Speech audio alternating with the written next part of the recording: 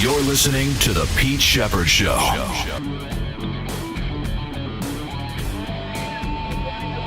Welcome to another edition of The Pete Shepherd Show here on the Coastal Sports Network. How is everybody doing this morning? Wow. Man, usually this is like the slowest week of the year in sports because, besides the MLB All-Star Game, not a lot going on. Of course, the SEC Media Day. So it's, that does help. That does help. But my goodness, we got some good stuff going on today here on the Pete Shepherd Show right here on the Coastal Sports Network.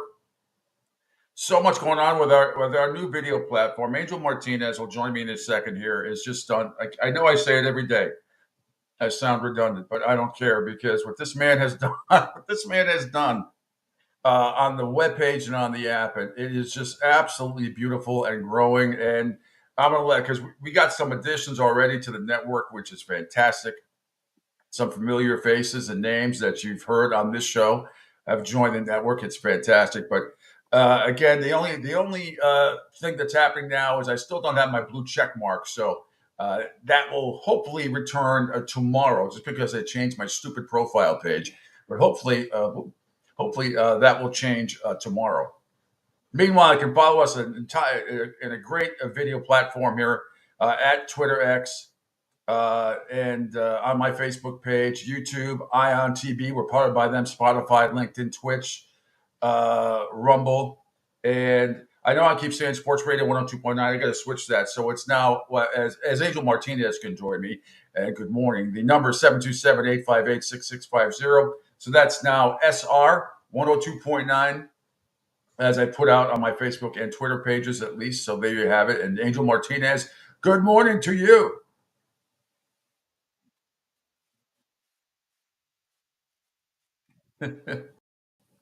Good morning, Pete. How are you, sir? Good. So right before we came on the air, as usual, we got a new message from one of our social media accounts at Facebook for CL and for Coastal Sports Network. I believe it was them. Since we have to wait 60 days to go live on that site. Is that the case? I mean, it's just another message. It's just another way. I don't know. Sometimes I'm like, what? Why are you infringing on my right? Why is social media police so bad?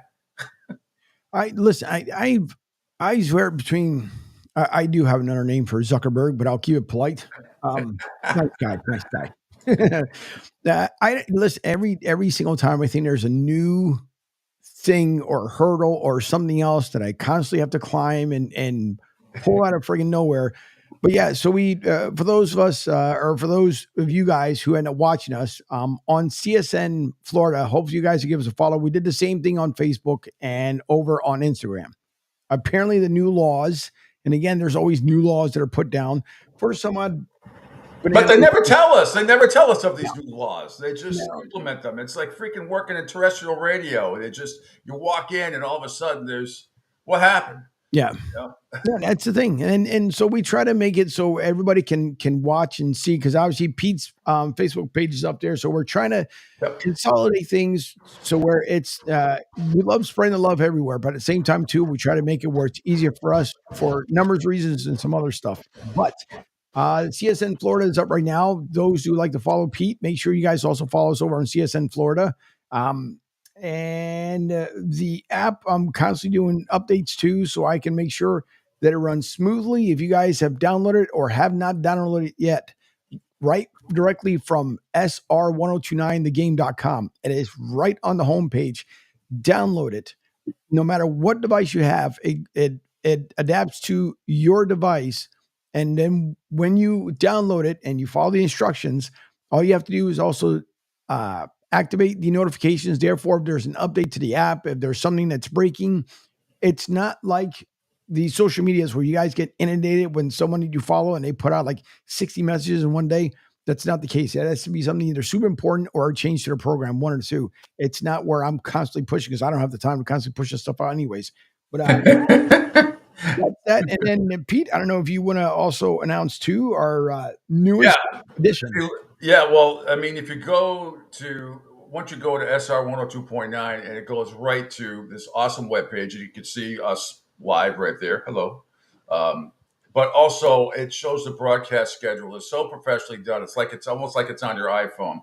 So after this show, of course, Martinez and Company right after this show until noontime with Angel Martinez. That's him. Actually, I go that way. It's him. Then after that, it's Middays with Q with Rich Quinones from noon to 2 p.m. He's doing a great job. You got to, if you haven't been, you follow me, you got to follow this guy. He does an absolute tremendous job. In fact, we'll have to get him on this show for, I don't want to, because he's busy, but maybe like 10 minutes, maybe at the end, maybe on the end of the week, just for 10 minutes, because he does such a great job. So then from 2:30 to 3:30, the Marshall Time podcast with Jonathan and Josh Marshall, which is fantastic. And then one of our new additions at 3:30 to 4:30, Let's Chat with Kat and Pat with Patrick Gilroy and Katrina Pateri. You heard us talking about his podcast yesterday. Maybe not a lot of sports there, but it is fun. It is entertaining. They're about to get married in a little bit, not sure the exact date. But you don't want to miss that. It is really, really entertaining stuff. Then from 6 to 8 p.m., the Football Stories, the magazine on Sports Radio 102.9, The Game.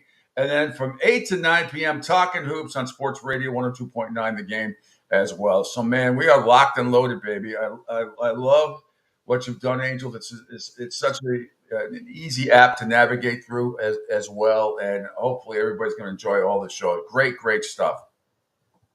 Thank you. What I'm going to do is pop up here on the screen momentarily as you're mentioning it, as I try to push out, let people know exactly where we are. But that's the website, folks. SR1029thegame.com. You guys see it. It's on the screen every single morning, right below where he says we're powered by Ion TV. And if you look and you download the app, what you see here is what you're going to get on the app there. So yeah, right there, right. Yeah, you see the broadcast. It's so awesome. You don't have to do another click. Everything is right there. Yep. You got live shows. You can text the show. You can call the show directly from there. You can listen to the web player. And this is what I was trying to tell you guys yesterday when you were listening in. If you are watching the show and let's say you're jumping in your car, all you got to do is hit play on the radio player and just mute out the show or hit pause on it. And then it'll continue right where you're left off. So therefore you can put it on your CarPlay, your Android Play, and keep it moving. And then down here where you guys can see where I'm kind of hovering around, that's where you can download the app. And you just download the app, super simple, right from the website. It's not available in stores yet because it takes anywhere from 3 to 4 months to be able to be published on the store. Therefore, I made it super convenient for everybody. We can download it directly from the website. Any additional people that we have on, sponsors, partnerships, you guys will see there, just like Moynihan Lumber. You guys you hear me during the show. So there's all kinds of stuff that it's on there. Obviously, the Predators, the season's over for them, but the AFL continues. The calendars are going to be soon available for the Predators dancers. And then don't forget, you guys can save a ton of money by cutting the cord. And you guys can just click on that side as well. So you guys can see, but the Predators dancer there by Laura, who's the dance instructor, it's going to be soon on the website. You guys can purchase the calendar, support the team. They do a phenomenal job during the AFL season. So that's that. Great job, Angel. Absolutely. Bravo. I mean, you are absolutely amazing with this stuff. And it's possible, not possible. I know by the end of the week, we're going to have, I believe, another major sponsor, which is going to be awesome. It'd be nice. Very nice. And more are coming. I'm getting a lot of phone calls, and I and others, our good friend Paul Kelly, who is, sales guy extraordinaire, is doing an amazing job setting up interviews and appointments. And I'm hoping there's coming a time where he doesn't have to go out. He can just take phone calls and say, hey, yeah, I want to get on the show. So, I mean, this thing is exploding. I knew it would, Angel. Once we got it going, it is absolutely fantastic. And the links that we have across this awesome video platform is just amazing. So we just keep going, and thanks everybody, all the followers, from all my followers up in the New England area and down here in Southwest Florida. Really appreciate it, and hope you guys check in and check it out, and love to hear all the banter and text and rivalries that go on between all you sports fans. It's great, and thanks for all your support. We really appreciate it. All right, lovey-dovey stuff is over. plus 4,500, Angel. Plus 4,500. You know what that means? Plus 4,500. Plus 4,500 from a betting standpoint. Plus 4,500 means if you laid $100 down, you win back 4,500. Guess who was plus 4,500 last night to win the All-Star MVP? All-Star. Was Ohtani there? No. But you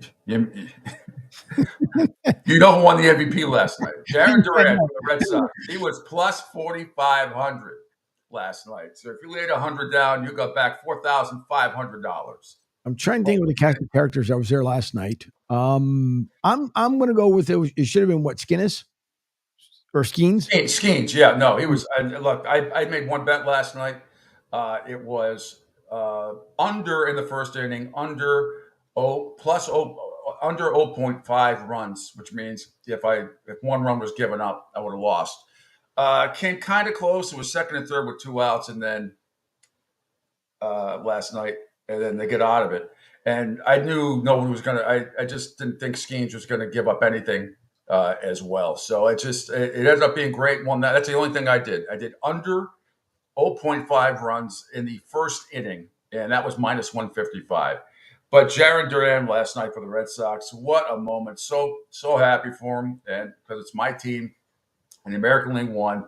But Angel, if we could write off ESPN's page, then actually, I retweeted it. It'd be easy for you on my Twitter account. It's if you scroll down just a little bit, you will see it. This is the game. What turned out to be the game-winning home run last night. It's about if you scroll down a little bit, right after the Tiger Woods stuff, which we'll get to that too. We have so much to talk about today. It's under Dan Roach, my buddy from Channel 4 up in Boston, retweeted it. So here, in case you missed it last night, here is Monsieur Duran in the fifth inning last night, put the American League up for good. Here's a high fly ball off of the bat of Jarren Duran. That one will leave the yard and give the American League its first lead of the night. Boy, this dream season for Jarren Duran continues here with a home run in the All-Star game.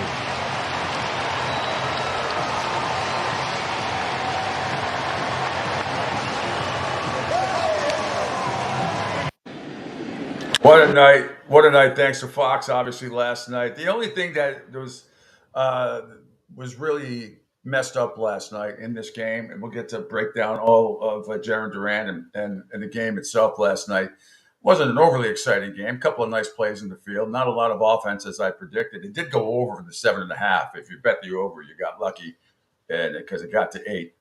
But what in the wide world of sports, Angel, is up with those freaking, absolutely puke-inducing, disgusting, hideous, offensive uniforms that both teams were wearing? What the hell is that? If you were blindfolded and walked into a stadium and saw that and didn't see American or National League on it, I'd say, what is this? Are those like really old JV uniforms from some high school that doesn't exist anymore? I mean, Major League Baseball, can't you do better than that? Go back to everybody wearing their own jerseys. The marketing, the people who market Major League Baseball on the whole should be fired. How do you come up with a product like you're promoting that? Who's going to buy that? Who would buy that? Yeah, I was not a fan whatsoever, and the ones in National League are wearing, it reminds me of and I may have talked about it yesterday here. I know I definitely talked about it on my show. I can't stand because it reminds me of the Philly now City version that they wear on Fridays, and I'm not a huge fan of it. But why can't it go back to it? Joey B mentioned yesterday, why can't we just go back to wearing our regular team uniforms? You do it during the home run derby, so why can't you do it during the All-Star game? It always used to be that way, but but if you're going to do this neutral crap with everybody, even the emblems on the hats, which had the representation where they came, you got to like be this close to the TV to even see it. and those of you who may not be familiar with all the names and what teams are on, you can't even tell if you look at the hat. I mean, you got to get really close because it's blurred out. Yep. But it's just awful. I don't understand the marketing of Major League Baseball. I really don't. You're telling me you're at a big meeting, a multi-billion-dollar platform here. Somebody comes in with a sketch or drawing or a video presentation, and that's the best you can do? That? I mean, this is just ridiculous. Yep. I don't get it. I really don't get it. Well, anyway, the American League wins by a score of 5-3. That was the last run scored after Jarren Duran hit that 2-run shot that put the American League up 5-3 for good. We'll play some other highlights as well. Shohei Ohtani had a blast off my boy Tanner Houck for the Red Sox, although one of the runs was unearned. Unfortunate, but that was a bomb. And that was really kind of like the highlights. A couple of cool defensive plays, Angel. If you want to play one more, this happened, and I think it's the first one I have up there. And I love the one thing Major League Baseball does do, and I wish they would do this more in more games. They do it occasionally. It's the first one down with Trey Turner. It's right, my first one. Trey Turner, he's mic'd up during the play, as many of the players were last night. And this happened in the bottom of the second inning. While he's mic'd up, he makes a spectacular play, which you don't see often when guys are mic'd up. But this is pretty cool. At all costs, no matter. Oh, Up the middle. Okay, Nice diving stop by go. Trey. Are you kidding me? I love that. Hey, let's go! How's that belt feel? That belt's brutal. That's why I don't wear these things. I need my little league belt back. Well, it officially is the greatest play by a player who has wore the mic. Turner gets that, tosses it to second. Oh yeah, so that was pretty cool. Yeah, that was early on in the game. That was everybody was looking forward to this, and there was Skeens walked the guy in the first inning, so everybody wanted to see that matchup with Judge and Soto, and it wasn't he got him to ground out to third base, so it wasn't as usual in these games for the most part. The pitching wins out, but had Duran not hit that home run, it clearly would have gone to Shohei Ohtani, who had a bomb of Houck. So that was good stuff. It's always fascinating to go back in the box score to see who gets the win because there's so many pitchers and everything else. And actually, the one who got the win is a guy who's probably not going to be on the team in a couple of weeks. Is Mason Miller for the closer for the Oakland A's. So he ends up getting the win last night. 1 inning and struck out 2.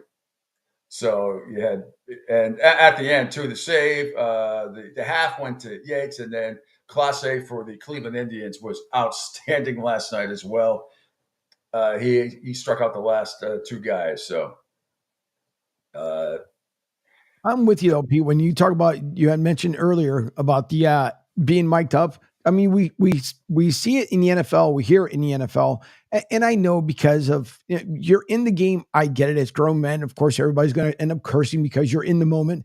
But it adds a little more to it. Like and I know every once in a while they may do it in certain games, like with the Phillies games, they try to do it a little bit more where they'll have either outfielder. They try to switch in between. It doesn't happen a lot, but I would say like maybe once a month or so. But it's nice though, because you can at least hear what the guys are doing out on the field, and it adds, I think, a little more to the gameplay. But I know you got to be aware of them cussing and all that stuff, and somebody has to be standing by. But it's on delay. It's on delay anyway. But I wish they would do more of it once in a while on a national game, whether it's on Fox or ESPN. You might see guys mic'd up here or there. I wish there was more of that because I think it really adds to it. Now they had, Soto and Judge mic'd up last night in right field and center field, respectively, and it was more, grab ass than anything else, as we say, just like irrelevant chit chat, but fun, and nevertheless. But that's where occasionally you might see somebody, an outfielder mic'd up, and then somebody hits a bomb out to wherever they are, and you might see a great catch once in 1,000 times. But that was pretty good last night by Trey Turner, I must say. And overall, you must have, your boy, and he's from Boynton Beach, Florida. Yeah. Which I did not know. But American League wins 5-3. And I know, Angel, I want to get the All-Star stuff out of the way. So if we could go to Total Sports Prep, if you don't mind, and scrolling down to MLB, and then I want to get let's see, I'm trying to, Jaron, if you scroll down, it's on the second page of the MLB from the All-Star game. And here is Jaron Duran. It's 1, 2, 3, fourth cut down, Angel. Jaron Duran post game on his go-ahead 2-run home run that ultimately won it for the American League. What did this mean for you this whole weekend? Just to get to be here as an All-Star for the first time, it's been your breakout year, and then to do that and hit the game-winning home run tonight. Honestly, I can't really put it into words right now. I'm kind of overwhelmed with emotions, but I'm just very thankful to be here, and to represent the Red Sox is a big honor. Take us into the mindset of the at-bat, right? You know you get an at-bat, maybe 2 in an All-Star game. What's your approach going to the plate? And when you connected, what are you thinking watching it go? I mean, I know he throws really hard, so I was like, all right, I'm hoping he throws me a fastball first pitch so I can see how hard it is. And then he just gave me a pitch to put a good swing on, and that's probably the first pitch I've ever pimped in my life. And I was just trying to soak it all in, but it was a surreal moment. You got the game-winning home run in an All-Star game. When you sit down on the plane to go home, what will you take in from this whole experience? Probably hanging out with those guys in the clubhouse, man. There's so many good guys in that clubhouse. I mean, there's guys that are supposed to be our rivals in our division, but they're such awesome guys. It's going to be hard to play against them coming up because they're such good guys, and it's going to be super fun. It's been fun watching you do your thing, fun watching the Red Sox play well. You want to hold up your MVP for the fans. Ladies and gentlemen, Jaron Duran, the MVP of the All-Star game, and well-deserved. Joe, we go back to you.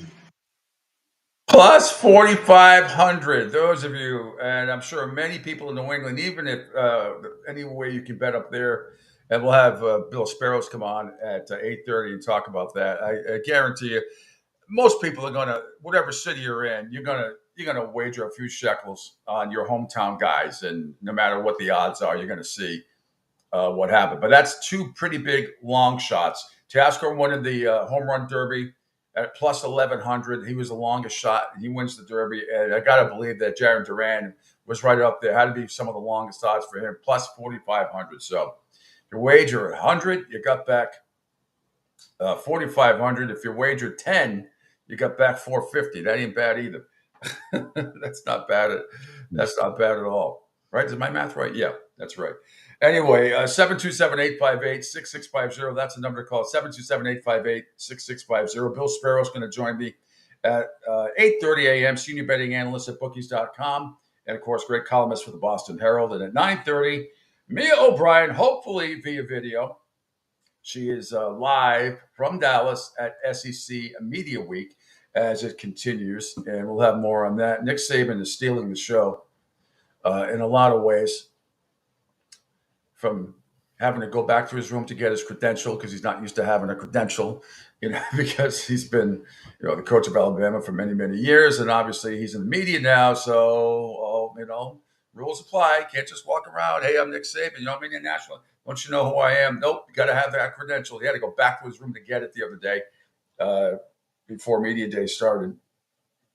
And I don't know how long of a walk that is. I know what our walk was, at least mine was, at the Super Bowl, which was the best part about that was walking 3 miles. It was 1.4 miles from my hotel room to Radio Row in Vegas every day. So they did that twice a day until they got sick the last day. But that was the only. You don't mind it. Walking 1.4 miles through the casinos in Vegas, you really don't. It seems like, okay. It's not like walking outside in a straight line, where it gets really boring. But I wonder what Coach Saban's was, his walk back to his hotel to get his stupid credential was like. Meanwhile, Angel, if I may impose upon you again, speaking of Coach Saban, and I should save it. I'll save this till after the break. There's also a great. We're going to get to more coverage from the MLB All-Star Game last night. Ingrid Andres who sang the national anthem at the Home Run Derby the other night, has checked herself in to rehab. She was drunk. She admitted it. I want to read you the statement that she came out with. Here it is, Ingrid Andress, about 18 hours ago. I'm not going to bullshit, y'all. I was drunk last night. I am checking myself into a facility today to get the help I need. That was not me last night. I apologize to MLB, all the fans, and this country I love so much for that rendition. I'll let y'all know how rehab is. I hear it's super fun. XO, Ingrid. Well, look, I'm glad she's getting the help she needs. At least she admitted it, because that was an embarrassing performance last night, or Monday night, I should say, at the Home Run Derby. But I wish her well. It's at least she addressed the problem, and it's so sad that it has to come to this, because Angel, behind the scenes of her life, God only knows. If you're willing to humiliate yourself like this in front of millions of people and a worldwide audience, can you imagine what her life must have been going on, like behind the scenes, how bad it is? I mean, I've dealt with closet alcoholics before, or functioning alcoholics, as they say. The 9 to 5 people. Yep. That are fine, but after 5 o'clock, can get really racy. And now I've seen it up close by a couple of people, and it's not fun when people around you have to constantly be a babysitter. It's the worst feeling in the world, and it goes on through all age groups. It really does. There is still, not anymore. The group of friends I have now is not like that at all. But back in the day, even in my 20s, the one thing I never really wanted to do was draw attention to myself. I don't get in bar fights. I don't, playfully sports banter and all that stuff. I've never been in a bar fight. I've broken up a couple. But in my 20s and in my 30s, you had those friends where if you went out with them, you knew at some point there was going to be trouble, and you have to be a babysitter. And there's nothing worse than being an adult and going out with other adults, knowing full well that there's a good chance something is going to happen. Either you're going to get thrown out of somewhere, or somebody's going to start a fight, or somebody's going to mouth off, whether they were kidding or not, and it gets misunderstood.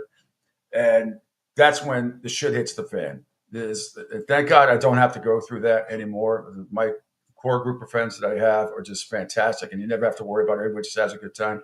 But you know what I'm talking about, Angel, back in the day. You always had those 1 or 2 friends out there that, you love being around them up until, that last shot of Jack Daniels, and then boom, something clicks in and everything. So this is all about Ingrid Andress, and I can't even imagine, Angel, what people around her have had to deal with for God only knows how long. Yep. And she finally checked herself in. So there, that's why those soapbox moments. No, you're right, though. In the same way, I'm almost certain we mentioned it.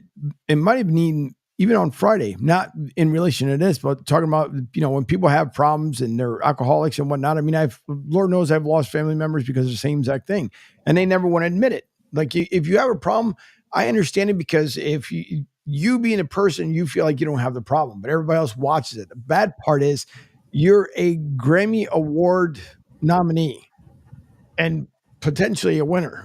And that's what you put out there. And that's the only way everybody's going to, you can put out the best song ever, but that's how people are going to remember you, just because of what you did with the national anthem. Just butchered the crap out of it. Oh yeah, it was awful. In fact, she has won Grammys, hasn't she? Or 4-time now? Is it 4-time nominated? 4-time nominee. And then it makes you question yourself too. And listen, folks, we're not here to bring her down or anything else like that. But this maybe now will make her focus of why couldn't I have won a Grammy? Because I also believe, I could be wrong in today's day and age, but I do believe they also kind of vet what you do away from the mic. And that kind of adds to whether you're a winner or not. I don't think there's any doubt about it. It's a great point. And also, but here's the thing: we hadn't seen anything, at least on social media, hadn't seen anything behind the scenes of how she's acted before in concert. So, I mean, there's probably somebody going to show some video over the last several months if she indeed appears drunk at concert. So, I mean, you can just tell. You can tell, like if like Lady Gaga or Celine Dion. I'm just throwing out a couple of names. Mm-hmm. You would know if they were shit-faced. if they were in concert. Like you'd be able to tell immediately. And Oh, yeah. not that you can't have a drink or two, because I can tell you there have been a couple of times, and you can look it up on YouTube. As much as I love the guy, Billy Joel has had his moments on stage where he's had a few too many Heinekens and kind of lost it a little bit. None of the times, I've seen him 11 times, none of the times I was there. But there are some stories out there, not just from Billy. I think Elton John back in the day too, and some others. I mean, you can tell, you see the footage, but I haven't seen anything from this one. Meanwhile, before we go to break, Angel, I know we're late, but that's okay. Wrapping up this preamble stuff before we get to what's going on later. I got a lot of NFL camp news to tell you about because it's that time of year. Baseball starts up again at the end of the week for the Red Sox, and they'll be in Los Angeles, and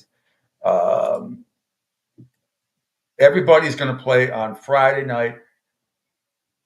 Only Milwaukee and Minnesota, they won't play until Saturday. Your Philadelphia Phillies, 62-34, had the best record in the majors. Cleveland, 58-37, has the American League best winning percentage at 611. And the Yankees and Baltimore have 58 wins. The Red Sox are not too far behind at all. So I don't know, Angel, it would be so awesome if our respective teams, and there's a long way to go to stay in it. You have a much better chance at the World Series, I think, than my guys do. But it's still, this is a fun team. All you got to do, as Bill Parcells said, get in the tournament. Get in the tournament. And I think a Red Sox-Phillies World Series would be awesome. It would be so much fun. That would be awesome. I would really enjoy that one because that would be, I mean, two great cities, and not taking away anything from any other cities. There's many of them here in America, but that would be, I think, I was thinking a highly watched World Series. Yeah, could be wrong. Ratings blockbuster. No, the only thing. So I remember the Subway Series, back in 2000 with the Mets and the Yankees, and I thought myself and my good friend Steve Buckley. I remember us doing a show together in Boston, and we, along with others, I really thought that was going to be the highest rated World Series of all time. It wasn't, only because you're in the number one market. And, we were fascinated by it because Clemens was pitching for the Yankees. And, it's the only World Series I hated both teams so much that I didn't care. But it ended up being a pretty good World Series. But I thought the ratings would be through the roof. And it ended up being, I think, one of the lowest World Series start to finish ever. But that's maybe the Subway Series didn't have the appeal nationally. But certainly in the Northeast, Boston and Philadelphia, and Yankees in Philadelphia, obviously, got to throw them in. And even Baltimore and Philadelphia would be a tremendous ratings boost. I guarantee you that they are, Rob Manfred is rooting for that. So, all right, quick break. When we come back, I want to read you this lame statement from Hard Rock yesterday that, I swear to God, some people who work in PR departments would just rip Major League Baseball for the hideous uniforms that they made you look at last night, which your rods and cones are all messed up, as Kramer would say. And now I have this lame ass, whoever wrote this from Hard Rock Stadium PR. Wait till you hear this as they try to sum up what happened, that debacle on Sunday night when thousands of fans and dogs found out it was a Shih Tzu. The dog on the leash was a Shih Tzu or a Shih Tzu, which I love Shih Tzus. But that was the dog, one of the dogs on the leash. I guess another person had another dog under their arm that they tried to see. It just, kids are getting tricked. It's just, I can't do it. All right, 727-858-6650. Quick break. Coming up later on, Bill Spiros at 8:30.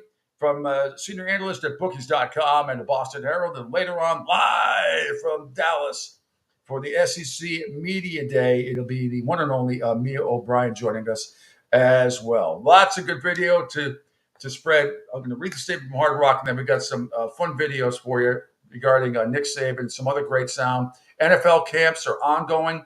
Some great sound yesterday. Andy Reid with a couple of classics. You're going to love it. All part of the Pete Shepherd Show right here on the Coastal Sports Network. Hi, folks. This is Gerard Moynihan of Moynihan Lumber, and I would like you to know that our company has been selling Anderson windows for over 60 years. See the complete line of Anderson windows at any of our 3 locations in North Reading, Beverly, or in Plastown, New Hampshire, or at MoynihanLumber.com. Ion Tampa Bay is the latest news, weather, and traffic for Pinellas, Pasco, Ellsboro, Hernando, and surrounding communities. Stay connected on X, Facebook, and their website, IonTP.com. Ion Tampa Bay keeps you informed on breaking news as it happens. Southwest Florida's newest game in town. Sports Radio 102.9, the game powered by Ion Tampa Bay. We'll be right back. Adopt US Kids presents What to Expect When You're Expecting. A teenager. Learning the lingo. Today I'm going to help parents translate teen slang. Now, when a teen says something is on fleek, it's exactly like saying, that's rad. It simply means that something is awesome or cool. Another one is totes. It's exactly like saying totally, just shorter. As in, I totes love going to the mall with Becca. Another word you might hear is jelly. Jelly is a shorter, better way to say jealous. As in, Chloe, I am like so jelly of your unicorn phone case. You don't have to speak teen to be a perfect parent. Thousands of teens in foster care will think you're, rad just the same. To learn more, visit adoptuskids.org. A public service announcement brought to you by the U.S. Department of Health and Human Services, Adopt U.S. Kids, and the Ad Council. This is the story of a very special woman. In a matter of seconds, she turned herself into a great mathematician or an entrepreneur. Her knowledge was limitless and still is. She could also make monsters disappear, especially those that lurked in the shadows under the bed. Once, this woman put back together a teenage girl's broken heart, which had been shattered in 1,000 pieces, just by giving her a bear hug. She masqueraded as a regular person at work, but as a superhero at home. Everyone knows her as Gabriella. I still call her Mom. Your hero needs you now, and AARP is here to help. Find the care guides you need to help, complete with tips and resources at aarp.org/caregiving. A public service announcement brought to you by AARP and the Ad Council. Hey, Dad, your prescription will be ready in just a minute. Hey, Dad, your laundry will be ready in just a minute. Dad, your lunch will be ready in just a minute. Hey, honey. Why don't you take a minute? When you help care for a loved one, you give them as much time as you can, making sure they're safe and comfortable. But it's just as important that you take some time for yourself. At AARP, we can help with information and useful tips on how you can maintain a healthy life balance, care for your own physical and mental well-being, and manage the challenges of caring for a loved one. Because the better care you take of yourself, the better care you can provide for your loved one. Thanks, Dad. Thank you. You're there for them. We're here for you. Find free care guides to support you and your loved one at aarp.org/caregiving. That's aarp.org/caregiving. A public service announcement brought to you by AARP and the Ad Council.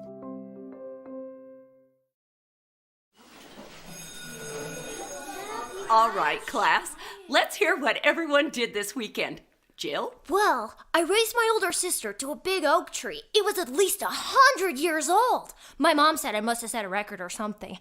And then we went down by a stream and perched up on this huge rock and saw all these little minnows swimming around way below us. And then I rescued my little brother from an evil slug king who was guarding him at the bush fortress. And my sister and I brought him back to our super twig fort for safety. And then we all laid out and told stories until it got dark. And the Big Dipper led us all the way home. Wow. Awesome. Where were you, Jill? Yeah. We went to the forest. It's not that far away. Anyone want to come this weekend?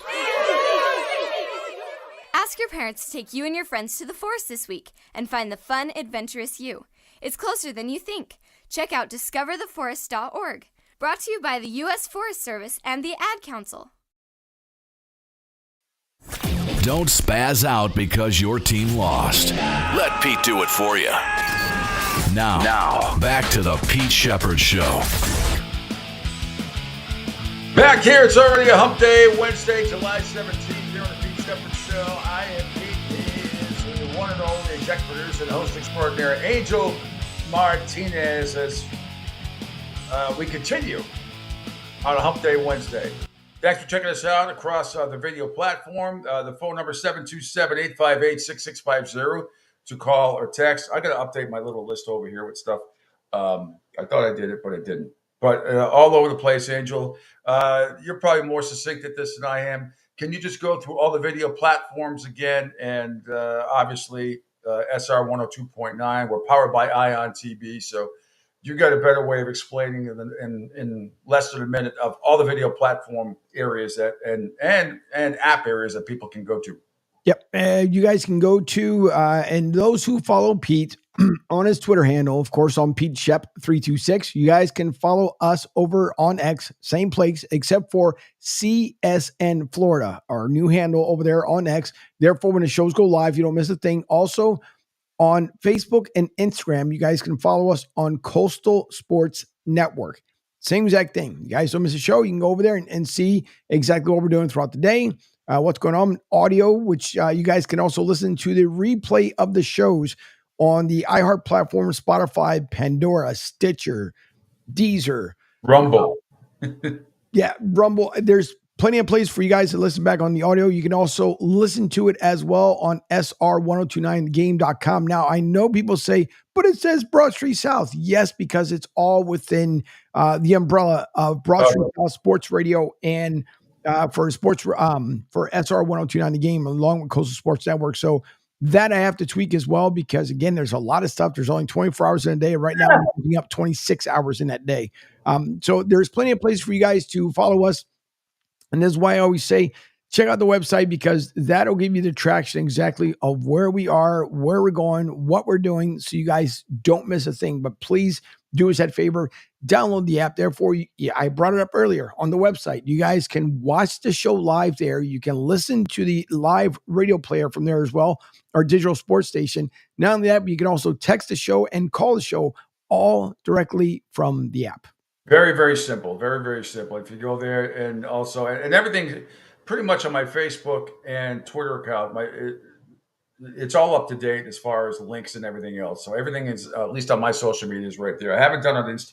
I'm not an Instagram guy. I probably should get more into Instagram and doing all that stuff. But Instagram seems to be, the younger generation. I have a hard time. I have a hard time posting stuff. It seems it's I don't know. It's probably a lot easier than I think. I have some pictures up there, and I have a couple thousand followers or whatever it is. But I need to put more on Instagram. So. Yeah, but I rely on you. Do a lot on Instagram. I like it and make sure people are heading to the Instagram site as well.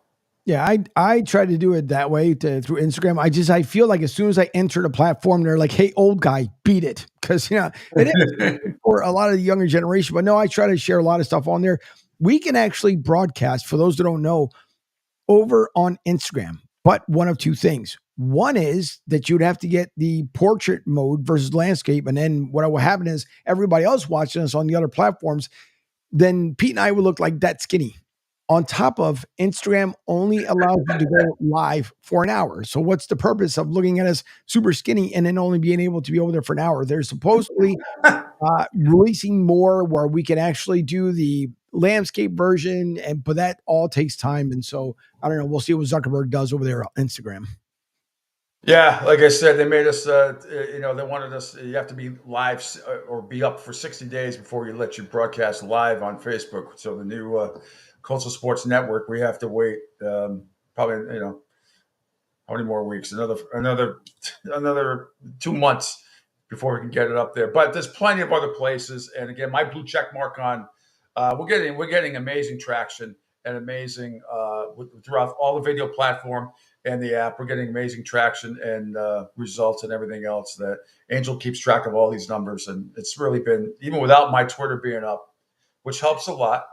I will say it helps a lot. But the numbers that have been up the last few days without my blue check mark, I'm blown away, Angel. A lot of it is because of your hard work and linking everybody. And we thank everybody. All right.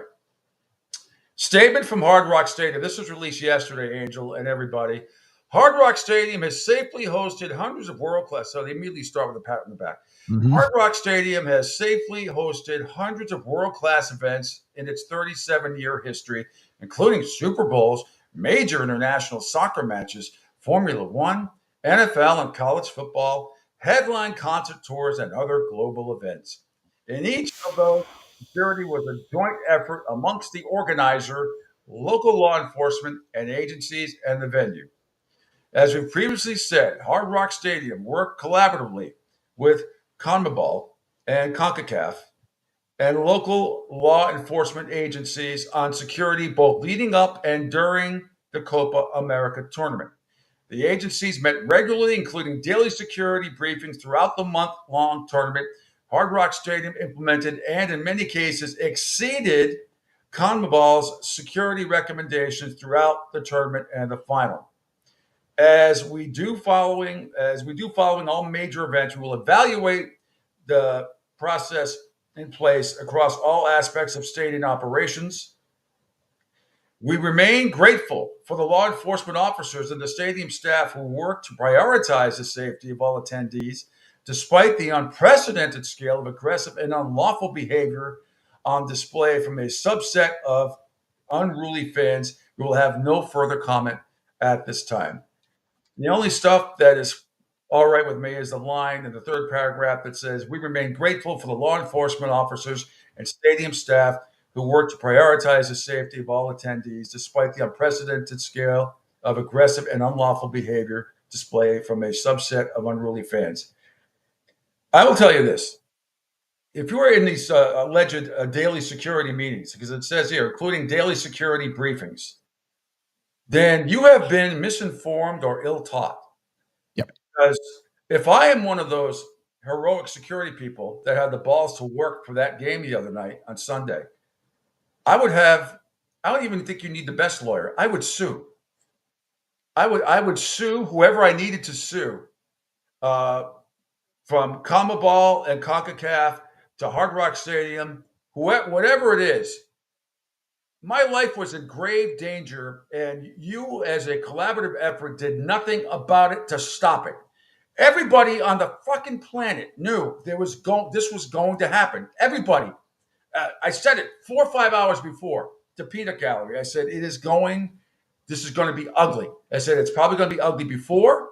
I said, I hope it's not ugly during the game, but it's going to probably be ugly after. Now, I was wrong about the after part on the whole. As far as I know, everything went pretty smoothly after, except for the Colombian people, the coach, and got fights in the stands and ended up in jail. But that was inside the stadium. Outside the stadium, as far as I know, everything went pretty smooth. But if if you're working security there, you're going to your boss, or boss says it, going, my life has been threatened here.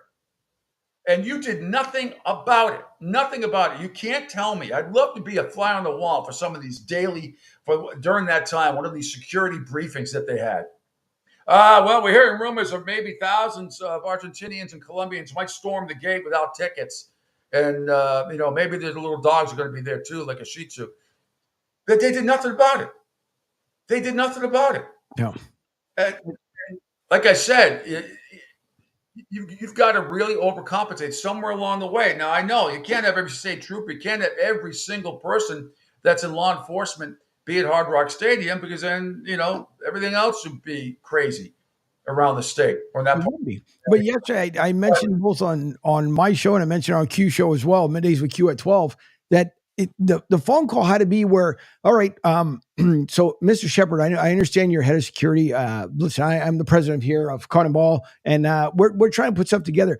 Do you have, I think we might be having only about 1,000 people. Can you get us maybe 3 extra security? Because it'll take care of, we're only expecting 1,000 extra on top of the tickets that we already sold. Can you get us 3 extra people, please? It's not about even 3 extra. I would say it's not about 3 extra people. I'm in there, and because it was much more than 1,000 people. No, right, but I'm saying, I would say, I can get you the extra people, but really we need to call the National Guard. That's how serious the situation was. It was frightening to see. And then people go, once they stormed the palace, they're going up through it was like watching Die Hard. Bruce Willis going into the inner tube, into the vents, Yeah, come out to LA, have a few laughs. Remember that scene? He was getting right around. And these people are going through the vents. I mean, like gophers. It's just, somewhere, I wonder if the National Guard even entered anybody's mind. And I don't understand officials at Hard Rock and everybody involved in this, how you didn't understand how this was going to happen. Everybody was talking about it before the match. Everybody. And not just 10 minutes before the match. Yeah. Hours and hour. Usually the night before it started to the rumors were out there that there is going to be trouble at this stadium. And if anybody who works security there, God bless you, because you got no support. No, and that's why I was saying it sarcastically as far as, can you give me 3 extra people? Because I could just imagine what the phone call was like to the local agencies. And it's funny because we had mentioned National Guard. I forgot, someone had put in the comments, like it shouldn't take the National Guard, but you knew, again, the soccer crazies, we see it all the time, Turkey, Spain, England. Yeah. You see that the soccer crazies are going to get into a venue, whether you like it or not. We've seen it plenty of times. But for them to do absolutely nothing additional, and not to include the president and his son at 12:26 in the morning, decide they want to get into it with security and end up in the brink about 4:15 in the morning. It's just so stupid. And we've seen crazy things happen in soccer stadiums around the world, or football stadiums around the world. But as far as thousands of people storming in to get in, that's a new one. I'm sure it's happening somewhere along the way, but certainly not in this country. Absolutely not. And you got to wonder the next time that this country hosts a major, even if it's a friendly, what security is going to be like in some of these stadiums, no matter where they are around the country. Now, I don't know, maybe these security people are going to have to be armed with tear gas or something. If something like this happens again, either you start tasering people. You can't taser a couple thousand people, but you can use smoke and tear gas stuff to flush people out. And not to mention, I don't know, as far as I know, there were no fatalities from this, as far as I know, but we saw young kids. We saw moms running around that lost their children, probably, and some of the ones that lost their children were the ones that busted in. Yep. They got separated from their children. I mean, young children. We saw the video of the young lady who was off to the side, and obviously she got trampled.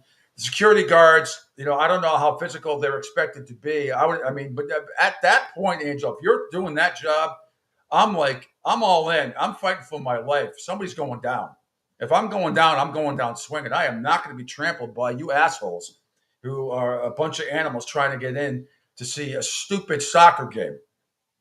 And I would say that about any sport. I mean, just to, was it really worth it for you to do what you did?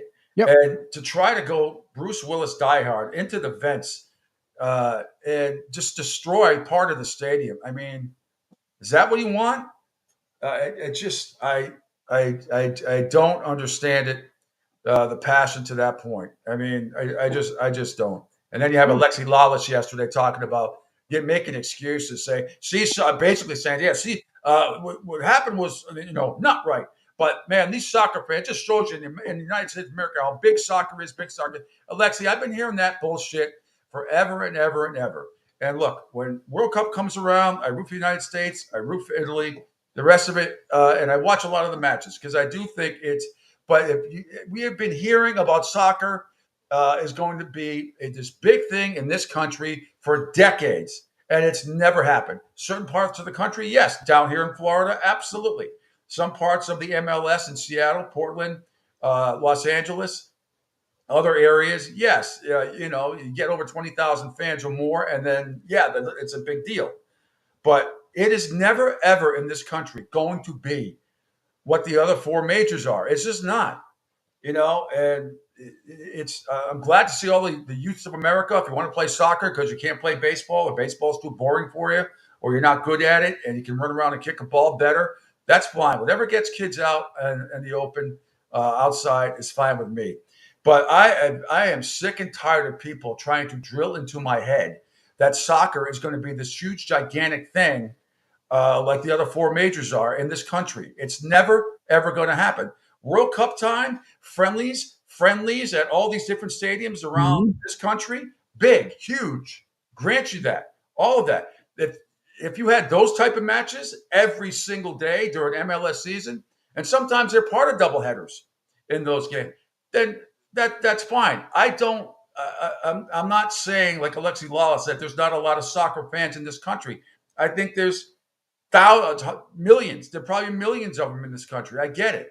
But it's not at that level. Something happens with the youth of America in this country. Once you get through, youth soccer when you're really young, at the end of high school, and if you're lucky enough to go play in college, yeah.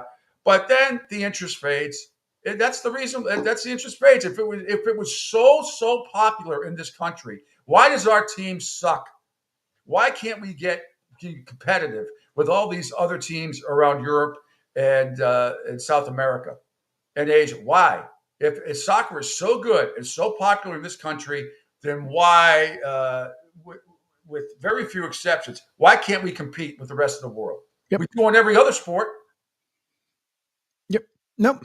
It's true. Tim has a comment up there. I'll talk about that in a second. But no, you're absolutely right. And there's a couple things in there that I think it even though. Well, bringing up Tim's comment here where he says, no ticket, no entry to the parking lot, beanbags, rubber bullets, and tear gas just to watch soccer. Hot tour. Well, here's the thing. Tim. I would say, yeah, I mean, it's a good point you're making, except this. I don't think any of these people, most of them didn't have parking passes. They just walked it. They just stormed the gates. They just somehow probably walked miles. I heard some people, flew over here for this. A lot of those people, I think, flew over here for this from Colombia or Argentina.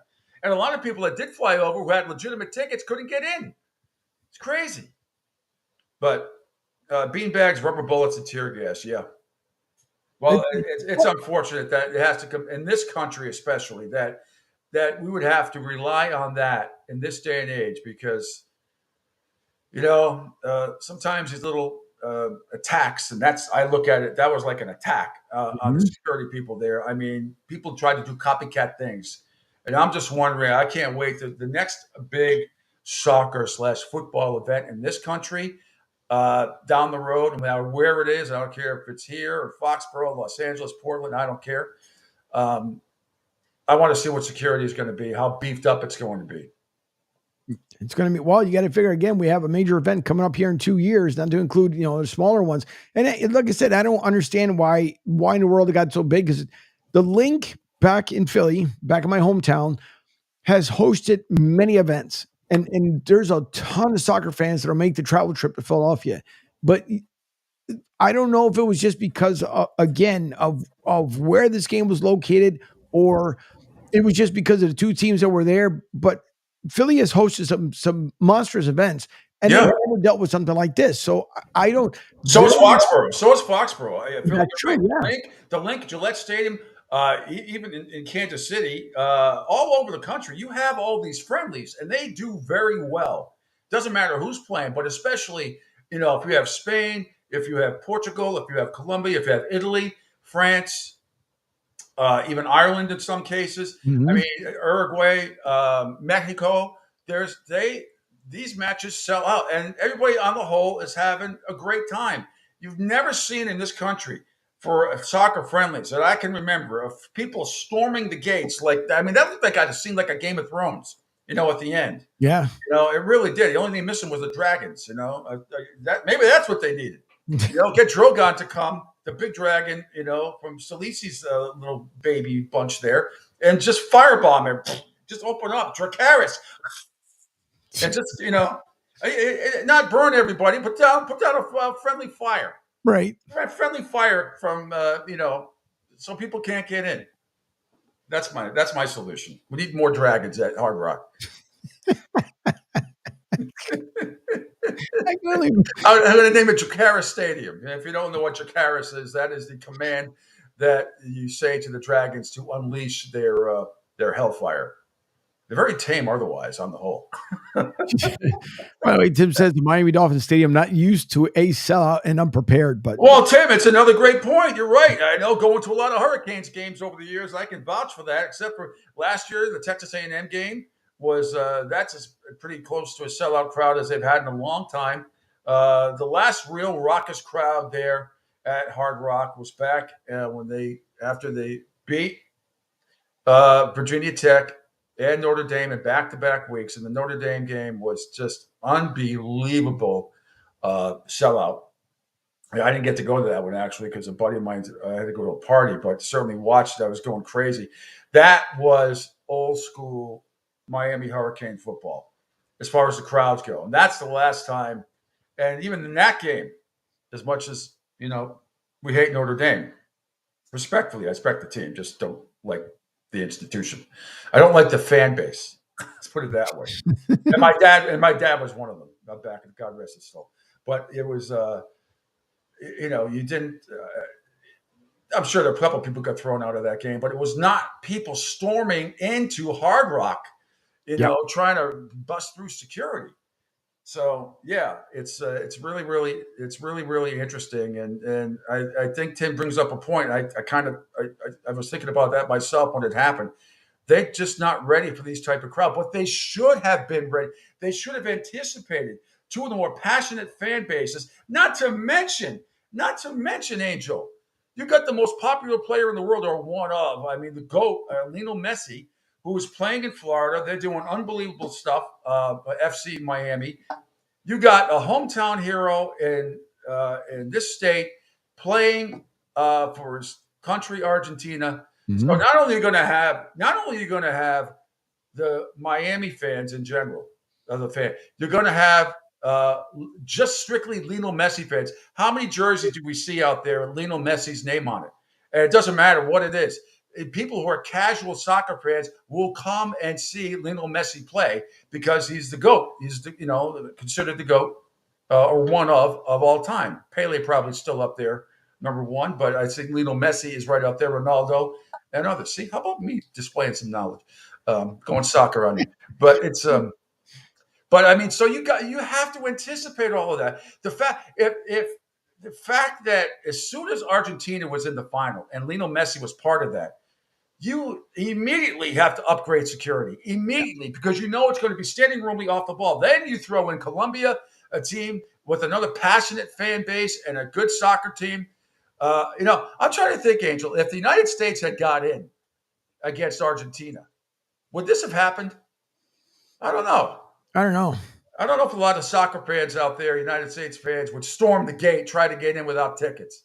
I know there's a few crazies out there that might try it, but it's. I can't even say cross that bridge when we come to it because we're not even close.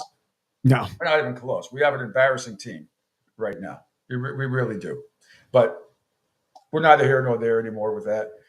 It's all over for a while, but it will be interesting. Come World Cup soccer time in a couple of years, all these stadiums hosting all these venues, and it's probably going to cost taxpayers a lot of money because of the extra security that's going to be needed, justified or not. Tim, are you not entertained? Yes, we're entertained. All right, 1 hour down, a little more than 1 hour down, and a couple more to go. Coming up at the bottom of the hour at 8:30, Bill Spiros will join me, senior betting analyst from bookies.com and a Boston Herald columnist. Then at 9:30, via video, hopefully Mia O'Brien live at the SEC Media Days in Dallas, Media Week, I should say, in Dallas. When we come back, a couple of funny videos from Nick Saban and some NFL news. Want to get as much of that as I can in as well from camp. Andy Reid, some funny things going on with the Chiefs and where they're staying. Wait till you hear where they're staying. All part of the Pete Shepard Show right here on the Coastal Sports Network.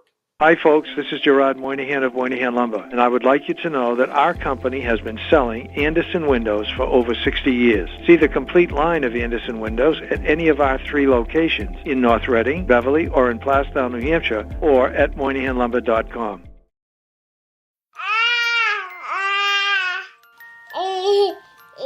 To some people, the sound of a baby babbling doesn't mean much.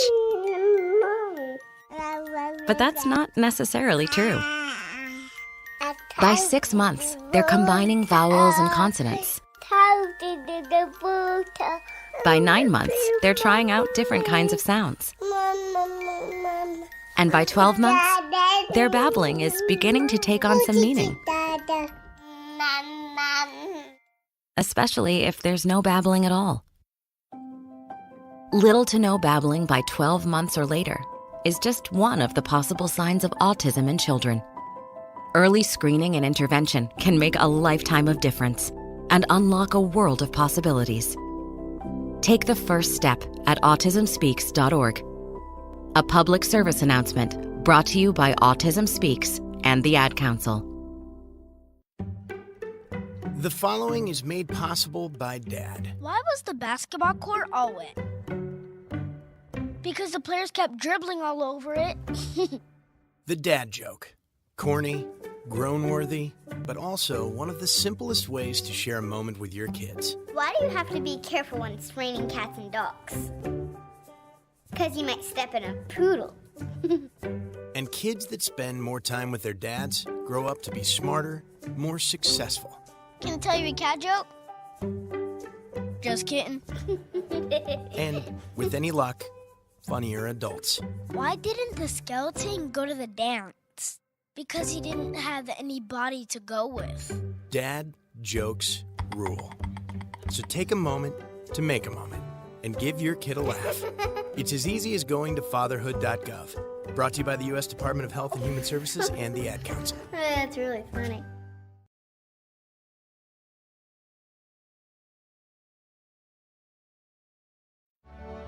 Okay, men, this is your time.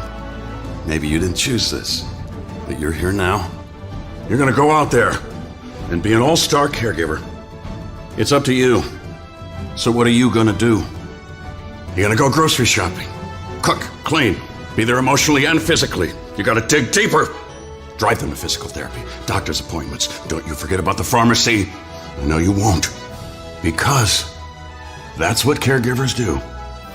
Don't give up. Don't ever give up. This is your time to show the world, your family, and yourself that you're tougher than tough. Now go out there and be the best caregiver this world has ever seen. Caregiving is tougher than tough. Find the care guides you need at aarp.org/caregiving. A public service announcement brought to you by AARP and the Ad Council. Hi, I'm Danica Patrick and proud aunt. Watching my nieces grow, play, and learn is amazing. But not every child gets to be carefree. 1 in 6 kids in the U.S. are hungry. 1 in 6. That little girl sitting alone at the playground, she can't play like the other kids. She doesn't have the energy because she's hungry. School lunch will be her only meal today. It breaks my heart that this is the reality in our country, but it's something that Feeding America is working to change. Each year, the Feeding America network of food banks rescues billions of pounds of good food that would have gone to waste. This food is then provided to families and children in need. Being a kid should be about using your imagination, learning, and having fun. These children shouldn't have to miss out on simply being a kid because they're hungry. To find out how you can help end childhood hunger in your community, visit feedingamerica.org. Brought to you by Feeding America and the Ad Council. The Pete Shepherd Show. It's fun for the whole family, if it's dysfunctional. Welcome back. It's hour number 2 of the Pete Shepherd Show here live on the Coastal Sports Network. How is everybody doing this morning on this hump day, Wednesday? The phone number 727-858-6650. The video platform is buzzing. People are talking. People are talking, Angel. It's a scene. It's a scene, man. It's a scene. Crazy stuff going on and all good stuff. And so glad you're part of this wonderful network, unbelievable shows that we have here. And Angel has constructed the webpage and the app, and it's ridiculous what you have done. As I say, every hour on the hour, it's like clockwork. It's like, I must praise you because it really is a remarkable work. and you're doing the job of like at least 5 or 6 people. I kid you not, at least 5. Feels like 5,000 people, but at least 5 or 6 people. Yeah, It would take on most terrestrial radio stations you would be doing the work of like 5 people. I try to have, it's because I get one thing about me. I'm always trying to stay ahead up on everybody else with the app. I'm definitely, I would say at least 50 yards in front of everybody else, the way it was redesigned and done. And yes, I had to learn coding and all kinds of stuff in order to get it done. But it's what you do to make sure you put a powerful network and a powerful product together so everybody can share it. And listen, not everything's going to be perfected, right? Because sometimes we do have crazy issues when it comes to the phone, but we punch through it and we move forward. The other exciting part is that I'm really happy with, and you had mentioned it at the top of the hour to start the show, was Pat Gilroy and his fiance now have their show over on the Coastal Sports Network and Sports Radio 102.9 FM The Game, which again, you guys can listen to right through the website as well. But the show comes on from 3:30 to 4:30, and then again at Monday, Wednesday, and Friday. Also, if you guys missed it, the first premiere launch was at 1 a.m. this morning for our overnight owls. But if you guys have not listened to it, I'm asking for you guys to listen, only because they keep it as raw and real as possible. And you guys will really enjoy. I enjoyed it. I must have listened to it twice yesterday as I was putting it up on the station. But man, they got some good, impactful stuff on that episode. Excellent. And again, after this show, and everything is up on. If you go to the app and you see everything, you can see the show right now. And you can see there's a little green dot. It's the Pete Shepard Show. That's playing after this show. It's Martinez and Company from 10 a.m. until noon. Then from noon to 2 p.m., you got Middays with Q. And then from 2:30 to 3:30, the Marshall Time podcast with Jonathan and Josh Marshall. Great stuff there. As Angel just mentioned, from 3:30 to 4:30, let's chat with Kat and Pat with my buddy Patrick Gilroy and his fiancee Katrina Pateri. Then from 6 to 8 p.m. on Sports Radio 102.9 The Game, you got the football stories, the magazine, followed by 8 to 9 p.m. Talking Hoops, Sports Radio 102.9 The Game. So this is, it's quite the network in just such a short period of time, and it's growing and growing. And like I said, wait till football season gets here. Wait till you see what we're going to do then. We're going to blow your socks off. It's going to be fantastic, both college and pro. All right, Angel, speaking of that, let me ask you if you can scroll down. Funny moment on Sports Center yesterday. Now, Nick said if you could scroll down, it's under Andy Hall. If you scroll down, you see it. It's a little bit of a scroll. A funny moment on Sports Center is Nick Saban, the new analyst on ESPN, is speaking with Elle Duncan. Actually, she used to work at Nesson. Yeah, that's exactly it. And but she also covered the Atlanta Hawks. She actually got in a little bit of trouble while she was there, but I won't get into it. But she's also being from Atlanta down there, she's a huge Georgia Bulldog fan. Huge, huge, huge. So here's her last few moments with Nick Saban. This is something I never thought I'd see, but we'll let you judge for yourself what you think. Words to live by from the great Nick Saban, who brings us all his insight from SEC Media Days. Coach, we appreciate you so much for joining us here. All right, thank you. You want me to say go Dogs or what? Can you? Too late, we got it. No. You got it. Got him. Coming up on Sports Center. Oh, is he going to take a lot of shit Go for that? Dogs. I promise you on the program. Sure is. That was pretty good by Elle, actually. No, too late. We got it. I mean, she's going to have that on her ringtone. I guarantee it. Yep. Nick Saban saying go Dog. They're going to edit that out and freaking flash that all over the place. Meanwhile, as long as we're talking about funny moments, and by the way, the Red Sox report, in fact, I can just do that right now. The Red Sox report, which is brought to you by Moynihan Lumber. Check out their complete line of Andersen windows and doors at any of their 3 locations in Beverly, North Reading, Massachusetts, and Plastown, New Hampshire. So, look, in the All-Star game last night, Hal gave up the 3-run bomb to Shohei Ohtani, but the big story is MVP Jarren Duran, who came up with a big 2-run homer in the 5th inning, and first Red Sox player to win the MVP, 5th one overall, first one since 2011 to win the MVP.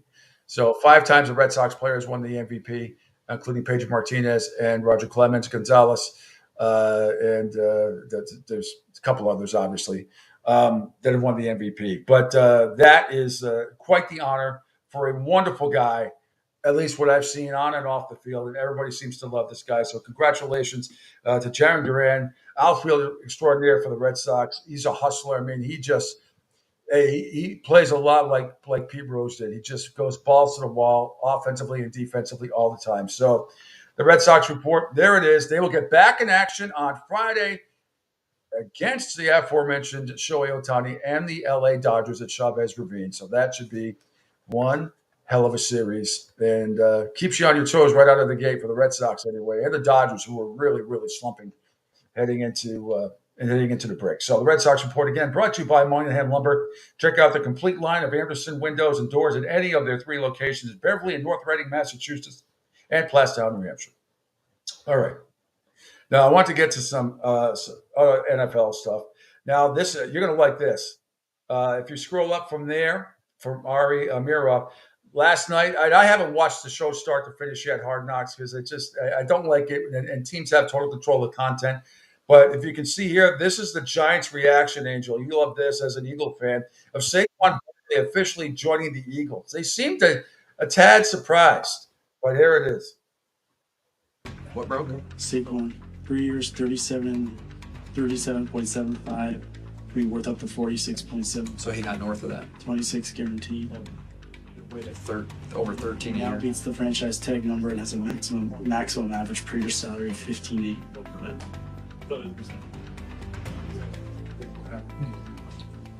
All right.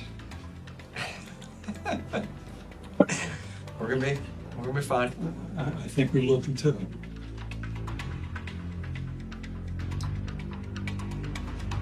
$37 million. There's a notion out there. What, bro? Saquon. Whoopsie. Yeah. So they have Brian Daboll, Joe Shine right there, the general manager, Saquon Barkley. They seem surprised, didn't they, Angel? Yeah. It seems surprised. I don't know why. Then you can tell when he talked about the numbers there. I think it was more to him like, so we couldn't get that deal done, and it was just north. Yep. Well, sorry. Now we got him. Yep, you got him. And now the backfield for the New York Giants.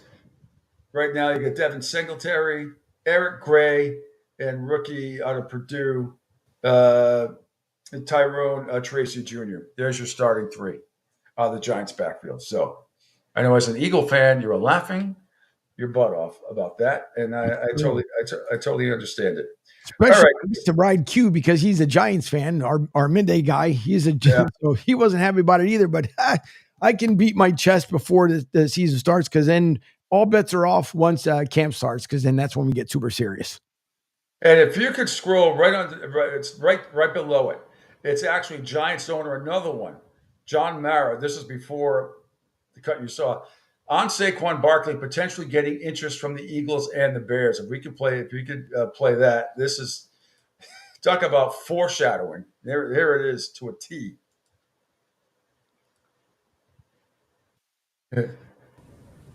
What's the latest? Just on the Saquon thing. I just got a text that Chicago's driving the price up and Philly's out. I don't know if that's true or not.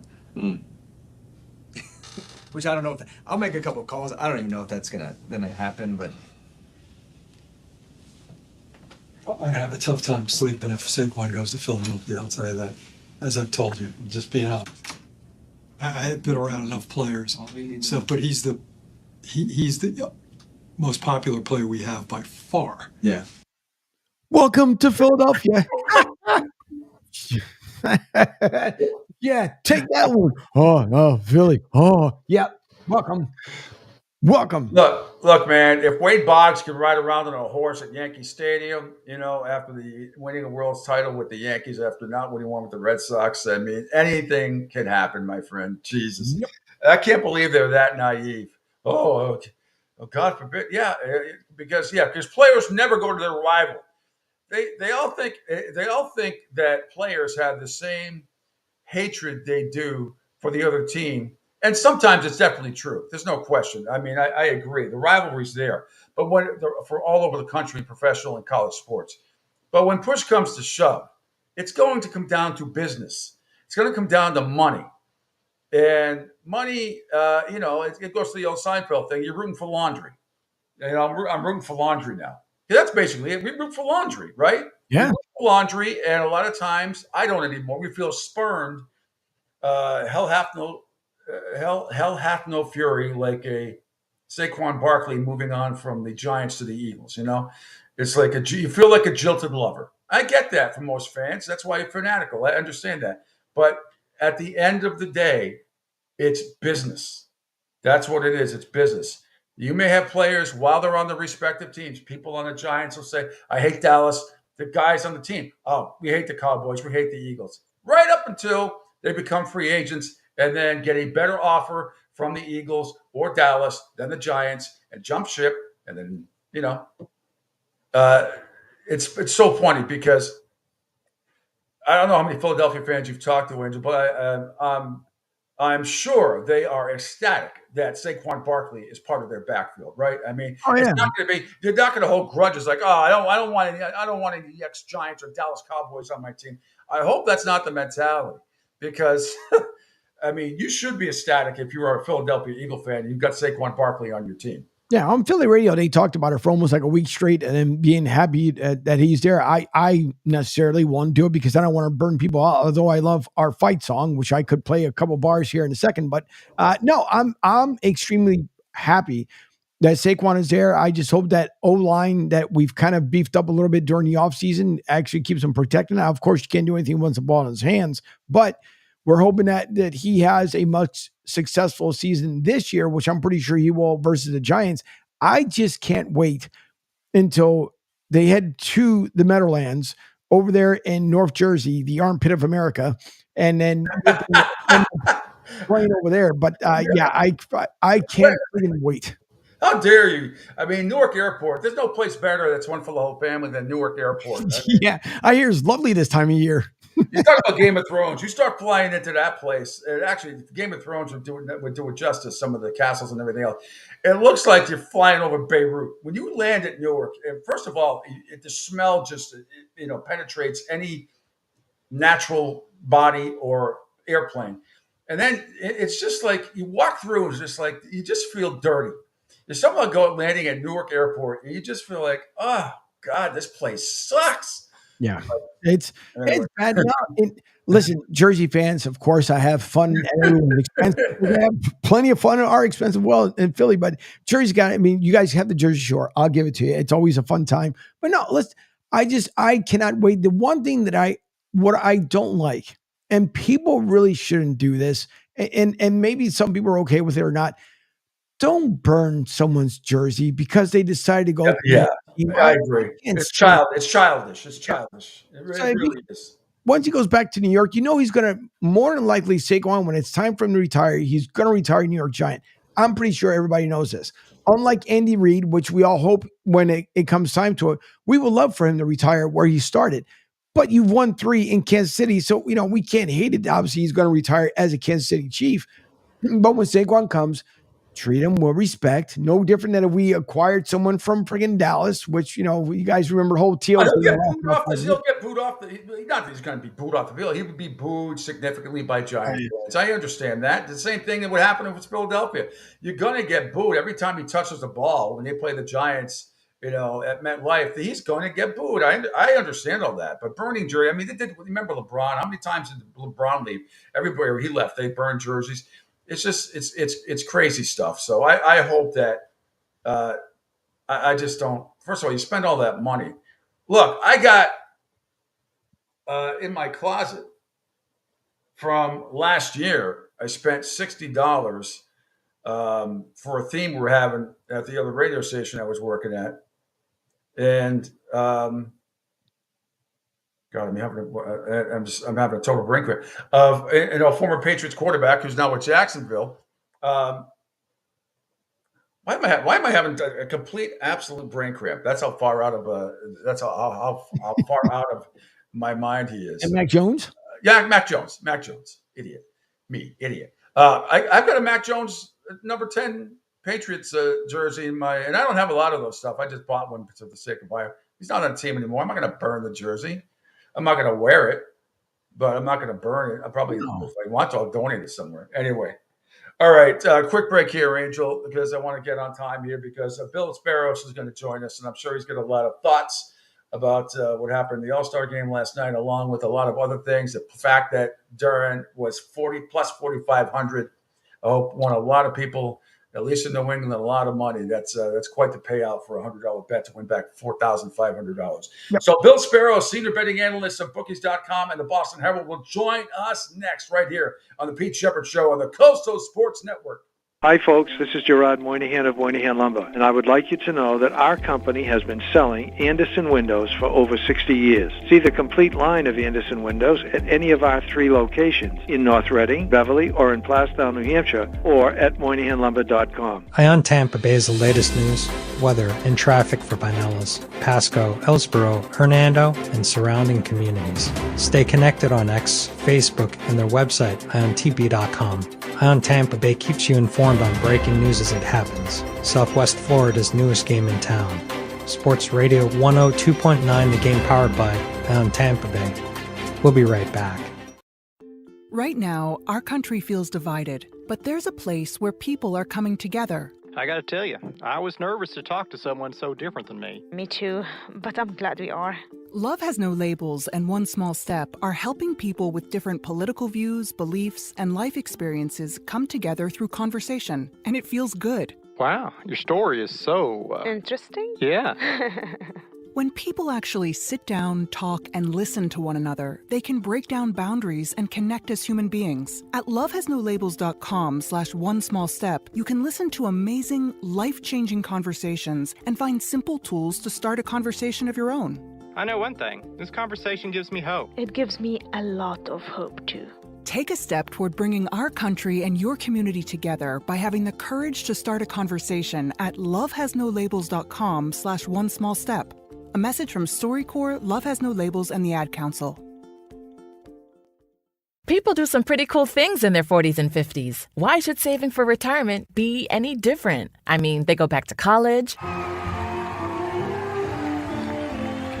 learn new instruments, start skateboarding. Whoa!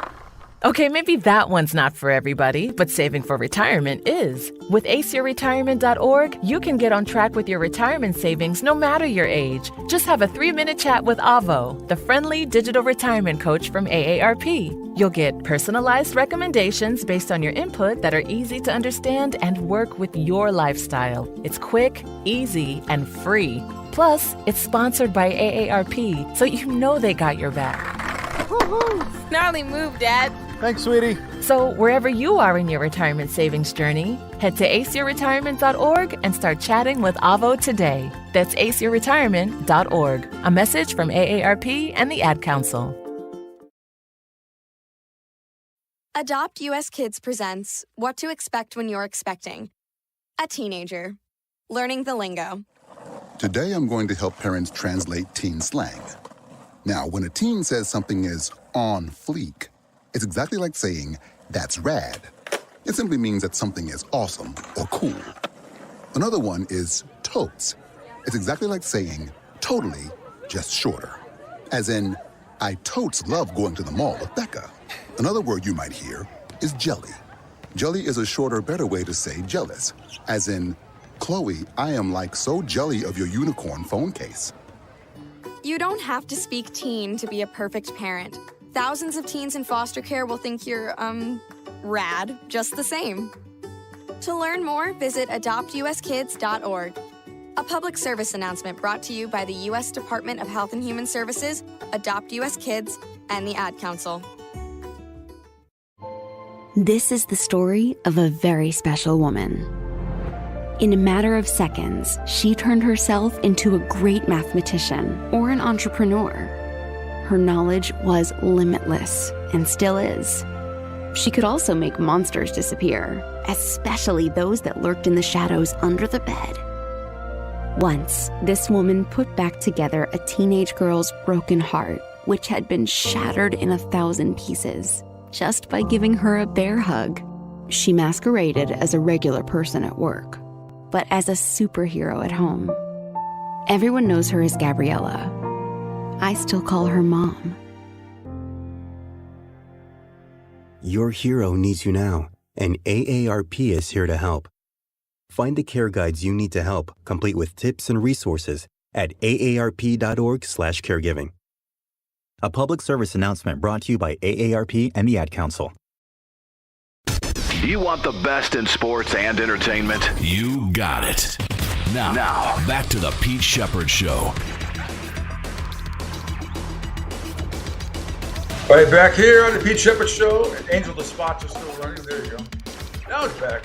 Back at the Pete Shepherd Show here on the Coastal Sports Network. How's everybody doing this morning? Bill Sparrow's going to join me in just a second or so from sports senior betting analyst at bookies.com and also a great columnist for the Boston Herald. I don't need my glasses. Sometimes when I'm close like this, I still need them to read. But because of this new little setup I have here at Studio G down the hall from where I was, formerly the Isola della Cucina, but no longer at the Isola della Cucina. So now I have here on this fabulous, wonderful white table that I have that fits my 2 laptops and my notepad and everything else, and my drinking, the chalice, as I like to call it. Yeah. By the way, Pete's being very humble because what he's not telling you guys is in order to get there, there's 2 magical doors, the Speakeasy Tiki Bar door, and then you also go to the Speakeasy G Studio door.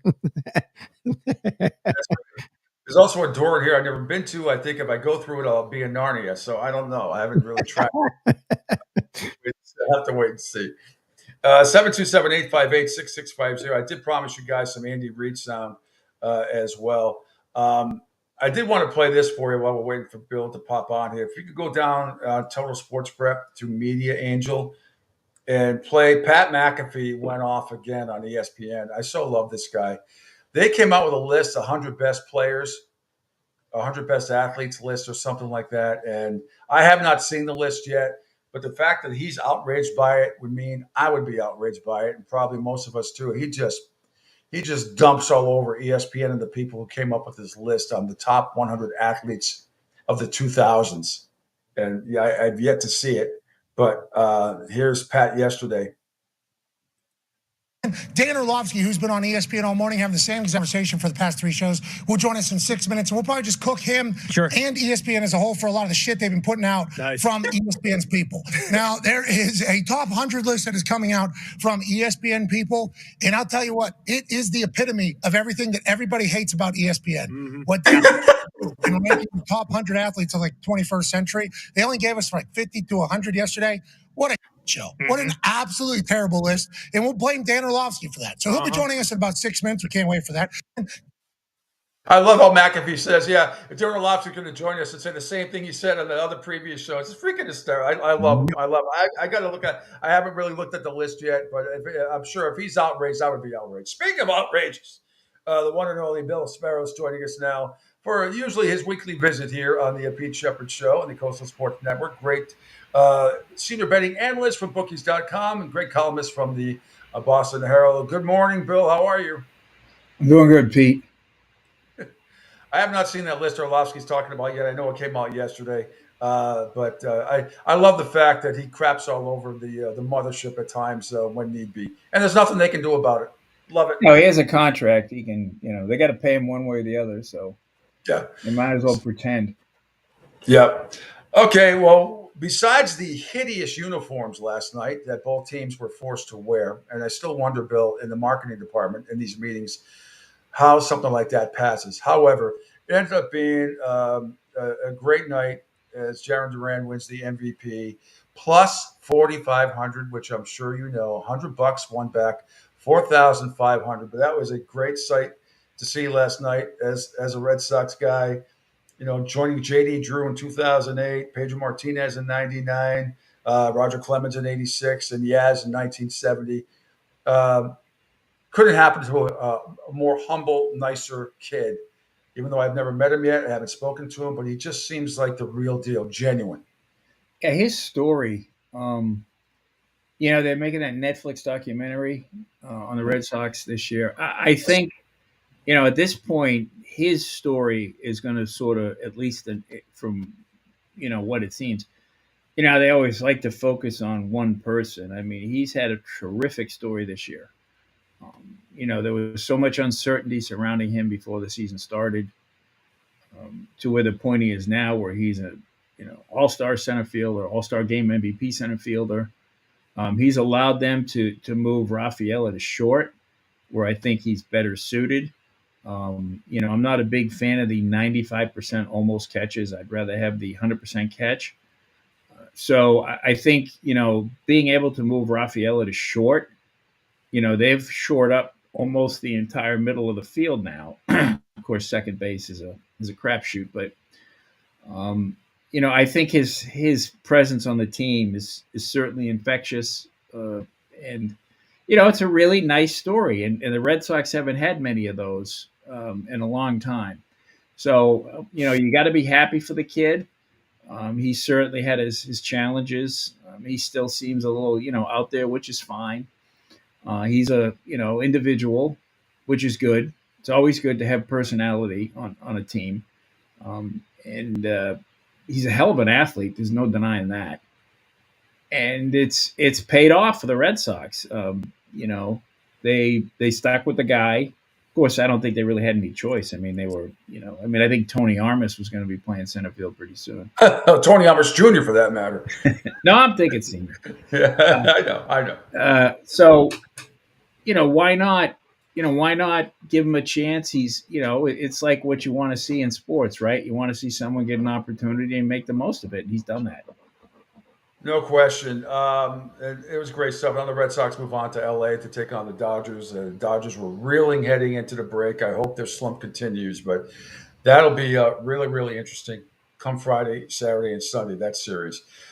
We talked a lot the last couple of days on this show about what happened at Hard Rock and the lack of security, even though they should have anticipated it. And I'll get your thoughts on that in a second. But I just saw the story. I think it was on your post, and I retweeted it, that Massachusetts senators have voted to pass a $2.86 billion economic development bill that includes an amendment to remove restrictions on an Everett waterfront parcel that would make way for a new MLS soccer stadium. The Kraft Group has revealed renderings for a 25,000-seat stadium. Now, first and foremost, Bill, how the hell are you going to get there? Are they going to build another T-stop? Pete, how do you get there? That is the question. I think scuba gear is going to be an option.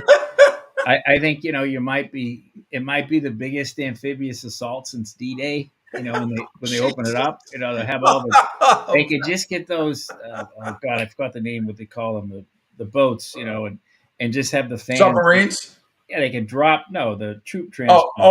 Yeah. They could just drop the gates, and the fans can walk out, and they can, you know, take them back across the river. So, yeah, parking's going to be a challenge. Transportation's going to be a challenge.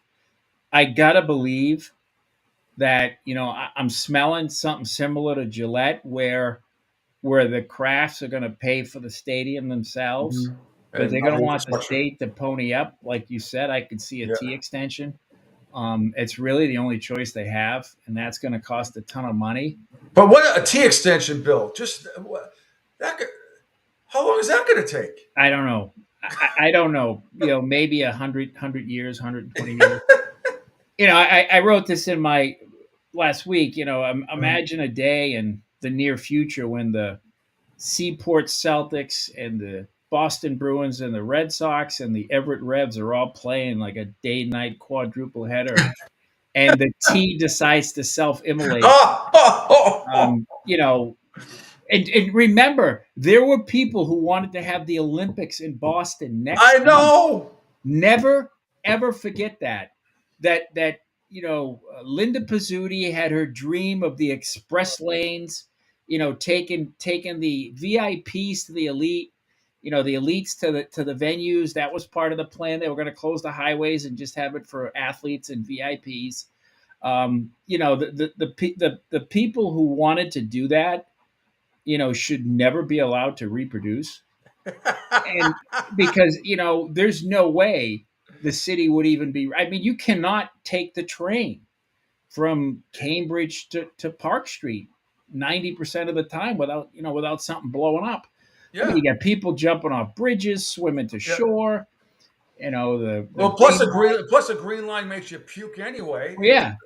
So remember that there were people of influence and power in Boston who honestly believed that city this month in a week from Friday would have been capable of hosting the Olympics. So never forget that.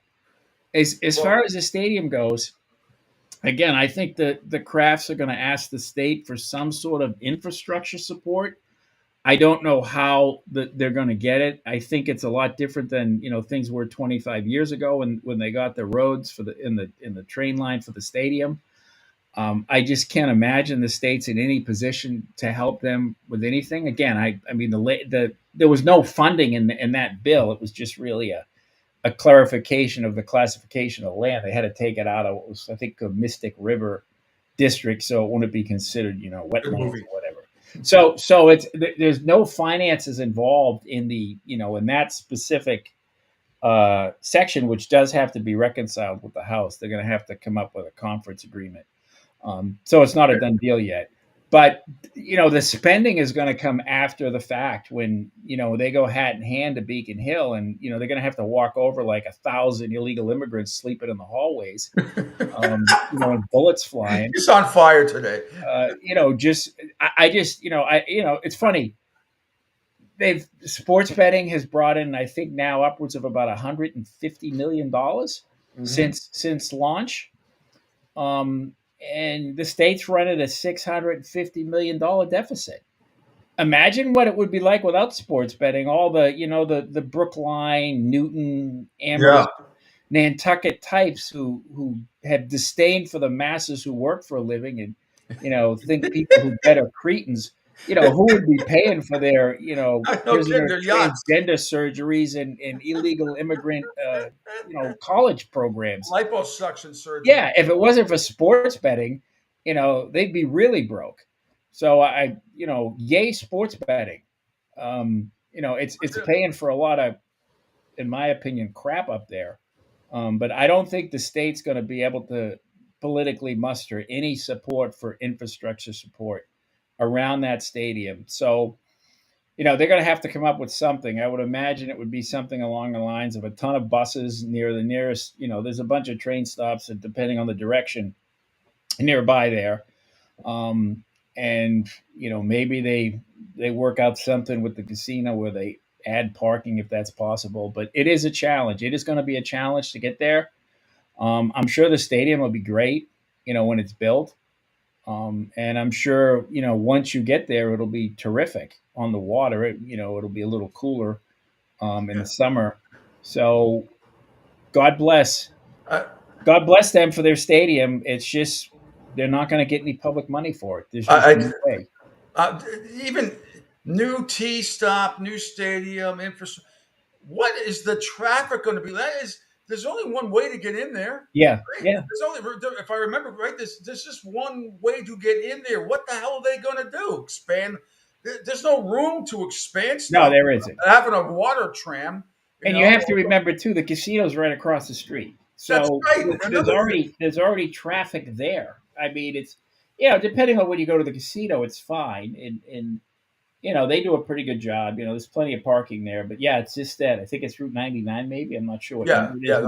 When you come off 93, you have that one exit. And you're basically on 1 and 2 lane roads to get to the casino. In this case, get to the stadium. So, there are a lot smarter people than me, I'm sure, that have thought about this. And I guess, they want to take it step by step, but I don't see a replay of 25 years ago where, you literally had like the Cardinal come down and offer indulgences to the good folks on Beacon Hill to pass this deal.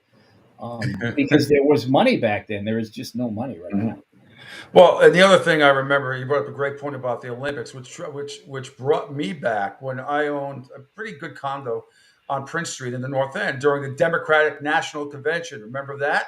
And how bars, I mean, and my only regret that week, Bill, is that I didn't rent my place out. I was offered $10,000 for a family to come for, and I turned it down because, and I shouldn't have.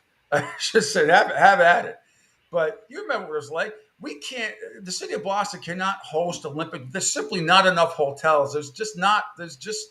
It would be the biggest cluster bleep of all time if that happened. They barely got through the Democratic National Convention. Now, a lot of restaurants liked it and everything. Remember, officially, they said, they can stay open, past 1 or 2 a.m. And I think that was even a debacle back then. There was talking about political. I mean, red tape while the Democratic National Convention's going on at the Garden or the Fleet Center back there, whatever it was. And, restaurants did really well. And hopefully you didn't. But if you had to drive around the city during that week, you were screwed. Screwed. Well, in the stadium, I mean, thankfully it's in Everett, but the traffic's going to be in Boston. I mean, if you look at the roads and you look at the way in and out of there, especially I would imagine these fans are coming from the west, more west of the city, as opposed to maybe coming down 93. I think it's more coming in from the Pike. So your traffic flows are going to be kind of pretty much in one direction, and it's going to be that way, from the Turnpike up the I still call it the Expressway, and then over to Everett. And the smart ones will go around and come through the back way, go over the Tobin and come in the back way. But still, it's going to be a mess. But again, I would just have to trust that they've got that part of it, at least in their minds, figured out. Because you got to get 25,000 people in and out of there in a span of 4 or 5 hours. But it's not just like you said. There's casinos across the street. It's not. There's no such thing. It is rush hour every hour in Boston. Well, that's the other thing too. There's no lull anymore unless it's maybe 3 in the morning. Yeah, unless they're playing at noon on Sunday. So again, I obviously they've taken all that into consideration. You got to remember too with Kraft, he moved the team to Connecticut, so he's not adverse to maybe leveraging this for something else, or again just trying to leverage it for transportation and infrastructure money, which I will say again the state does not have. I don't think that's any great shakes to say that. They're doing the budget right now. They'll take it down to the wire. Once again, Massachusetts natives, be proud that once again your state is the last state in the nation to do its budget.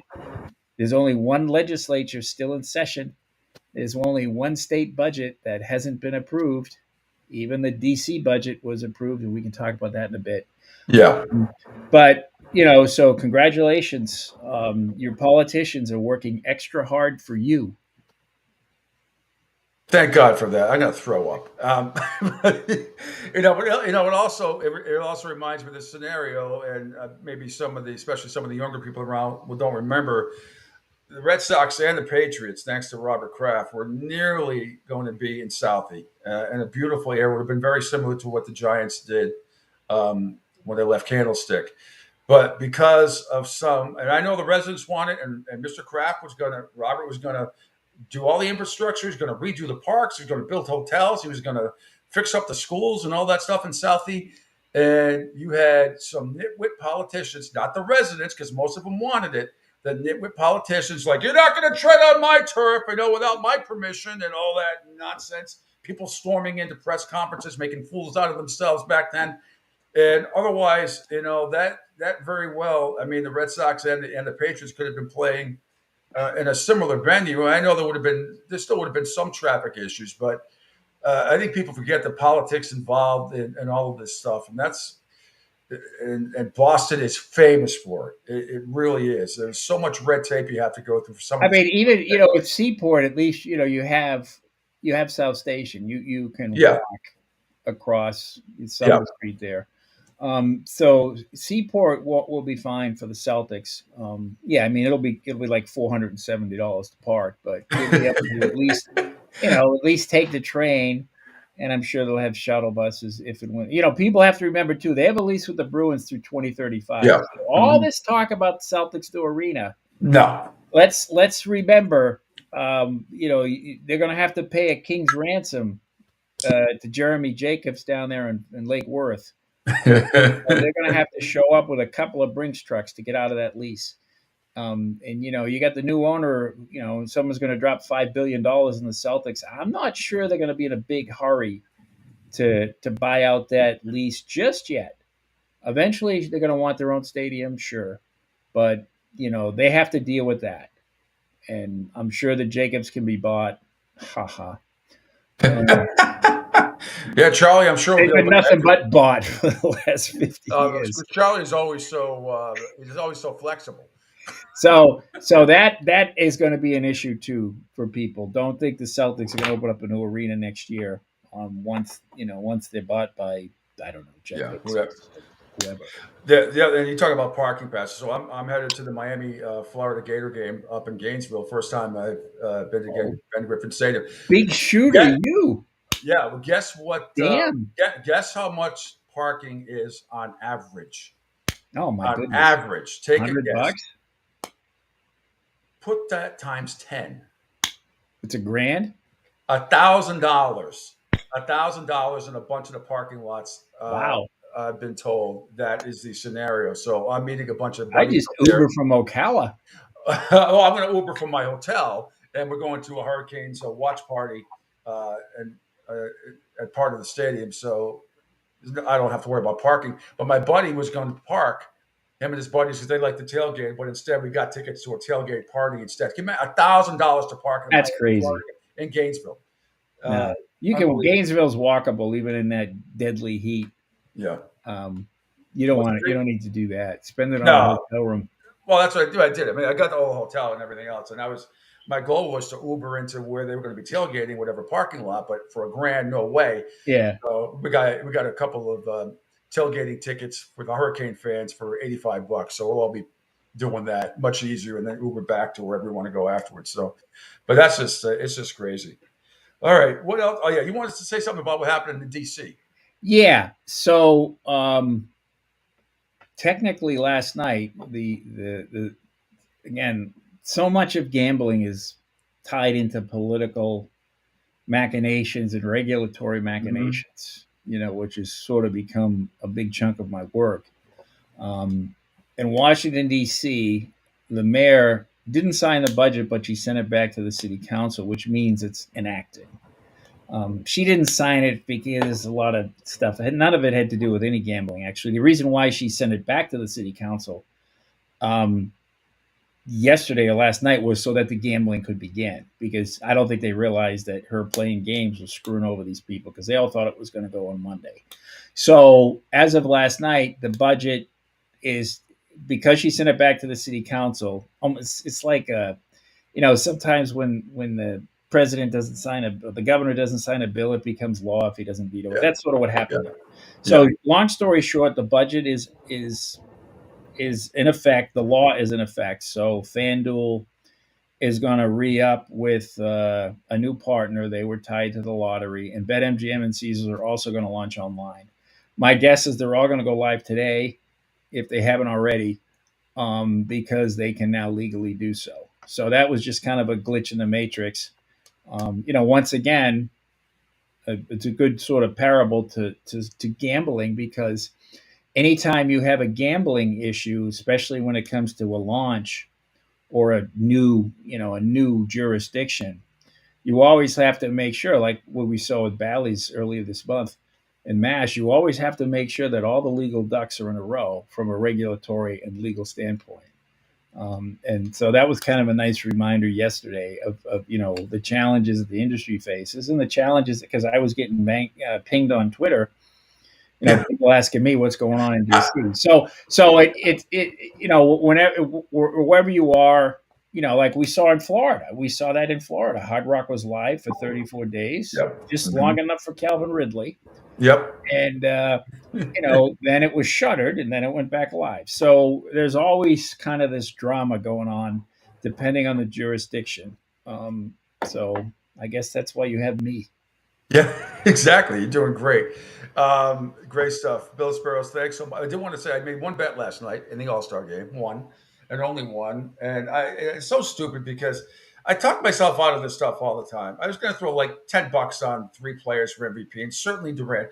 And I'm sure this goes around the whole country. Whatever players from your city that you root for, and you throw a few shekels on it and pray for the best. And I didn't, and I should have at 4,500. I should have. Yeah, that was an awesome price. I mean, when you think about the All-Star game, like you said, J.D. Drew was the MVP of the All-Star game. Yeah, I mean, think about that. Here's a guy who had a $72 million Grand Slam, and he was MVP of the All-Star game, and that was pretty much it. Yep, made a couple nice throws in the outfield. Yeah, at the time, but man, but God, was he hated for so many. Until he hit the Grand Slam. It was against the Indians, right? Back then, yeah. So I said it's a $72 million. They paid him $72 million. It's like David Price. Yeah, they paid him $220 million to win him the World Series. He had a good slide. He had a good slide one day too, like that for one post. So John Lackey, the last $100 million they gave him was for that Game 6 against the Cardinals, where that was a hell of a performance. So it's always sometimes they don't earn the money, all at over the course. Sometimes they just earn it one day, But the bet I did make, Bill, was under 0.5 runs in the first inning. It was minus 155. If I had $1 million, I would have put $1 million on it. And all right, they were second and third with 2 outs in the top, but I knew Skeens was going to mow him down. I didn't care about Judge and Soto. He overpowered all those guys in the first inning. That's all I cared about. So I'm proud of myself. One bet only, minus 155, under 0.5 runs in the first inning. I thought that was one of the best prop bets out there. Yeah, I mean, especially in an All-Star game, you have the best pitchers in each league going at it against, leadoff hitters and guys that probably haven't seen the other guy much at all. So that's certainly a good play. All right, so you got done as we wrap up here. You got done with your vacation in Boone. We spoke last week. It was last Monday. You were hiking, fishing. Not fishing, just. Well, I you know what I mean. But so you had a nice time up in. And I did a little Drake May reconnaissance that I talked about in my Herald column today. He's got his whole family's from Charlotte. His grandmother lived in the western part of the state for a while. So he's got a little bit of the Blue Ridge in his repertoire. He's an interesting story. I know a lot's been written about his family, so I kind of looked at different angles. His hometown also gave us Hoyt Willem. That's where Hoyt Willem was from. So, of course, Hoyt was a knuckleballer. Hall of Fame knuckleballer, and the Patriots. I mean, the Patriots have had their share of knuckleballers with Cam Newton and Mac Jones. So, we're kind of hoping that Drake May can throw it straight for at least 60 feet 6 inches and not hit any of his linemen. He's 6'5", so he should be able to do it. Again, this is first training camp without Belichick in 25 years. So it's really, this is really it. This is the down to the studs and foundation rebuild that should have happened 3 years ago. It's finally happening now. It's not going to be pretty. They have the worst numbers in terms of betting of any team in the league. I mean, there were longer shots to win the Super Bowl, but if you look at the aggregate, they're underdogs in all 17 games. They have the lowest win total of any team in the league. They're minus 1,800 to miss the playoffs. So they are the true dog of the NFL in terms of betting. Well, it's going to be interesting to see. For me, I want Drake May to play right away.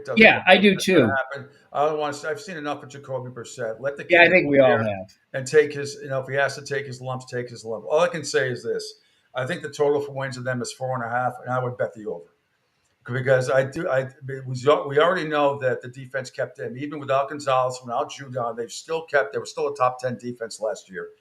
And there's no way in hell that this offense can possibly be as bad as it was last year. Remember, the worst I've ever seen, and that includes going back to the Ron Rust years and McPherson years back in the early 90s.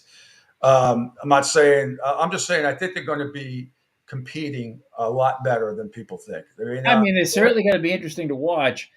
I think if you're betting that over, you're gonna hit it late. The first half of the schedule is brutal. It is. And compound that with a offense that's still in the coloring book stage. But I think as the season progresses, you might be sniffing that total. They got a little bit easy. They got San Diego, LA Chargers at home in December. They have the Colts at home in November. So there's a couple of games that are winnable later in the schedule where you could hit 5. Well, it's going to be a lot of fun. And thanks, Bill, so much for all the information. Great stuff, as always. Love talking to you. And let's do it again next week, and we'll see how many. We'll see how much closer we are to the stadium stuff. To me, it seems like fantasy.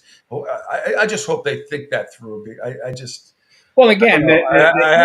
nightmares. The issue with the legislation is really a simple one. They're reclassifying land.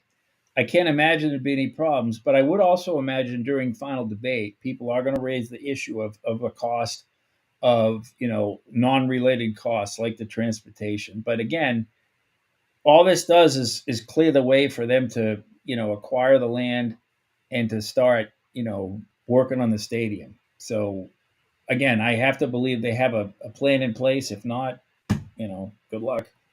Well, Custer had a plan too. How'd that turn out? Yeah. Anyway, Bill, thanks so much. Senior betting analyst for bookies.com and great columnist for the Boston Herald. Always a pleasure, my friend. And we'll do this again next week, I'm sure. Okay. Thanks, Pete. Thanks a lot. Bill Sparrows joining me.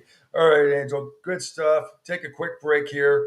I promise got some NFL sound and some college football sound for you coming up as well. Bottom of the hour at 9:30. Mia O'Brien, hopefully via video, is going to be joining us live from Dallas at SEC Media Week as it continues. We'll get her thoughts, not just on the Gators, but on the whole experience down there. First time it's ever been in Dallas, so they want to accommodate Texas and Oklahoma, welcoming them to the SEC with open arms. And by the way, they have said that the Longhorns down thing, which you used to get in the Big 12, this, Angel, a 15-yard penalty for unsportsmanlike conduct.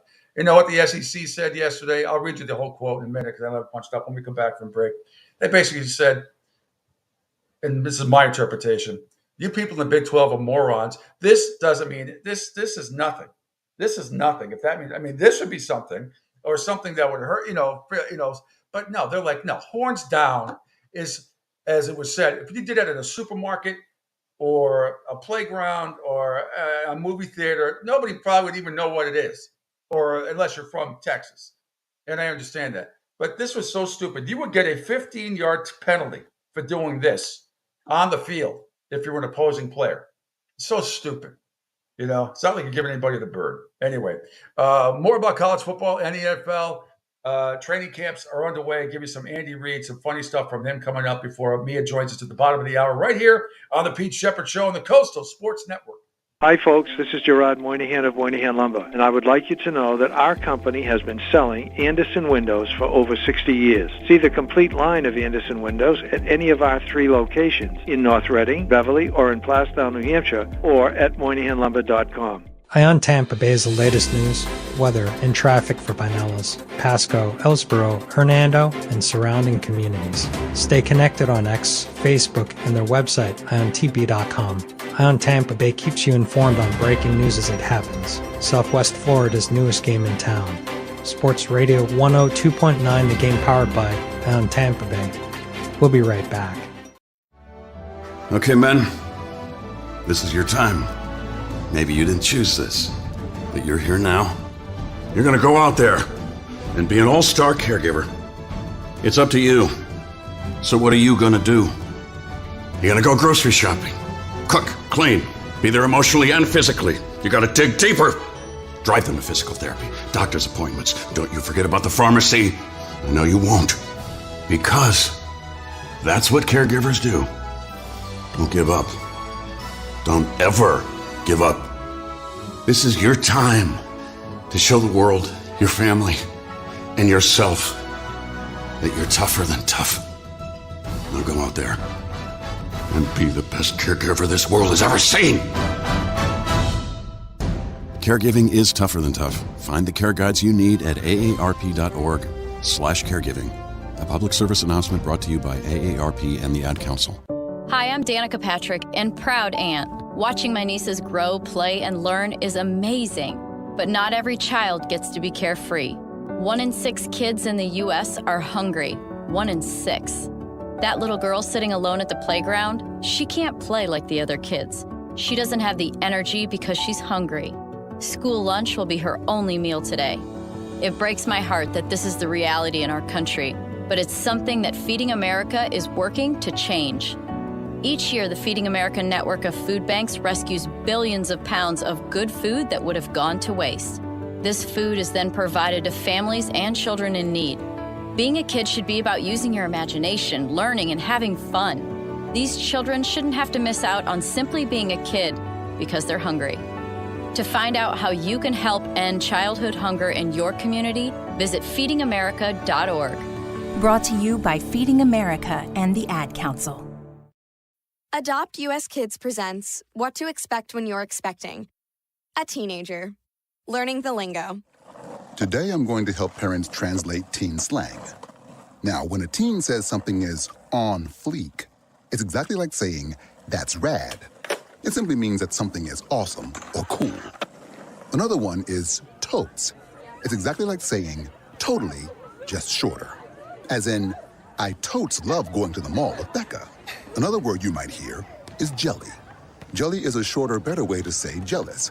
As in, Chloe, I am like so jelly of your unicorn phone case. You don't have to speak teen to be a perfect parent. Thousands of teens in foster care will think you're, rad just the same. To learn more, visit adoptuskids.org. A public service announcement brought to you by the U.S. Department of Health and Human Services, Adopt U.S. Kids, and the Ad Council. This is the story of a very special woman. In a matter of seconds, she turned herself into a great mathematician or an entrepreneur. Her knowledge was limitless and still is. She could also make monsters disappear, especially those that lurked in the shadows under the bed. Once, this woman put back together a teenage girl's broken heart, which had been shattered in 1,000 pieces, just by giving her a bear hug. She masqueraded as a regular person at work, but as a superhero at home. Everyone knows her as Gabriella. I still call her Mom. Your hero needs you now, and AARP is here to help. Find the care guides you need to help, complete with tips and resources at aarp.org/caregiving. A public service announcement brought to you by AARP and the Ad Council. You want the best in sports and entertainment? You got it. Now, back to the Pete Shepherd Show. Back here, final hour. It's hour number 3 of the Pete Shepherd Show here on the Coastal Sports Network. I am Pete. He is the legendary Angel Martinez, executive producer, host extraordinaire.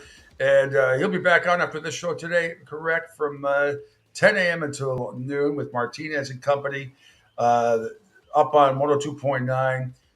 Just check out the whole schedule. Is absolutely phenomenal what is going on here. So at the Coastal Sports Network. So I hope you enjoyed the conversation with Bill, Mia, hopefully joining us via video at 9:30 this morning in Dallas at SEC as SEC Media Week continues. Yeah. All right. I'm sorry, what? Yes.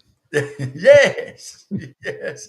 All right, Angel, if we can go to Total Sports Prep, and as you're getting that, I will tell you about our friends at Total Sports Prep, because for the best articles and audio, only one source that provides everything you need 365 days a year to satisfy your sports crave, it's Total Sports Prep. The staff combs through the best articles and audio so you don't have to. Sports and non-sports kicker stories will leave you laughing all day long. To get your free trial of Total Sports Prep, contact them. Info@sportsbroadcastingcoach.com. That's info@sportsbroadcastingcoach.com. Total Sports Prep, the name says it all. I promise you some NFL sound, and you shall have it. Also, don't forget the Open starts tomorrow, the British Open. I still call it the British Open, but the Open starts tomorrow as well. We'll have some preview sound for that as well. Where's my stuff? There it is. Okay, Angel, if we could scroll down to the second page. Actually, no, I'm sorry. Let's start. Let's start with cut number 3. Defending Super Bowl champion head coach for the Kansas City Chiefs, Andy Reid, on how he gets his team to stay focused. Give me a suit. Okay. Cut number 3, yeah. Yeah, I know you guys fight complacency, but how in the world, I mean, you guys went 2 straight Super Bowls, a lot of those guys back. How do you keep guys to be hungry and still back? Yeah, so I think we all know in the NFL, every year is its own year. And we've said that every year along the way here. And so you've got to stay on top of your game. You got to practice. You got to go through this camp and be in condition so you can perform well mentally and physically once the games come around. So it all starts from scratch and it happens over. We talked about it in the off season, and I think the guys will be ready to go. Okay, and then let's go to the cut next to that. Andy Reid on choosing the team to stay in college dorm as opposed to, fancy schmancy Ritz-Carltons and 5-star hotels. One other thing, just about where we're standing, I get the feeling if you guys had a 5-star hotel available right here, you wouldn't take it. You'd be here. And there's a reason for that. What is it you get out of the Spartan aspect of this? Yeah, well, listen, I don't want to slight the university because they've actually renovated here a little bit and done some things in here. But your wishes, right? Yeah. Well, I look forward to our meeting at the end of this where you guys get a taste of it. But the cinder blocks are still cinder blocks, no matter how you cut it. Well, I'm sure most of us have been in those buildings before, so that part hasn't changed. It seems like dorms are kind of that's the way they are everywhere. So, is there something to that though, that it's like you want the conditions to be understood to be kind of grueling? Yeah, listen, there's a certain toughness that this game requires, and so and I think if you talk to the old veterans, they're going to tell you, well, it's not as tough as it used to be, but there's still a part of it that it's a tough guy sport and lady sport for where we're going with all the flag football now. So we've got that part of it going, and it's important that you develop that. And if you're fatigued, then you're going to be fatigued mentally. If you're fatigued physically, that's going to affect you mentally. And if you're fatigued, period, then you can't think and you can't play, at least not to the best of your ability. So the objective here is let's get ourselves in shape, make sure we're in football shape. They're all going to come back in shape, but let's get ourselves in football shape, and both mentally and physically, so that we can perform at our best. And the guys understand that. I mean, that makes sense. So we try not to ask the guys to do anything that doesn't make sense. And if they have a question, ask us. I mean, everything's got a purpose of why we do it, and ask if you don't know. So that's kind of how we go about it. All right, that's head coach Andy Reid of the Kansas City Chiefs. Now, in case you're wondering, the Chiefs are having their camp. It's in St. Joseph's, Missouri. Wherever St. Joseph, Missouri is, I do not know. I've only been to St. Louis. I'm in Kansas City, but they're headquartered at Missouri Western State University. Never heard of it. Me either. That's where they are located. They're staying in dorms, and it's not. That's the way it used to be all the time. Guys would stay in dorms. It's kind of like that. But nowadays, who knows? But good for him. And if we could scroll down a little bit and to Patrick Mahomes, Angel, and he's talking about doesn't want to have any more kids. It's that third cut on the second page.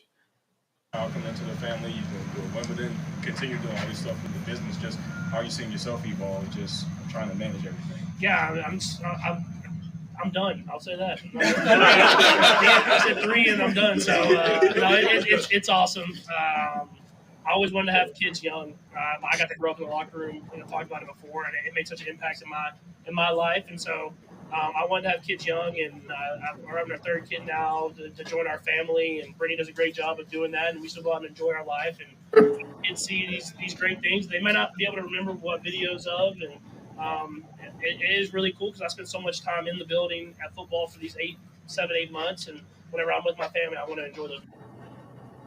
All right, and then if 2 cuts after that, Angel, Patrick Mahomes brought a television to training camp for the first time. Here's why. This is my first year I'm bringing a TV, so I haven't brought a TV ever before. But NCAA came out, and I'm gonna have to turn it on. So I bought a TV for NCAA and the Olympics. So that's my first year of doing that. I saw a couple of Miami players on a gigantic screen in their locker room yesterday after practice, playing against each other. And I can't imagine how many people out there are, have played that game since it came out the other day or yesterday. Was it yesterday that came out or the day before? People are taking the day out of work. It came out on Monday, and apparently it's gotten a great reviews. Yeah, I think it's like near. I can't remember if it was close to or reaching 5 million downloads because obviously you can a lot of these games now you can download to your system depending on what you play. But I mean, I've gone through and looked some of the graphics of the way they've done it. It's probably who was the gentleman that we had, Pete, that you. No, the guy we had him on. It's Mark something. I forget. We had him on that one time back in March, I think, or April. And he was all in. He knew all the intricacies of EA Sports. I got to get him back on. Yeah, no, he was right though because a lot of the graphics they have definitely stepped up to what they've done in the past. I mean, now it's really really ridiculous, and I wish I had the time like others to be able to play. Maybe I can play it in my sleep. I can just program my brain and just fall asleep on the controller because I will love to play it.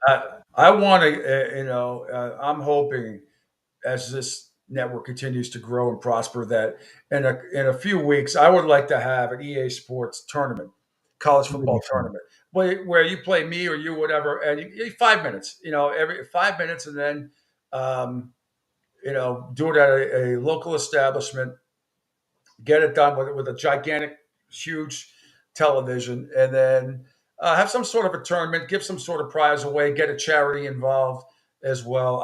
I think we would kill it. Even if I had to come up there to Tampa, you come down here to the Fort Myers area, whatever. People love that stuff, and it's all age groups. It would just be like 5 minutes. Pick whatever team you want, and you play against me or you play. You got me play against each other or whatever. If you knock me out, you get this or that. I think there's a lot of things we can do and have a lot of fun with this. Could one of the prizes be singing lessons for national anthem? For some, the guy last night, what's his name? I don't know. I had the sound down when he was singing because I was watching something else until the game started. But yeah, nobody butchered the national anthem last night. That's for damn sure. That's good. Continuing on Total Sports Prep, let's go down to Boomer and Gio on CBS Sports Network talking about Davante Adams.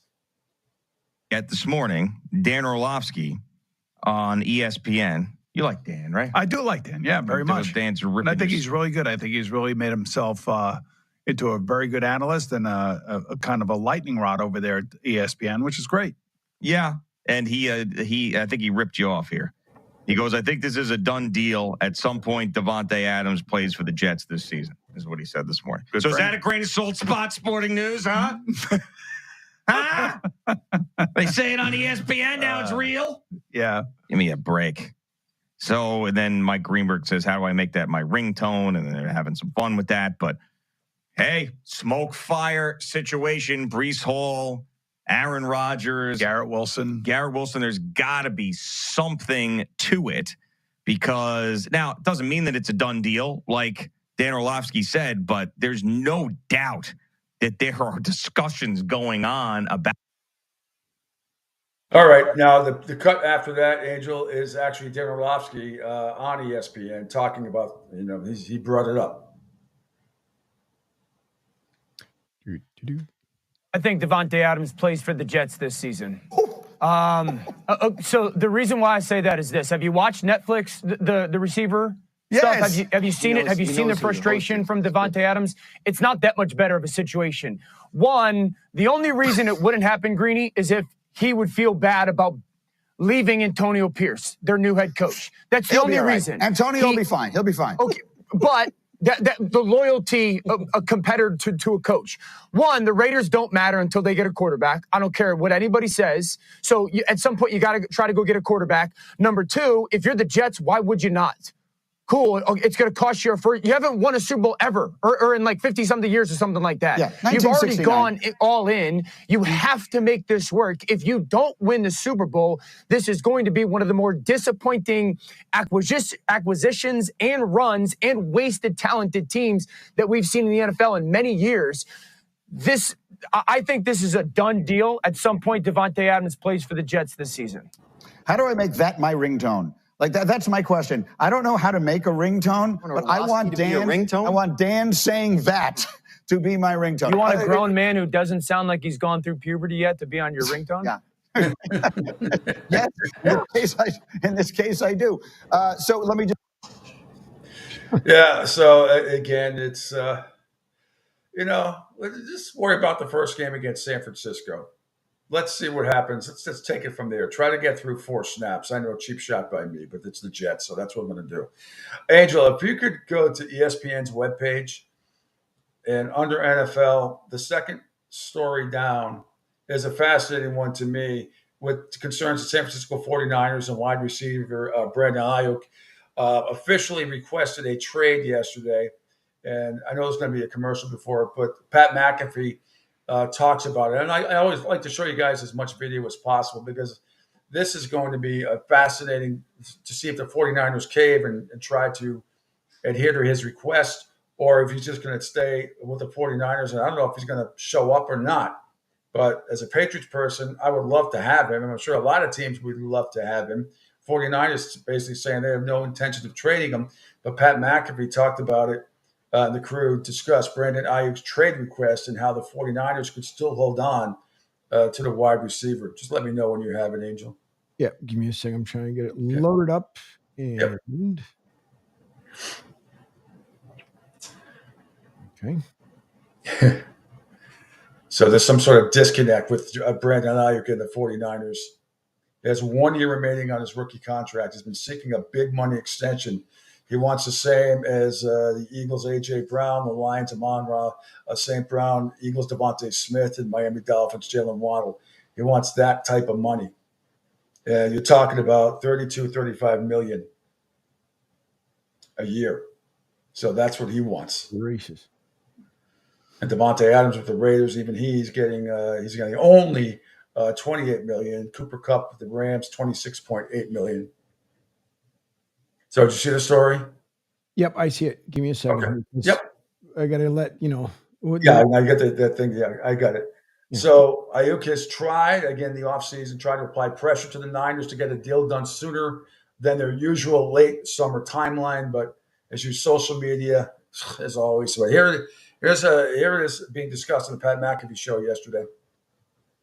Haven't negotiated since May, obviously a long time. The fact that he is potentially stuck there for another 3 years with the way the franchise tag is operating, the money he wants versus the money they're willing to give because of all the money they have across that entire roster because they got a rookie quarterback, which I believe Ayuk is saying, hey, you could pay me because you got a rookie quarterback. But the way the Niners look at it is we paid everybody. Whenever they play in those primetime games, they'll put up graphics of like highest paid per position. And the Niners have like 10 guys on there that are all in like the top 8 or top 7 of payment, which is why the quarterback for this team actually gets judged so hard because the roster is so talented. Well, when you have a very talented roster, it's going to be very expensive. It's going to be hard to get money around, and Brandon Ayuk is seemingly the guy that they are not going to be able to get money to. He might see the writing on the wall. He might want to get out of there, but the Niners hold all the cards. How do you feel about it, AJ, where Brandon Ayuk requests a trade officially? That feels like a big deal here, just a few days removed from everybody starting camp. Yeah, I mean, it's definitely a big deal, but it's not shocking by any means. We knew it could easily come to this because the Niners they have all the power. They kind of have the leverage. Now, Ayuk does have leverage because of his great play and how good he is and everything that he does. He could be wide receiver 1 really anywhere, I believe. So, I mean, they don't have to they don't have to do anything. Request a trade. Yeah, the thing is the Niners can say, no, sorry, you got to come in here. You're going to get fined once camp starts, all of that stuff. They have all the power here, but I don't know what they might do. I mean, I honestly feel like they just hold on to him, make him come in. Yeah, there's Pat McAfee and the crew talking about Brandon Ayuk. Just getting a text from Mia O'Brien. She's going to hopefully join us via by phone, or video, by phone, if possible. So here's what we're going to do, Angel. We're going to take a quick break here because we want to definitely get her on from Dallas, because today SEC Media Day continues in Dallas. You got Kalen DeBoer's going to speak in about a half an hour, 10:05. Mississippi State coach Jeff Lebby at 11:35. Florida Gator head coach Bill Napier not till 1:50, and then Texas head coach Steve Sarkisian at 3:20. But we'll get the feel of the atmosphere down there in Dallas at SEC Media Day. Mia O'Brien and some Jacksonville Jaguars news as well will join us next here on the Pete Shepherd Show, the Coastal Sports Network. Hi, folks. This is Gerard Moynihan of Moynihan Lumber, and I would like you to know that our company has been selling Anderson windows for over 60 years. See the complete line of Anderson windows at any of our 3 locations in North Reading, Beverly, or in Plastown, New Hampshire, or at MoynihanLumber.com. Okay, men, this is your time. Maybe you didn't choose this, but you're here now. You're going to go out there and be an all-star caregiver. It's up to you. So what are you gonna do? You're gonna go grocery shopping, cook, clean, be there emotionally and physically. You gotta dig deeper. Drive them to physical therapy, doctor's appointments. Don't you forget about the pharmacy. No, you won't. Because that's what caregivers do. Don't give up. Don't ever give up. This is your time to show the world, your family, and yourself that you're tougher than tough. Now go out there and be the best caregiver this world has ever seen. Caregiving is tougher than tough. Find the care guides you need at aarp.org/caregiving.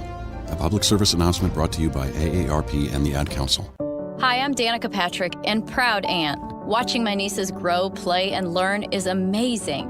But not every child gets to be carefree. 1 in 6 kids in the U.S. are hungry. 1 in 6.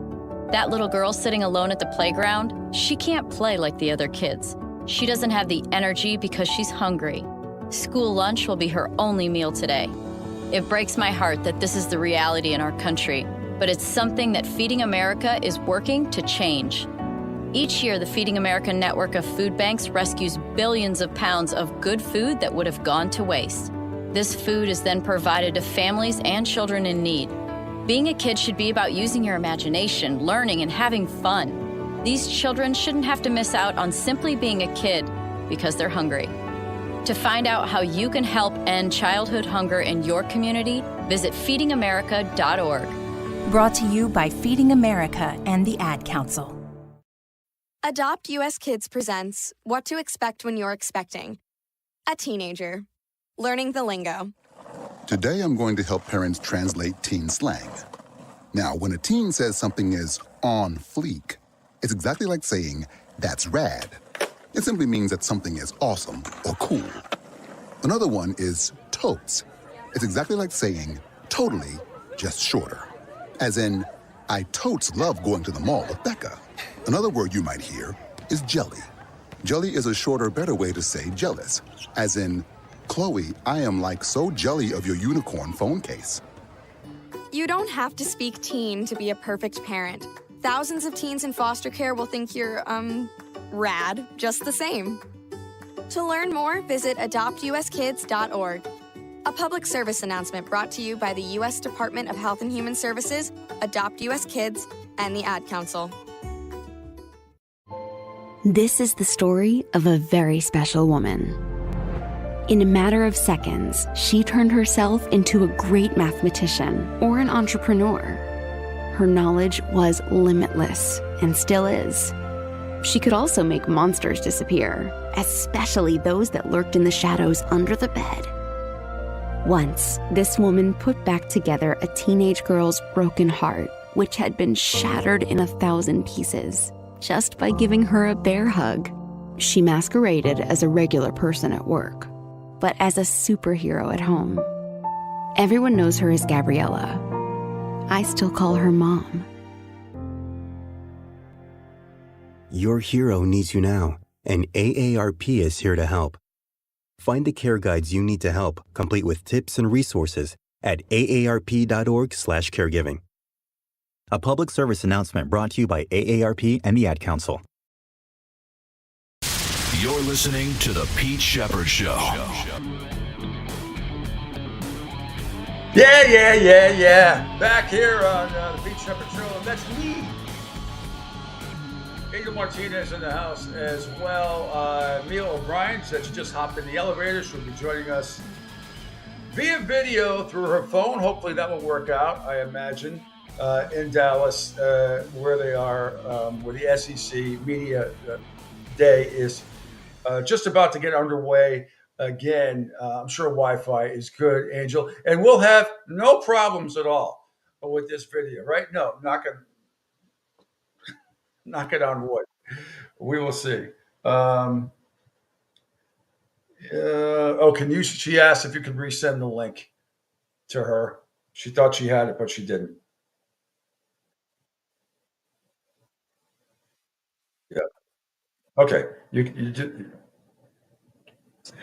All right. Meanwhile, when the SEC, I told you about this, the SEC coordinator of officials, John McDavid, was asked if the horns down, the taunting gesture employed by Texas, anti-Texas people, meaning the Longhorns, not the state, there would be a penalty, as it often was in the Big 12. Well, it fell under the definition of unsportsmanlike conduct, which I think is absolutely ridiculous. That's like real hillbilly crap to me. But the SEC said, no. Quote, the act itself needs to be offending to the senses, McDavid said, John McDavid, the SEC coordinator of officials. If you took the act out of a football stadium and did it in a shopping mall or a grocery store, would it offend the sense to a majority of the reasonable people in the area? That signal would not. You might have some people that share the signal with you. If you did that at a grocery store or a shopping mall, depending where you are, we're going to evaluate it in the context. So the Longhorns have not officially pushed back on any of the horns down discussion in recent years. And in January, Texas basketball coach Rodney Terry apologized after getting heated and calling UCF players classless when they taunted Texas players with the sign after the game. But football coach Steve Sarkisian has leaned into the enmity, saying it's the team's mantra last year was to embrace the hate. Texas AD Chris Del Conte has said he considers the gesture a compliment to be on the minds of opponents. But I think first of all, it's tough for some people to do that. I mean, it takes some effort. Does it? Or maybe it doesn't. I'm trying to think, left-handed. I can still do the Vulcan, live long and prosper. A lot of people can't even do that. But I never thought this was a big deal at all. I thought it was silliness. It's not like you're giving people the bird or a real obscene gesture. That's not the case here. So anyway, your thoughts on that?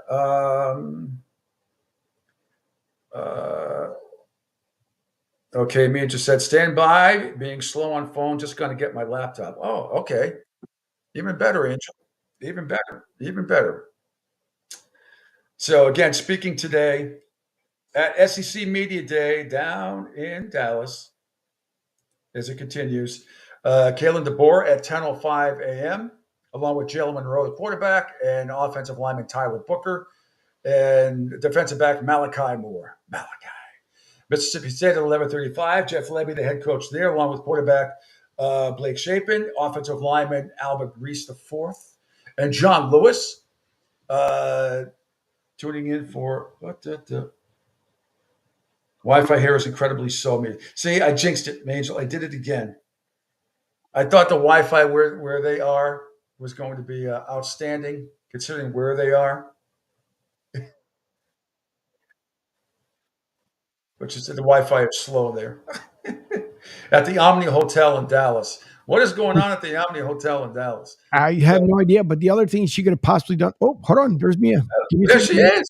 Let me fly to Mia. There she is. All right. Finally, Hello, All Mia. right, let's test the powers of the Wi-Fi. You look and sound great. How you doing? Can you hear me? I can. Keep talking to me though, because Okay. the Wi-Fi here is. There we go. Yeah, what the hell is going on at the Omni Hotel? Don't they know who you are? Don't you know? Don't they know how important this is that you get on this show from the Omni Hotel in Dallas? I mean, you had the issues with what was it, the coffee or the soda or whatever it was? Yeah. We've got the Wi-Fi here, so it's our cross to bear. But hey, listen, at least we have Wi-Fi powered by the SEC, and of course, as I see some of your listeners noting, powered by Southwest Airlines, one of the official sponsors of SEC Media Days, Pete. So we're not complaining all too much. Yeah, first of all, nice hairdo. That's new. Thank you. No, this is we're throwing it back. We're throwing it back to the OG look from a couple of years ago. So girls are for winners. That's what the mindset of 2024 is. Well, so far the major story, and thank God when I heard John McDavid, the SEC coordinator official, thank God, Mia, that this is going to be allowed, okay, because all hell could have broken loose as you welcomed Texas and Oklahoma, the anti-Longhorn people. But big topic of the day, the SEC says not taking any of that Big 12 crap over here. This doesn't mean a damn thing to us. Who cares? The whole thing is so silly. I can't believe it's even a story, but not totally unexpected. Sorry, what storyline is that with the rules about the Big 12? Sorry, I missed that. Horns down. They're allowing it. Okay, I got you. Yes, of course. Here I was listening this morning to a podcast trying to get more of the details of the actual rules change, because the rules officials have been made available to the media. So I thought you were actually referring to an actual rule. Yes, no, horns down, totally allowed. Haven't seen quite as much as it, but the Texas contingent arrives today, so there's a good chance that today we see a whole lot more of that. So what's, talk about the atmosphere at the Omni Hotel. First time it's ever been in Dallas, and they did it specifically to accommodate Texas and Oklahoma. I get it. But what's the overall atmosphere been like? Obviously, the top conference in the country there's a huge, gigantic buzz. What's your experience been like so far? Yeah, it's the circus, as they say. Let's see, can I kind of will it show you as we look down the line here? Awesome. Yep. It's we're on Radio Row right now, and so we got Kalen DeMoore down there right now. I believe he's on ESPN. One of the Alabama players is on the SEC Network with my good friend Chris Doering. We had quite an interesting answer about bananas yesterday, so make sure you check out our 1010XL social channels for that. So yeah, we've got a whole slew of folks. I see Roman Harper down the line from me from the SEC Network right now, formerly the New Orleans Saints. So yeah, I mean the buzz is certainly here. I think it's been fascinating, Pete, because I feel like, and maybe this is just the Florida bias and being one of the few, actually the only Florida station here, the groundswell surrounding Florida State, and will they attempt to get into the SEC or the Big Ten? I feel like that's been one of the bigger storylines kind of on the ground itself here. But if you talk to a lot of the insiders, which, I've seen Matt Hayes, one of my coworkers, is one of the preeminent college sports writers in the country. And, he feels like the discussion both on and off air has really been surrounding the 12-team playoff, as well as the introduction of Texas and Oklahoma into the league. And that's the way it should be. I feel like it's kind of like the WNBA. Like, we spent so much time talking about the off-the-field stuff and it's off-court stuff. And now it's like, no, let's talk about the on-the-field. And from what he has said, he feels like most of his conversations have been just that. No question. I know, as you said, Kalen DeBoer, he's ready to go on the stage at 10:05. Jalen Milroe is there as well, the quarterback and offensive lineman. You get lunch before Billy Napier comes on for the Gators at 1:50 with Graham Mertz, the quarterback, and Shamar James, a linebacker, and Montel Johnson Jr., the running back. And then Sarkisian comes on after that at 3:20 with Quinn Ewers, Kelvin Banks Jr., and Jahdae Barron. But a lot of and Mississippi State after Alabama. I mean, I know you have a long day ahead of you. Are you having fun covering this? And what are you expecting a little bit out of Billy Napier? I hope it's not just like generic coach speak. Yeah, so we will actually have Billy Napier live. We have a specific time, 5 o'clock Eastern, on the Frangie Show on 1010XL. That was something we sought to secure specifically yesterday. Nice. With some turnover in the athletic communications department at the University of Florida. It was good to secure that time ahead of time, let's just say. I'm very curious to see what type of questions Billy Napier gets, because again, quite frankly, we are the only Florida station here. I would argue of any coach in the SEC, he may have the hottest of seats, which is crazy to think because he is only entering year 3.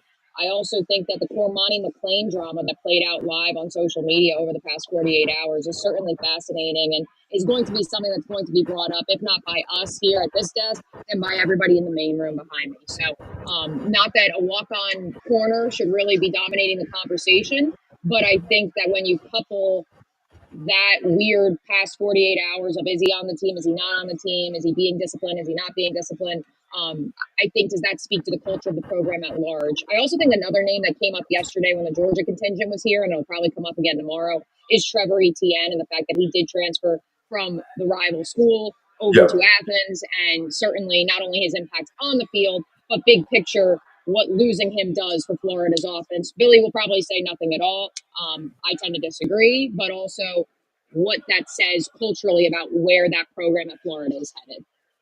No question. And I'm sure that somebody's going to bring up, as I've been talking about it since the last 3 months, it is the most brutal schedule for the Florida Gators I have ever seen on any college football team. I mean, I know it's tough for every SEC team. We get that. But Miami, A&M, Mississippi State, UCF, Tennessee, Kentucky, Georgia, Texas, LSU, Mississippi, Florida State. I mean, come on. That's why, as long as the Gators are reasonably competitive in most of these games, I mean, if they ever went 8-4, that to me would be almost like going, like 11-1 with that schedule. Absolutely brutal, especially the opening game against Miami is so important for both teams. If he does that, Pete, he wins National Coach of the Year. And that's kind of been the camp I've been in all along, that Billy Napier is either going to start 5-0 and be the National Coach of the Year front runner, or he will be 0-5 and will not be the coach before the Florida-Georgia game at the beginning of November. Quite frankly, I don't think there's any other outcome, because I think if there is, and it's somewhere in the middle, which I think is where most Gator fans anticipate it going, then for me, if you're a Florida fan and you believe that your standard is consistently making the college football playoff and that's the world that you should be living in, then you're not there. You're mired in mediocrity once again. And of course, as we discussed yesterday at length with Kirby Smart, the what did he say? Great and easy cannot be friends. That's a Nick Saban quote. They cannot walk the same lane. And the easy decision is to keep Billy Napier and to say, okay, we're just going to keep trying this thing over and over again. But what must be done eventually should be done immediately. That's actually a quote from Jeremy Foley, the former athletic director at the University of Florida. And quite frankly, I think that's a territory that Florida will find itself in if they are a 3 or a 4 win club come November. Yeah, speaking with Mia O'Brien, 1010XL, host of Helmets and Heels and a bunch of other stuff. Your station is really kicking ass and taking names. I'm so proud of you. It's so awesome. Speaking of Nick Saban, you've done something that Nick Saban, Nick Saban did something that you would never do, which is leave your credentials in the hotel room and then have to go back and get it, forgetting that, don't you know who I am doesn't work anymore. Got to have that, got to wear that credential around your neck. Yes, I have been that person that has at times left my credential. As I was leaving Monday from Jacksonville, I had more than one person at the office say, hey, don't forget your credential. And I panicked because I'm like, did they send it to us ahead of time? Because for Jags away games, they used to send it to us ahead of time. Now you just pick it up there, but sometimes they'll still give it to you. And then I remembered, no, you literally, you pick it up as you walk in the door here. So that made me feel a little bit better, because I definitely had a moment of oh no, did I remember my credential? But yes, there is security here. There are fans downstairs, so they want to make sure everybody who's supposed to be up here on Radio Row has been cleared to be up here on Radio Row. I won't keep you too much longer because I know the coach board is going to be speaking in a few minutes. But I'm sure you saw,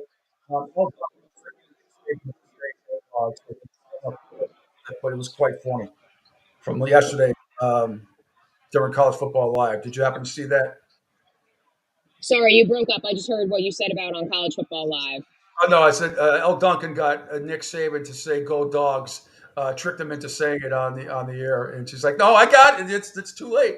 And of course she did.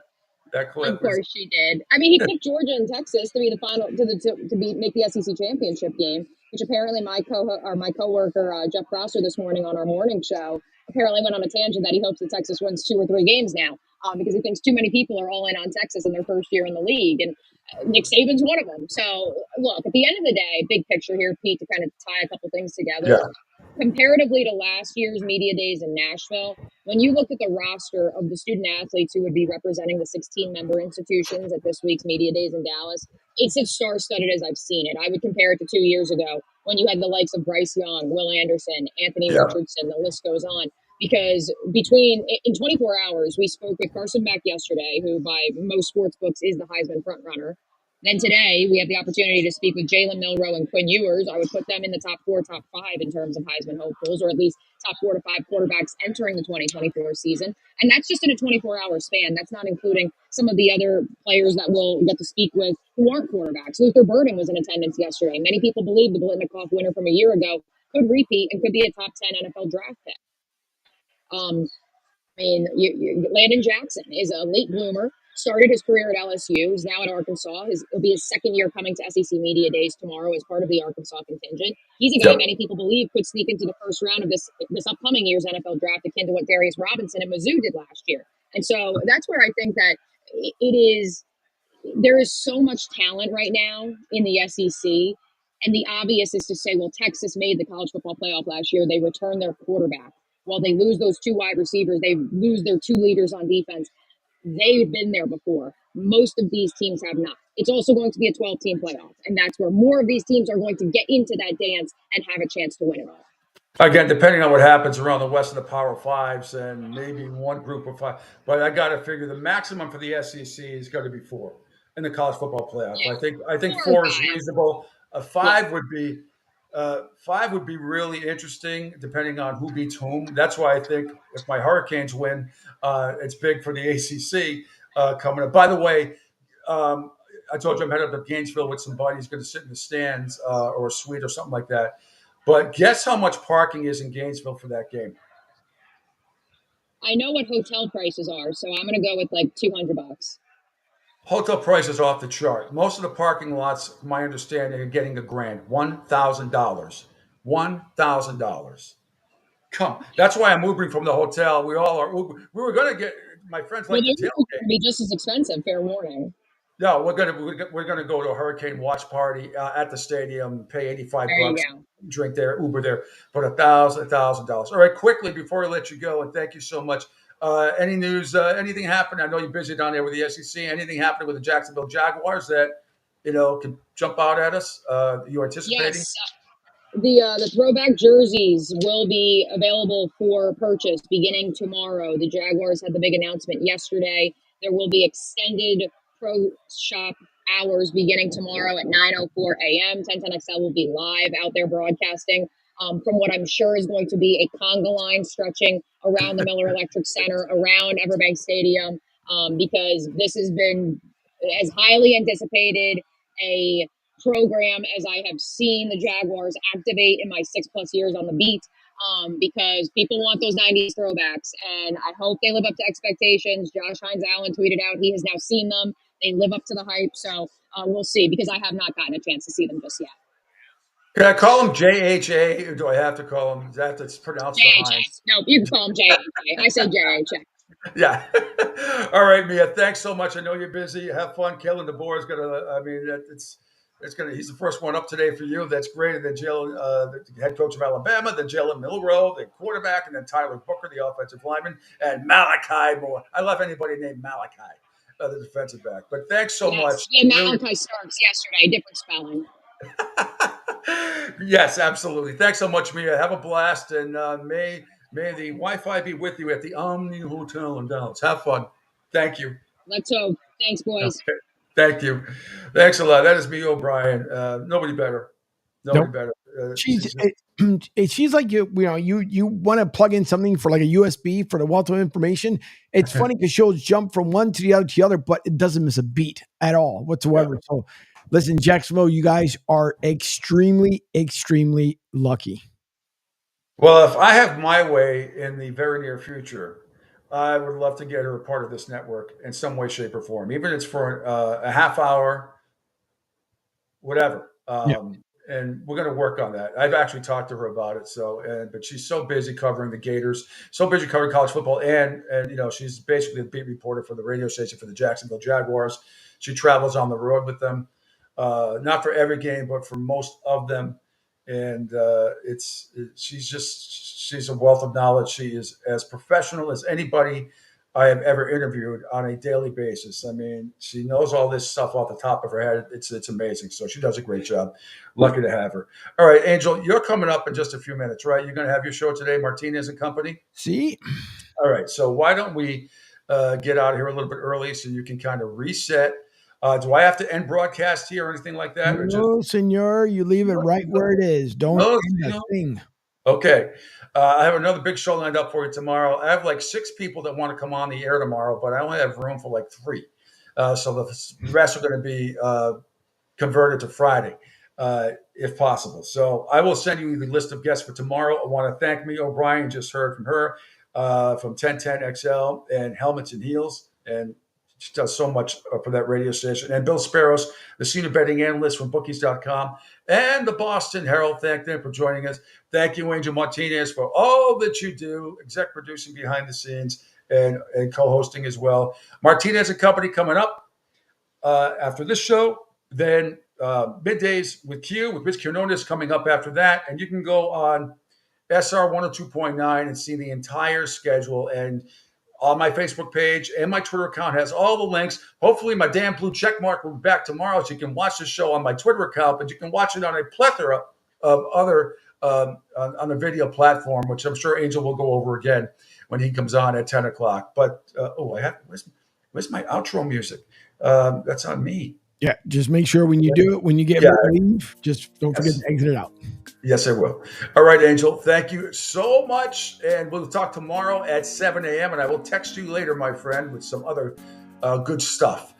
Thanks for checking the Pete Shepard Show out here on the Coastal Sports Network. Martinez and Company up next. Have a great and safe rest of your Hump Day Wednesday. And as always, bye.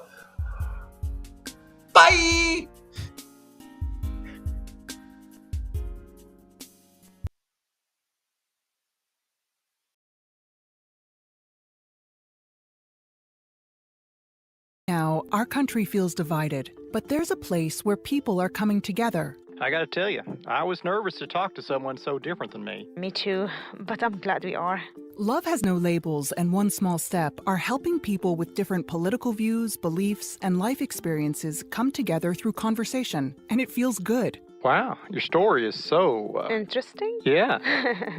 When people actually sit down, talk, and listen to one another, they can break down boundaries and connect as human beings. At lovehasnolabels.com/onesmallstep, you can listen to amazing, life-changing conversations and find simple tools to start a conversation of your own.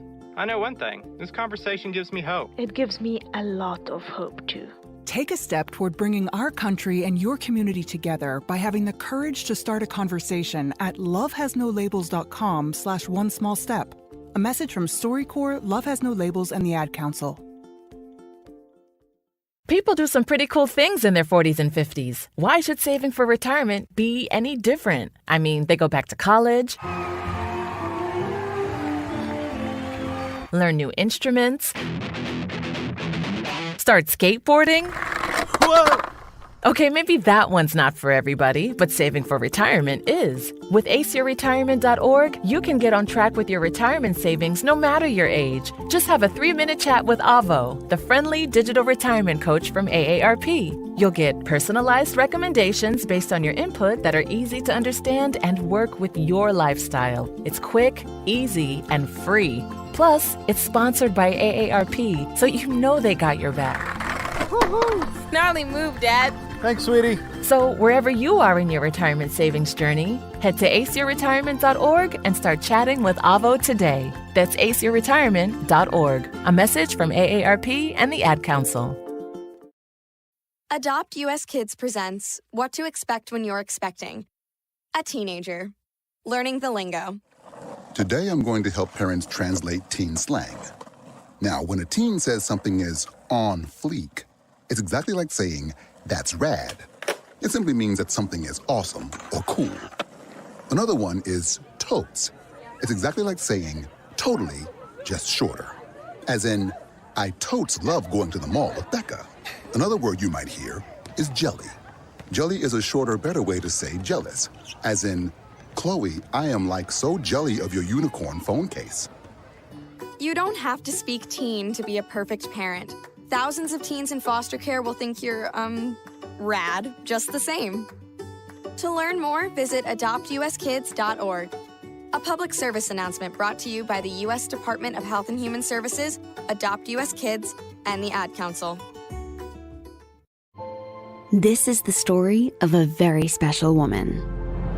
In a matter of seconds, she turned herself into a great mathematician or an entrepreneur. Her knowledge was limitless and still is. She could also make monsters disappear, especially those that lurked in the shadows under the bed. Once, this woman put back together a teenage girl's broken heart, which had been shattered in 1,000 pieces, just by giving her a bear hug. She masqueraded as a regular person at work, but as a superhero at home. Everyone knows her as Gabriella. I still call her Mom. Your hero needs you now, and AARP is here to help.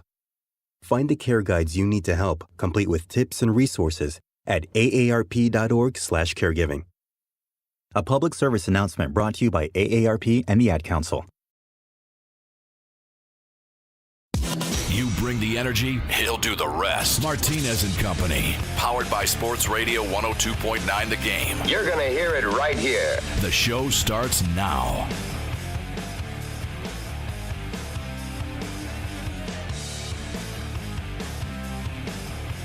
Good morning, everybody, and thanks for hanging around after the Pete Shepard Show. I am Angel Martinez, here Martinez Company live Monday through Friday from 10 a.m. to 12 p.m. as I call it the mid-morning shows. Before the midday show, that follows here with my Mono Rich Q. Middays with Q from 12 to 2 p.m. right here on the Coastal Sports Network. You guys can get caught up on the entire lineup of shows with the newest edition that we have made, which I'm going to bring over, as Pete said, for you guys before I get hot and heavy into our topics of the morning. But let me switch on over to this screen over here so you guys can know exactly what I'm talking about. So those who listen in here on the Digital Sports Radio app, you guys, I make things super simple the same way if you listen to the audio downloads later on, whether it be on iHeart, Spotify, Deezer, Stitcher, wherever you get your audio downloads, you guys will be able to hear these shows as well later on. But here on the website, sr1029thegame.com, I know a lot of times when I put a post up there, you guys will see it'll still say broadstsouth.com. That, of course, falls under the entire umbrella here that I've created in the last 4 to 5 years.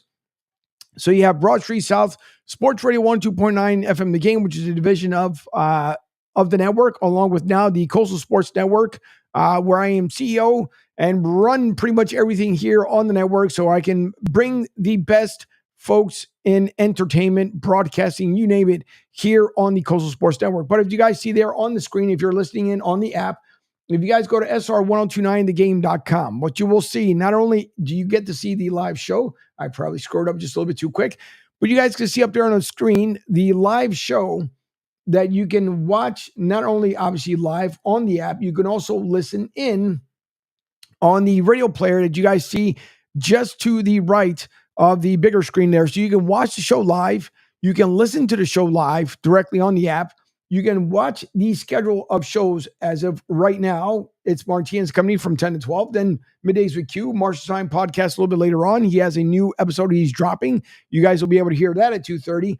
Then the newest addition here to Sports Radio and to Coastal Sports Network, Patrick Gilroy, who normally is on with us at least once a week with the Pete Shepard Show, which I executive produce that show as well and sit in the co-host seat. But Patrick Gilroy and his fiance, Katrina Pateri, they have the Let's Chat with Kat and Pat, their podcast. I listened to the first one yesterday when Pat was gracious enough to share it here on the network. You guys want to join it. That comes up at 3:30 this afternoon. Then from 6 to 8 p.m., it is Football Stories, the magazine. Al Zafiri and the gang in Philly will drop all kinds of Philly knowledge for you guys. That's a 2-hour show from 6 to 8 p.m. live here on the Coastal Sports Network. And then followed up is tonight, Talking Hoops from 8 till about 9:15-ish, 9:30, depending how good the gang is, and making his return for a second week in a row. Darius Rice, yes, who formerly played with the Miami Heat, NBA athlete. Darius Rice will be on tonight from 8 to about 9 p.m., depending on how his schedule is. But the show will be live with Coach Johnson, Coach Mack, and, of course, Ron Briscoe, Mr. Worldwide, which I produce that show as well. So lots that you guys can see there on the broadcast schedule. And then right below where you guys see, and on the screen, you'll see it highlighted. Same thing on the app. You guys can text the show. You guys can call the show directly from the app. Oh, and by the way, right below that, that's where you download the app directly. You get it directly from the website, sr1029thegame.com.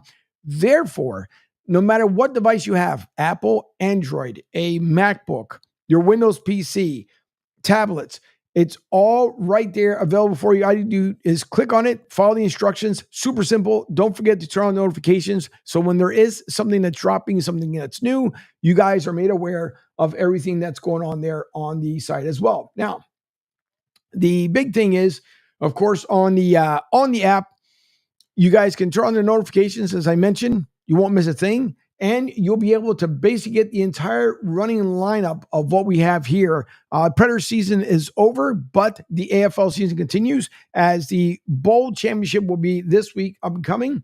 Also, the calendars for the Prowlers Dancers will be available shortly as well through a link here on the website. And of course, you guys want to save a ton of money by cutting the cord right there. You guys see where it gets highlighted. First is black, now it's white. Click on that button right there if you guys want to save a ton of money. A great service from Ayumas. I have it here at the house. They provide a great TV service for me, and I hope you guys end up enjoying it as well. It's just a fantastic service, and everything that you guys want to watch, they'll be able to put it there together for you. So lots to check out on the website. Of course, we also have the CSN Bets, the Coastal Sports Network Bets. You guys can check out that tab as well. And then the evening shows, you guys can watch it on the Sports Radio 1029 FM The Game tab, and therefore you don't miss a live show. Of course, all the shows are also on the radio station, the digital sports radio station. So if you guys jump in your car and you're heading to your doctor's appointment, going to friends to Dunkin' Donuts, Starbucks, wherever you're going in the morning, when you jump in the car, just mute the actual video, hit the radio player, and guess what? You pick up right where you left off, and then you can switch it back to where it was before. So thank you guys once again for joining me here. Joey B starts off the morning, says, good morning, Angel. Nice and cool here in Colorado. 54 here this morning. Tuning in from my patio this AM. Joey B, I appreciate you as always. Yeah, we were there. We're, I think, a couple days shy when we were there last year. And it is some mornings in Colorado. It was nice because we came, of course, but I think last summer it was warmer, a lot warmer in Colorado. But it's a nice transition. Like here around the local area here in Tampa, we were kind of surprised because we've been baking and roasting for the most part. And yesterday was quite comfortable in the afternoon, which is kind of odd. And no complaints, because believe me, I love the heat, just like my wife does as well. So thank you guys once again for tuning in. You're looking at the live headquarters here, of course, in Tampa, Florida, the Coastal Sports Network, powered by Ion Tampa Bay. And if you guys have not followed Ion TV on X, on Facebook, on Instagram, they bring you the latest news, weather, and traffic. And last I checked before I went live here, all the majors at the moment, 589, I-4, 275, 75, Gandy, Howard Franklin, right now are open, but we all know here in Florida that can change in a hurry. So I'll give you guys an update as it comes through. Don't forget to follow our friends that power this network, powered by Ion Tampa Bay, and visit iontampabay.com. Again, follow them, Ion TV here on X. So the All-Star game, has it lost some of his luster? You guys had heard me talk about it yesterday as far as what we believe should be a little bit better, maybe change it up a little bit. Obviously a Red Sox player who ended up winning the MVP yesterday. It looked like a glass bat, which I'm not too sure if that's new from last season to this season. But nonetheless, I think the biggest takeaway, and I'll get into a little bit later on, are the uniforms and how Nike not only continue with the ones that are currently being protested from the players this season. And I don't know if they're going to make any adjustments by the time the guys get ready to play the second half of the season, the 82 remaining games. But they did not fare as well as they thought, meaning they had hoped that everybody's going to end up buying these uniforms. Truthfully, I couldn't stand the National League uniform. And again, I'm a National League fan because I'm a Phillies fan. And there's nothing wrong with the American League either, because obviously I have, like Pete, for example, Boston Red Sox fan. My family who lives up in New England, also Boston Red Sox fan. My sister, who's a New York Yankees fan. So I don't mind the American League either. I wasn't thrilled about the uniforms. I just think it was okay. I don't know who's going to spend the money on it. It was okay. But there was an article earlier about how it just came about that it wasn't that great. And again, I got to say that it's not one of those things that I think people are just going to go out there. You might as well sell it. And nothing against Fanatics. Fanatics, great products on their website. You guys can check it out. You get a free plug there, Fanatics. But they always sell good merchandise, and a lot of times they do have sales depending on what it is. But I just don't see, unless you're going to sell it at cost, or I don't know, at 60% off, 80% off. I think they're going to get stuck more with merchandise than what they previously thought. I again, not a uber fan of the way that the uniforms look, but again, that's just me. It does not mean that I have to be an uber fan and buy what they're selling by any means whatsoever. I don't have to. That's the big thing. So not good look. Matter of fact, I might just start out with that story right there, because there's still more and more of a fallout when it comes to Copa America. And mentioned it yesterday on the show, it's not getting any better. There's going to be lawsuits that are going to be coming down. There's all kinds of stuff that's going on. And you guys also, too, may have heard Pete talk about it this morning, the young lady who sung the national anthem. And I'm saying it politely because by all means, she put out a statement saying that it was on her. Kind of a crazy statement, too. I'll read that a little bit later on, the way she worded it. But basically, she put the onus on her, saying it was all her, the reason why things didn't play out the way they should have when she was singing the national anthem. And again, we all have bad days, but what she posted up there might be interesting for you guys. But MLB All-Star uniforms draw ridicule, including from Bryce Harper. Ron Manfred suggests changes will be made. Now, like most fans, everybody else included, Harper fans, wants MLB to go back to individual uniforms for the All-Star game.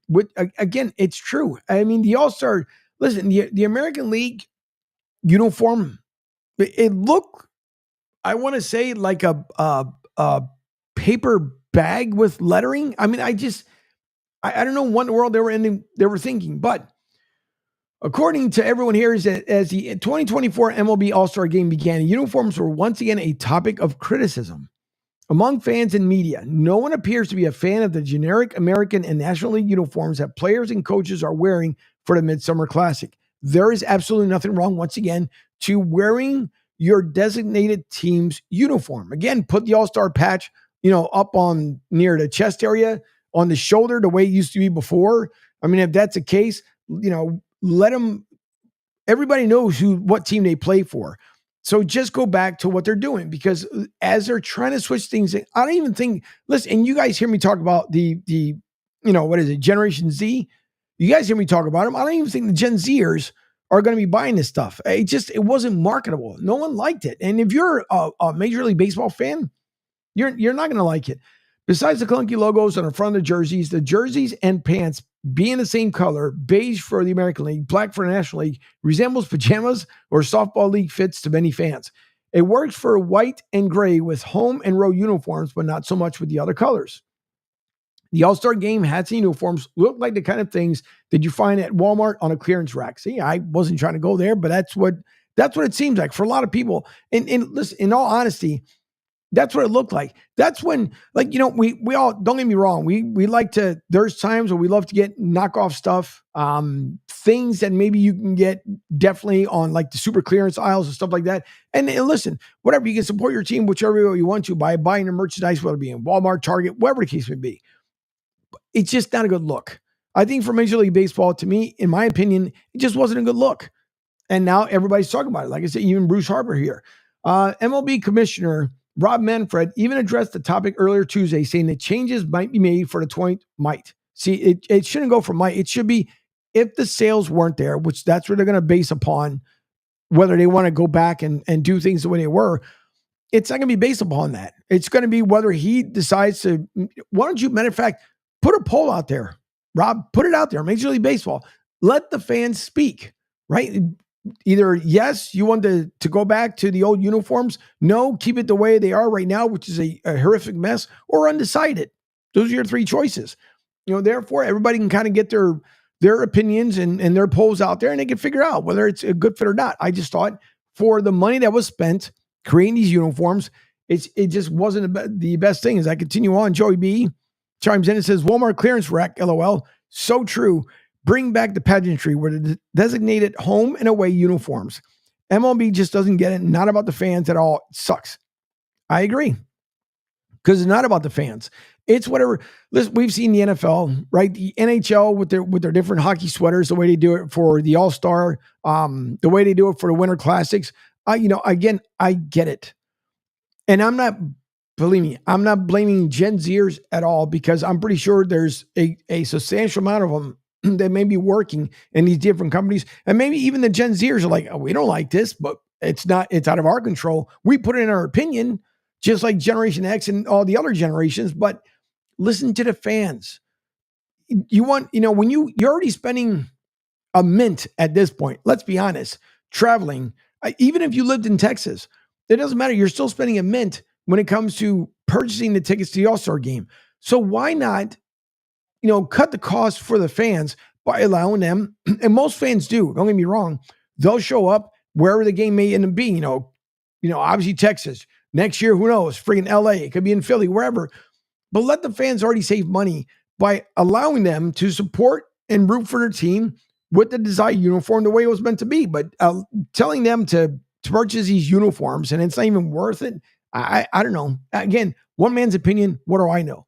All I know is, and Joey B had said it before too, is that just let them wear their designated uniforms. They were fortunate enough to make it to the All-Star game.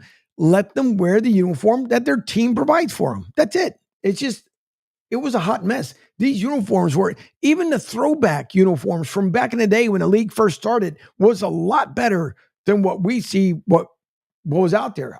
The stripes across the helmet, listen, whatever. That's just me. But anyways, I'm aware of the sentiment on this issue. Quote, this is from Rob Manfred, told reporters via The Athletic's Tyler Kepner. I think where my head is on it, it's something we're going to have a conversation about coming out of the All-Star game. Now, there was people, again, on social media, rightfully so, because we can, especially on X, thank God, still allows people to say what they like, when they like. One person said, whoever came up with the idea for these all-star uniforms needs to be fired.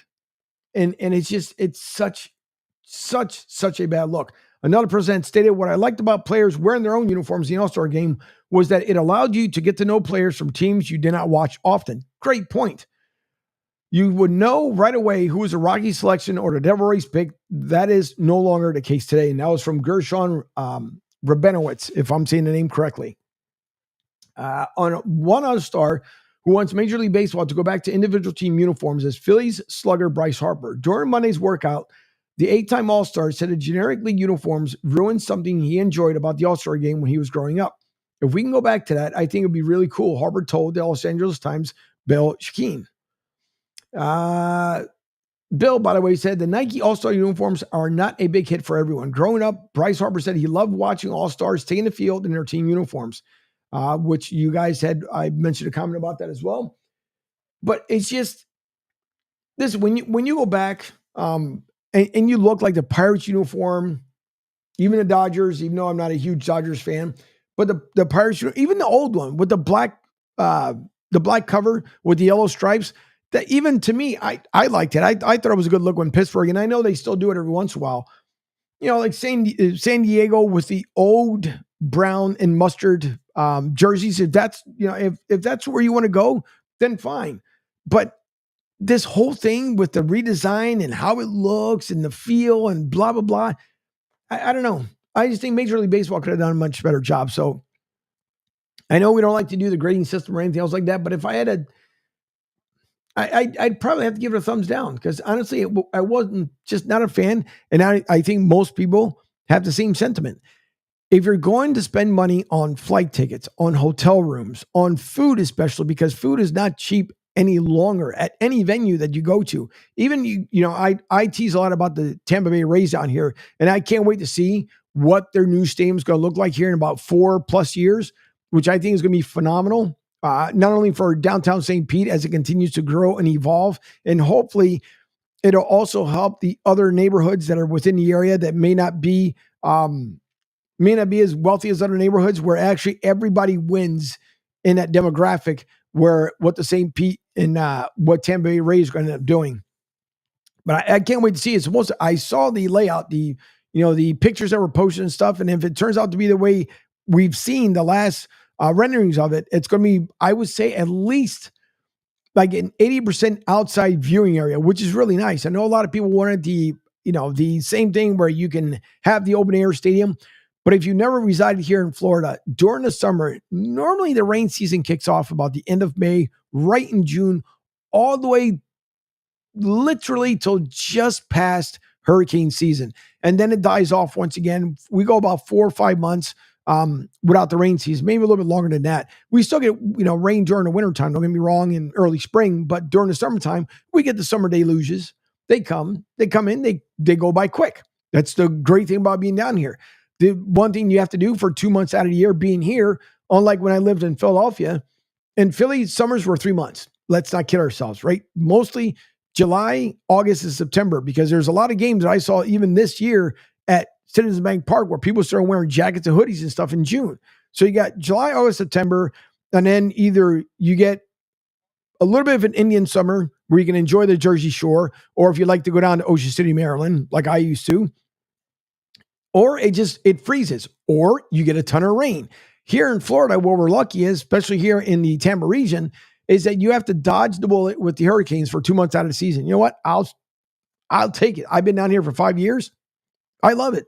As I'm coming up here on year number 6. We're in 2024. Matter of fact, it has been year number 6 for me down here, now that I think about it. But we dodged a bullet for 2 months during hurricane season. And guess what? You go right back to enjoying the beach. Where else can you possibly go? Maybe other than, I don't know, Hawaii or further south of the peninsula, where you can go to the beach and be in the water on Christmas Day and New Year's Day. So it's just a great time. But Major League Baseball needs to do a better job. Tampa Bay Rays, where I was getting back to on that story as well, is that even though you get a cheap ticket, but the food is still expensive no matter what, right? The cost of everything has gone up. So just think about if you would have, let's say for all intents and purposes, it would have been a Tropicana Field, even though it wouldn't happen just because of the accommodations in the area, meaning like, traffic-wise and stuff. Don't get it. I'm quite sure Tampa will host an all-star game once the new venue is created, on top of all the new hotels that are going into the area as well. Because Jacksonville now, with the complete rebuild of the stadium up in Jacksonville, they're going to eventually end up hosting another Super Bowl. But, there's new, compared to when the Eagles had played there and lost to the Patriots, the area has grown. So I'm quite sure now with the area growing, continuing to grow, new hotels and stuff, even people can make the track down. You go from here to Jacksonville, you're looking at a 5-hour trip with, depending on traffic, maybe you get lucky, maybe 3.5 or so, or you can stay over in St. Augustine. Beautiful town. Absolute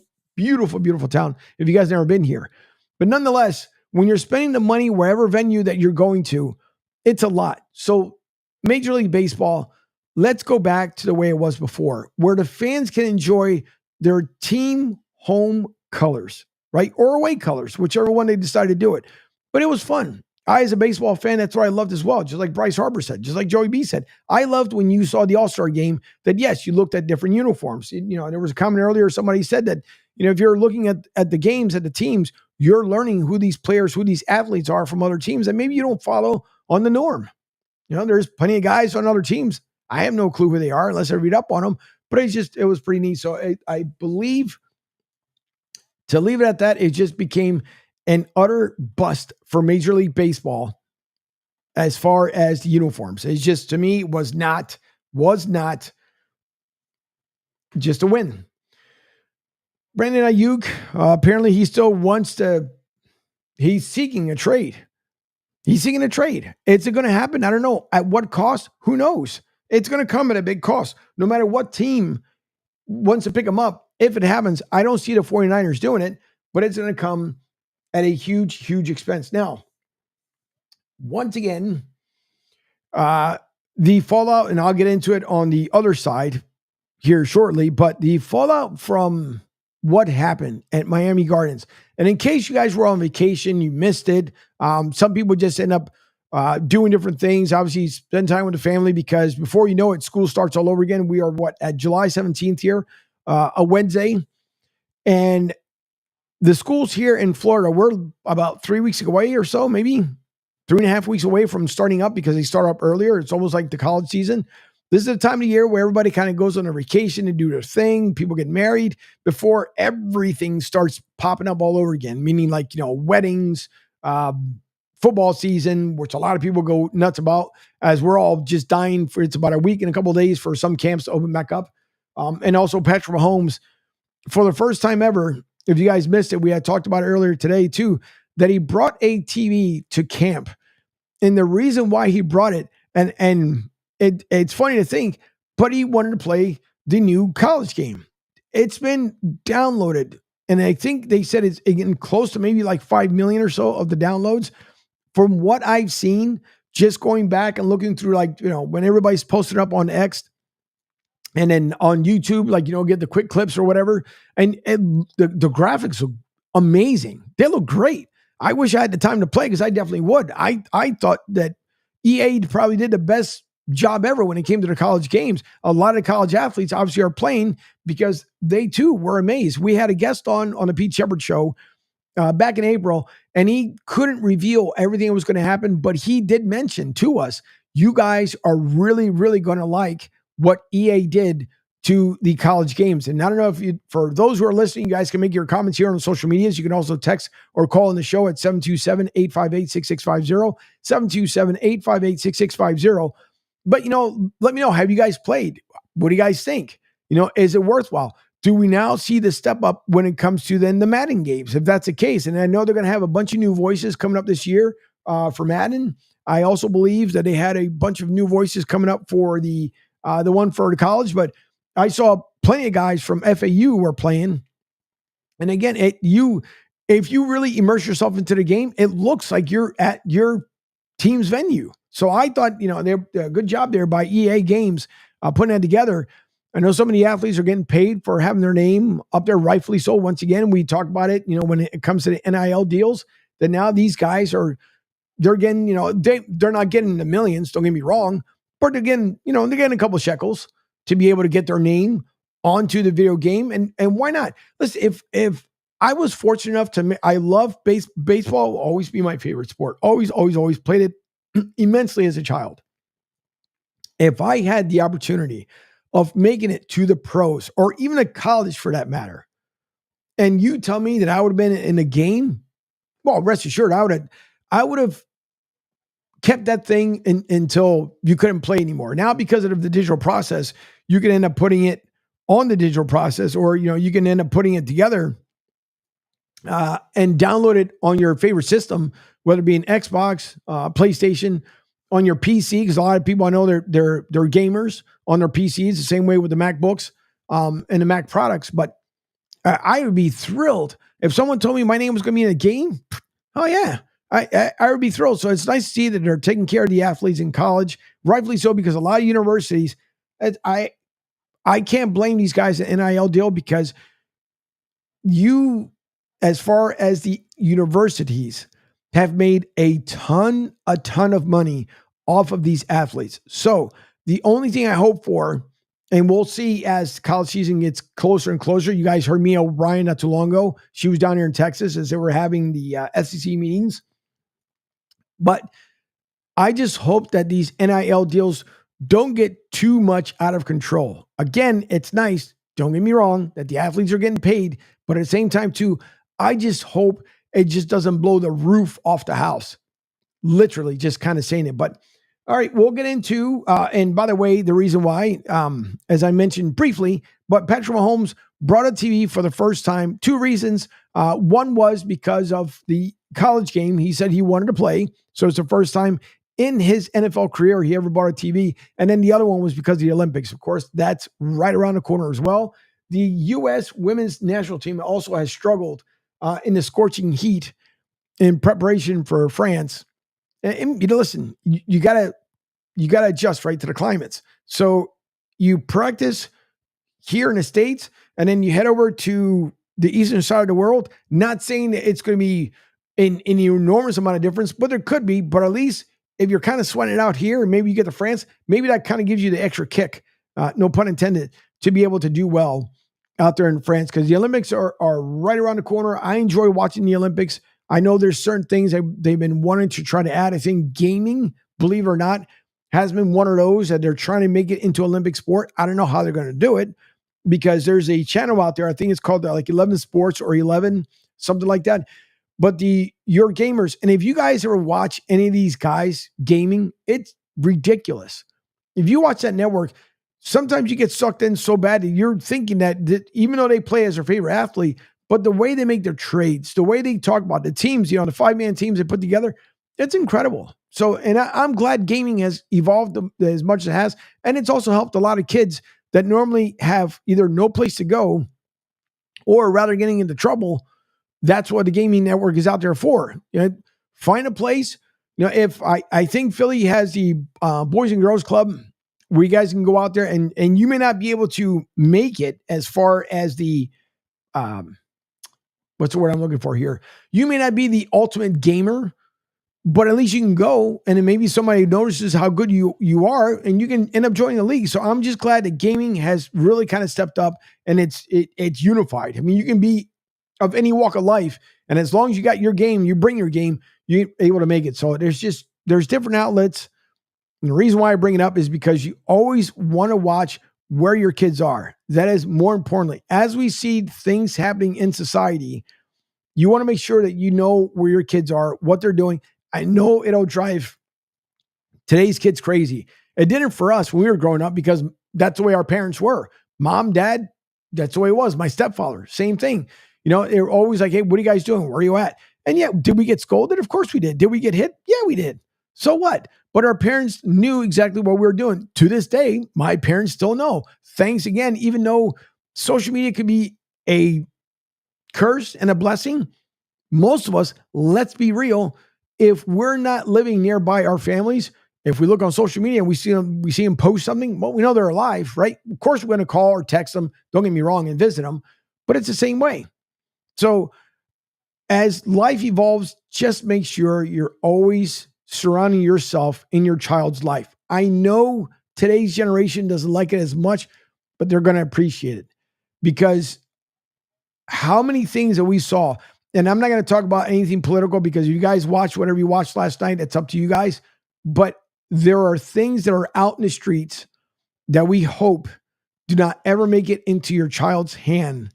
And then you're talking about your child in past tense, because you can be the best parent ever. I'm not mocking any parent, because I'm a parent myself. But you want to make sure that at least you gave your kid a toolbox worth of knowledge, and they're taking every piece of that toolbox and applying it in life, because you don't want to lose your child to any kind of drugs, any kind of alcohol, any kind of nonsense. Just make sure you take care of your kids and where they are. I'm quite sure everyone does. All right, we're coming up here on the first break. You are listening to Martinez Company. I am Angel Martinez here from 10 to 12, the mid-morning show on the Coastal Sports Network, Sports Radio 102.9 FM. The Game. Don't forget, as I mentioned here at the top of the show, download the all-new digital sports app right from the website, sr1029thegame.com. You guys will also see it. It may come up as broadstsouth.com. Again, if you look behind me, it's my company. So you guys can download it. You can text directly from the app. You can call the show from the app. You can also watch the show directly from the app. And if you jump in your car, guess what? The radio player is right there, as we always broadcast every show from the digital sports station. You guys can listen in directly. So you're in the car, you switch, hit that radio player, and now it comes inside your Android or your Apple CarPlay inside the car. Therefore, you're driving down the road, keep your focus on the road and listen in to what's going on in the background. Also, the newest addition here before we go to the break, thanks to Patrick Gilroy and his fiance, it is Let's Chat with Kat and Pat. That's coming up today at 3:30 this afternoon. You guys are going to really, really enjoy that podcast. If you want some real raw talk, and you'll understand why I had mentioned what I did today, which you guys will be able to hear later on, but listen to how when they speak about their life, they're not sugarcoating it. They're telling you exactly the way it is. So check them out. That'll be at 3:30. There'll be a new episode also dropping from Marshall Time with Jonathan and Josh Marshall. That's coming up at 2:30 this afternoon. And then directly behind my show is my hermano, Rich Q, middays with Q from 12 to 2 p.m. And then, of course, you start the morning off with Pete, myself, the Pete Shepard Show from 7 to 10 a.m. Pete always doing an excellent job. And thank you guys for not only following us here on the networks, you can do so at CSN Florida, right on X, on Instagram and Facebook, Coastal Sports Network, and of course, over on the website, sr1029thegame.com. All right, so after the break, we'll get a little bit of training camp news. There's not much as everybody gets ramped up here.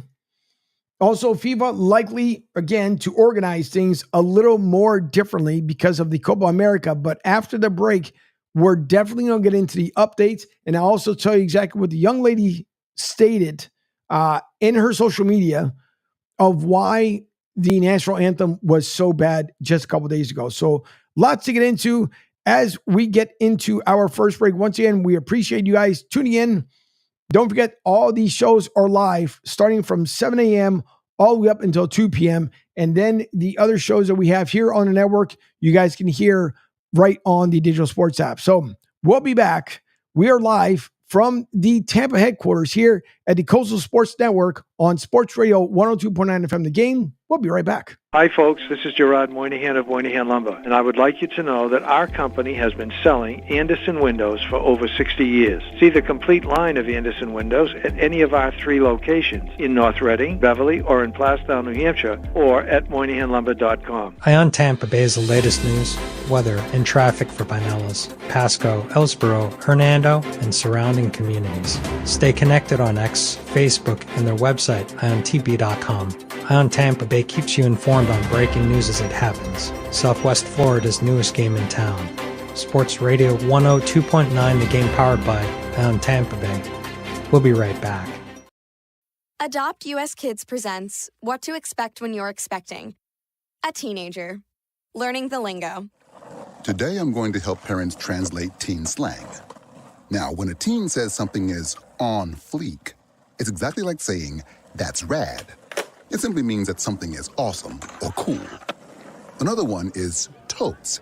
It's exactly like saying totally, just shorter. As in, I totes love going to the mall with Becca. Another word you might hear is jelly. Jelly is a shorter, better way to say jealous. As in, Chloe, I am like so jelly of your unicorn phone case. You don't have to speak teen to be a perfect parent. Thousands of teens in foster care will think you're, rad just the same. To learn more, visit adoptuskids.org. A public service announcement brought to you by the U.S. Department of Health and Human Services, Adopt U.S. Kids, and the Ad Council. This is the story of a very special woman. In a matter of seconds, she turned herself into a great mathematician or an entrepreneur. Her knowledge was limitless and still is. She could also make monsters disappear, especially those that lurked in the shadows under the bed. Once, this woman put back together a teenage girl's broken heart, which had been shattered in 1,000 pieces, just by giving her a bear hug. She masqueraded as a regular person at work, but as a superhero at home. Everyone knows her as Gabriella. I still call her Mom. Your hero needs you now, and AARP is here to help. Find the care guides you need to help, complete with tips and resources at aarp.org/caregiving. A public service announcement brought to you by AARP and the Ad Council. Hey, Dad. Your prescription will be ready in just a minute. Hey, Dad, your laundry will be ready in just a minute. Dad, your lunch will be ready in just a minute. Hey, honey, why don't you take a minute? When you help care for a loved one, you give them as much time as you can, making sure they're safe and comfortable. But it's just as important that you take some time for yourself. At AARP, we can help with information and useful tips on how you can maintain a healthy life balance, care for your own physical and mental well-being, and manage the challenges of caring for a loved one. Because the better care you take of yourself, the better care you can provide for your loved one. Thanks, Dad. Thank you. You're there for them. We're here for you. Find free care guides to support you and your loved one at aarp.org/caregiving. That's aarp.org/caregiving. A public service announcement brought to you by AARP and the Ad Council.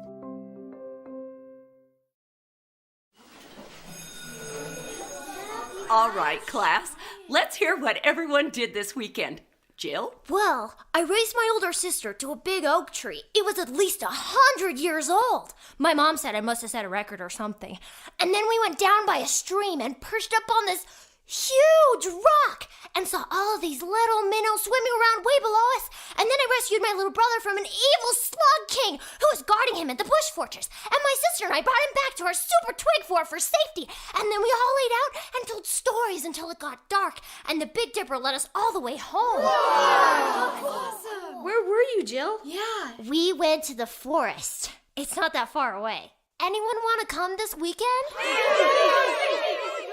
Ask your parents to take you and your friends to the forest this week and find the fun, adventurous you. It's closer than you think. Check out discovertheforest.org. Brought to you by the U.S. Forest Service and the Ad Council. Visit BroadStreetSouth.com and follow Angel on X and Instagram at SR1029 The Game. Now back to Martinez and Company on Sports Radio 102.9 The Game.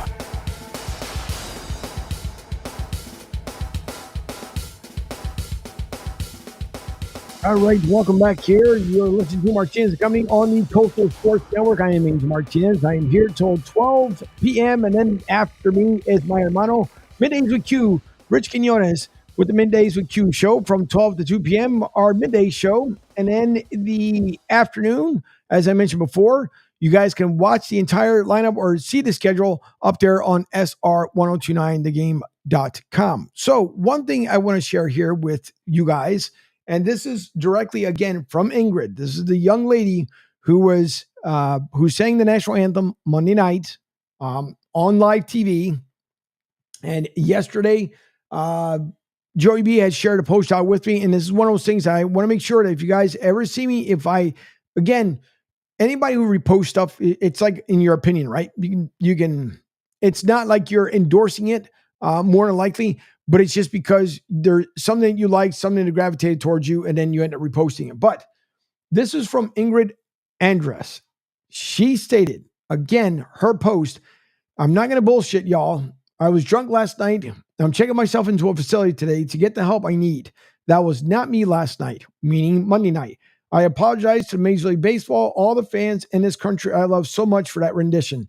I'll let y'all know how rehab is. I hear it's Superphone XO Ingrid.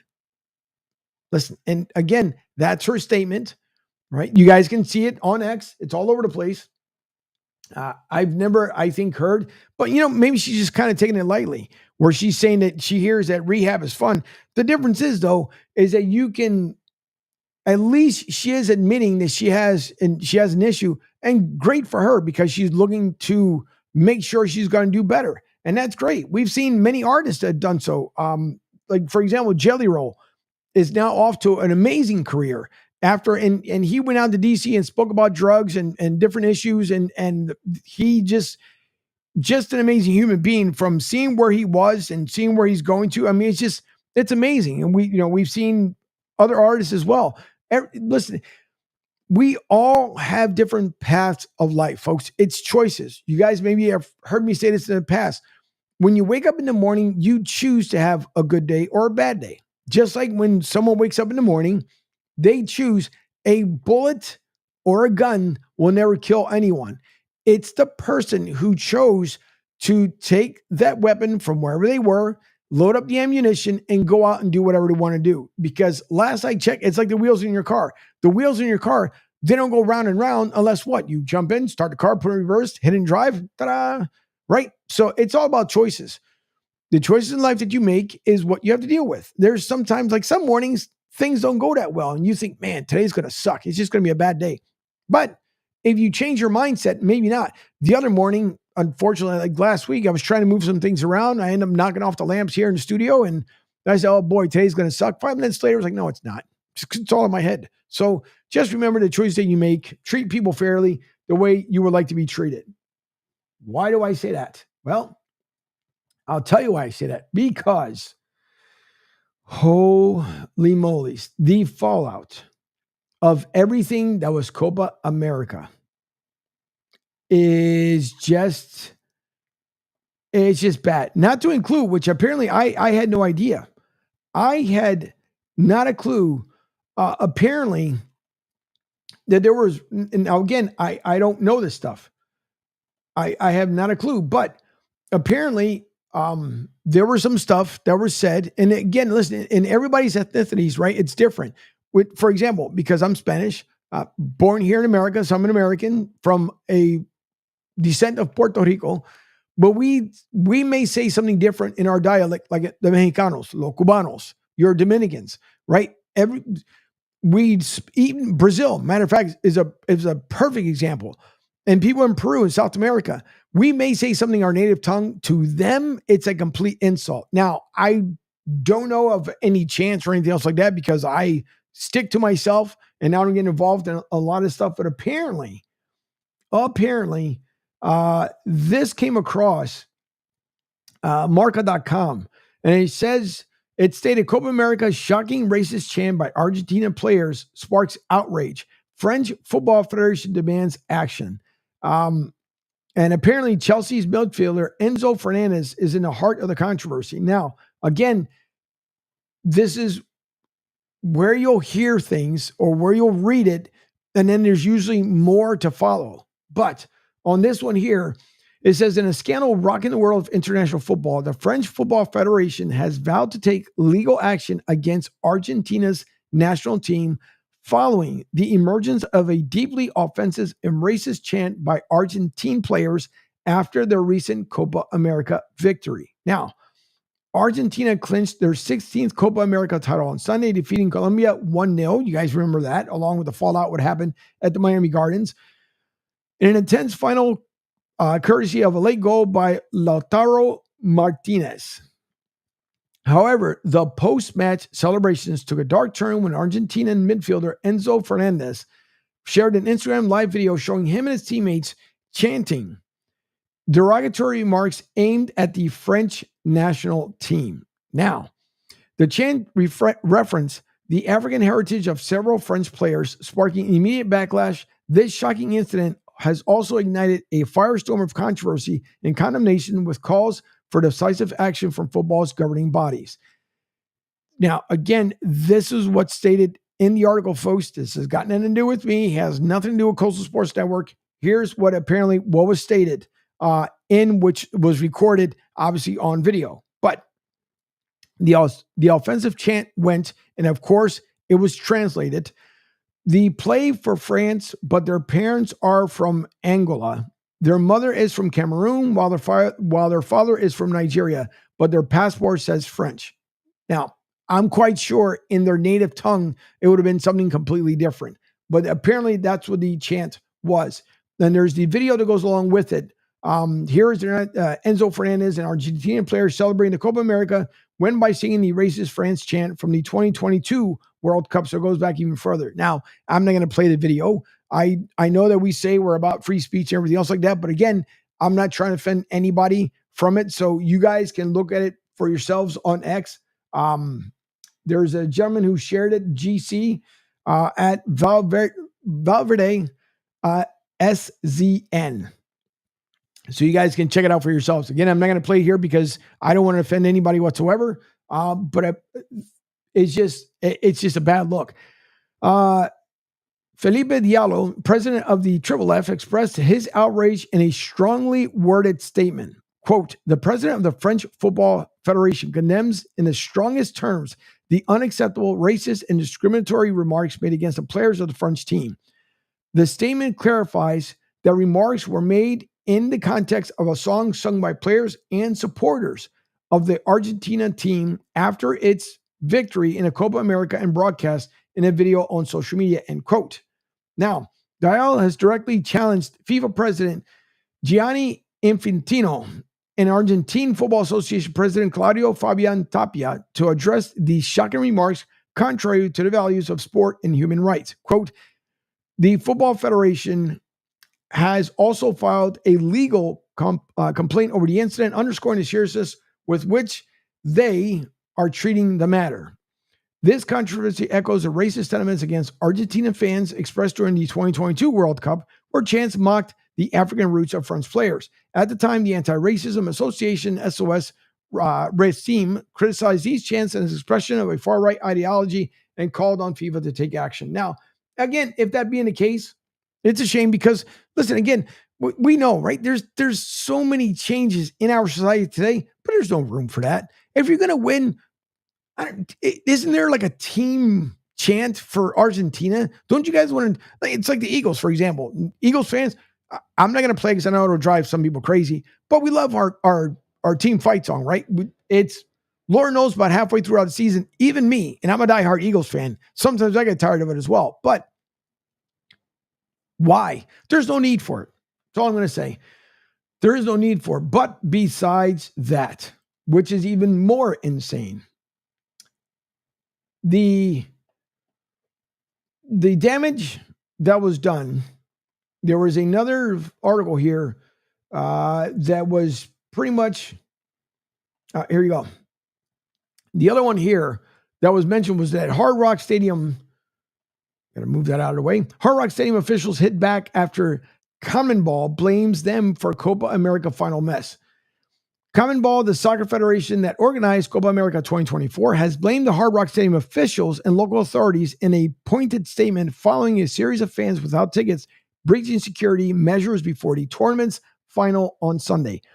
CONMEBOL was subject to the decisions made by the Hard Rock Stadium authorities according to the contractual responsibilities established for security operations, the organization said in a statement released late Monday afternoon. In addition to the preparations determined in this contract, CONMEBOL recommended to these authorities the procedures proven in events of this magnitude were not, and they put it in capitals, not taken into account. We regret the acts of violence caused by malicious individuals have tarnished a final that was ready to be a great sports celebration, that statement concluded. Here's Hard Rock's attempt to respond to CONMEBOL's statement. Hard Rock Stadium responded to CONMEBOL's statement on Tuesday. This was just yesterday, so it was after the morning show was over, with a statement saying the stadium, quote, implemented in many cases exceeded CONMEBOL security recommendations throughout the Copa America tournament and final. Hard Rock Stadium has safely hosted hundreds of world-class events in its 37-year history, including Super Bowls, major international soccer matches, Formula One, NFL, and college football, headline concert tours, and other global events in which of those, security was a joint effort amongst the organizer, law enforcement agencies, and the venue, a spokesperson said in a statement. As we previously said, Hard Rock Stadium worked collaboratively with CONMEBOL, CONCACAF, and local enforcement agencies on security, both leading up to and during the Copa America tournament. These agencies met regularly, including daily security briefings throughout the month-long tournament. Hard Rock Stadium implemented, in many cases, exceeded CONMEBOL's security recommendations throughout the tournament and the final. Quote, as we do following all major events, we will evaluate the protocols and the processes in place across all aspects of stadium operations. We remain grateful for the law enforcement officers and stadium staff who work to prioritize the safety of all attendees despite the unprecedented scale of aggressiveness and lawful behavior on display from a subset of unruly fans. We will have no further comment at this time. So, before even the final happened, the Copa America final saw 27 people arrested, 55 people ejected. Again, you guys had heard that from the Hard Rock Stadium out there in Miami Gardens. And Miami-Dade Fire Rescue told USA Today Sports it responded to 120 incidents, including 116 medical-related matters during the event in and around the stadium, which is home for the Miami Dolphins. Listen, again, right? It's tough. Now people are going to play the blame game. We know this. It's going to happen. It's just going to happen. People are going to play the blame game because who's right, who's wrong? Is Common Ball really to blame? Is it the lack of attention by Miami, by the sporting events? Who knows? All I know is it was not a good look whatsoever. You got to think about it. If you brought your child, and who doesn't? We want to bring our kids to sporting events. Now, some comedy events, I wouldn't say that you want to bring them into that kind of event, that kind of venue. But again, it's up to you as a parent. But you want to bring, because you want to have the same fond memories with your child as you do like with your best friend, your wife, whomever, right? That's what you want to do. But the way it happened and the way that people just pushed themselves in, they were climbing over the will call window leading up to the ramp to get in. And same thing. I feel bad for the people who legitimately paid for their tickets that weren't even allowed in the venue because guess what? The stadium was at capacity and probably 80% of that capacity had nothing to do with fans that had tickets because once everybody rushed in, it was all free for all. You saw yesterday, I played the video where a lot of the parents were searching for their kids. One lady hysterically in Argentinian colors, for supporting her team. I hope she found her kids. From what I understand, I've been trying to do my research, not one child is missing that we know of. But again, that's got to be scary. Think about it. You're taking your child to this venue. And then with a rush of people, your little girl, little boy gets sucked into this crowd. And now you're racing around the stadium. You're going one way. The child's going the other way, trying to, meet up with you again. It's a scary thought. So I just hope that everyone kind of learned their lesson from this and it doesn't happen again. I'm not saying it won't, but I'm pretty sure because of what's coming up in the, here in the venues coming up in 2 years in America, not to even include the NFL season, there's a lot of stuff that can go wrong. I just hope that we don't see it in a Super Bowl. We don't see it during a regular season game in the NFL, let alone the NBA, Major League Baseball, nowhere. Thankfully, no one was killed. But again, this is one of those things that people are going to have to learn from their mistakes. It's a shame. It's a shame. It made America look bad. And believe me, I'm not saying that every person involved had something malicious to do with it. But again, you got to remember in today's society, what we're doing here. Because it's just nuts. So following that was FIFA. And what they had stated was that it had, record ratings and everything else. Well, what they're going to learn from it, the chaos that enveloped much of the Copa America, which was crescendoed in an ugly event seen before Sunday's finale. What they're hoping for is to make it better, is what they're hoping for. In so many words, from an article they had pushed out earlier today, is that they want to make it better. And again, rightfully so, because it shouldn't happen in the first place. But we'll see. We shall see. There's a lot of stuff. It's nuts. By the way, Mavericks guard Kyrie Irving fractures his left hand while training and underwent surgery. I don't think in recent years, and a lot of it had to do with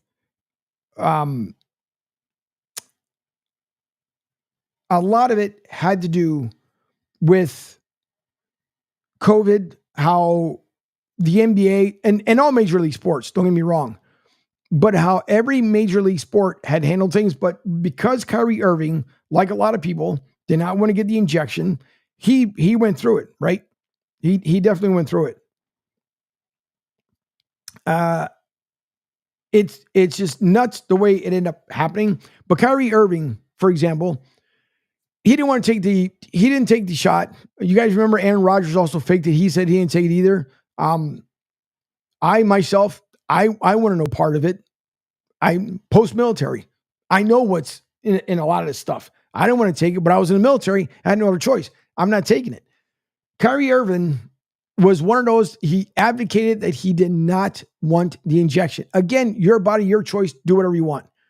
But look at what ended up happening with everything, the fallout out there when he was in New York. As I'm getting to is that now you take a look when he was at Mavericks, this is the Kyrie Irving that we remember. That, like jovial, he was having fun. He actually enjoyed the game. He was feeling good. He was looking good. And now he fractures his hand as he underwent a little bit of training here, and I'll get to it in a second. But Kyrie, God bless, because I'm glad that he looked like he was just really enjoying his time on the court. Now, of course, the Mavericks, I'm pretty sure, like the Celtics, wanted to win an NBA championship, came up short. Not to say they're going to come back there or not be back there again next year as he signed on with the Mavericks all over again. And could we see yet another better version of Kyrie next season? Now, barring, of course, his injury. But I'm glad he stuck to his roots. If you're going to believe in something, to believe in it, follow through with it, right?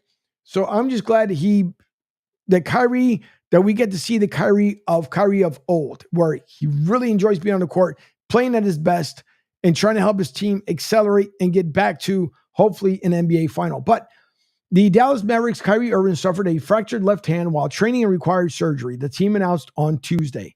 The Mavericks didn't provide further details of Irving's injury or his timeline to return. It's unclear how he sustained the injury or what specific bone or bones in his hand were broken. Quote, he sustained the injury earlier this month while training. The team's statement reads, further medical updates on Irving's status will be provided as appropriate, end quote. The Mavericks season ended June 17th with a Game 5 loss to the Boston Celtics in the NBA Finals. The schedule for the upcoming season hasn't been released. Training camp generally starts in early October and the regular season a few weeks later. The Mavericks didn't provide clarity on whether Irving is expected to be back in time to start the regular season. Now, again, I think the Mavericks, I know their ticket sales, and Dallas does a pretty good job anyways, but they had their ticket sales end up jumping up this season. A lot of it because obviously with the team success, and that's what you want to see. No different than the Sixers. Sixers for many years, you guys know as Sixers fans, we went through it. We went through it like Cleveland fans did for the Browns. We had brown bags. There was times in Philly that Power 99, when Power 99 was around, was giving, not only them, but WDAS were giving away tickets, and people were handing it back to the person who's giving it away. They even, they did for Andrew, I think it was Bynum, where if you brought his jersey, they would give you free tickets because of that fallout. So every team, every fan out there has gone through with their team. Some fans are still doing it. Look at Detroit. Look how far Detroit got last year. Not to say they can't get back there again this season. There's nothing in it. Dan Campbell's doing an amazing job with the Lions. But the Mavericks, they've had their ups and downs, but it's nice to see that Kyrie Irving is back to doing Kyrie Irving things, which is enjoying playing the game. Now, maybe we'll find out here, on the socials, or articles like on Yahoo or ESPN or other places where we'll find out what his injury was, but hopefully he'll have a recovery here, a speedy recovery, and end up feeling good. It seems kind of funny, obviously, as the Summer League continues.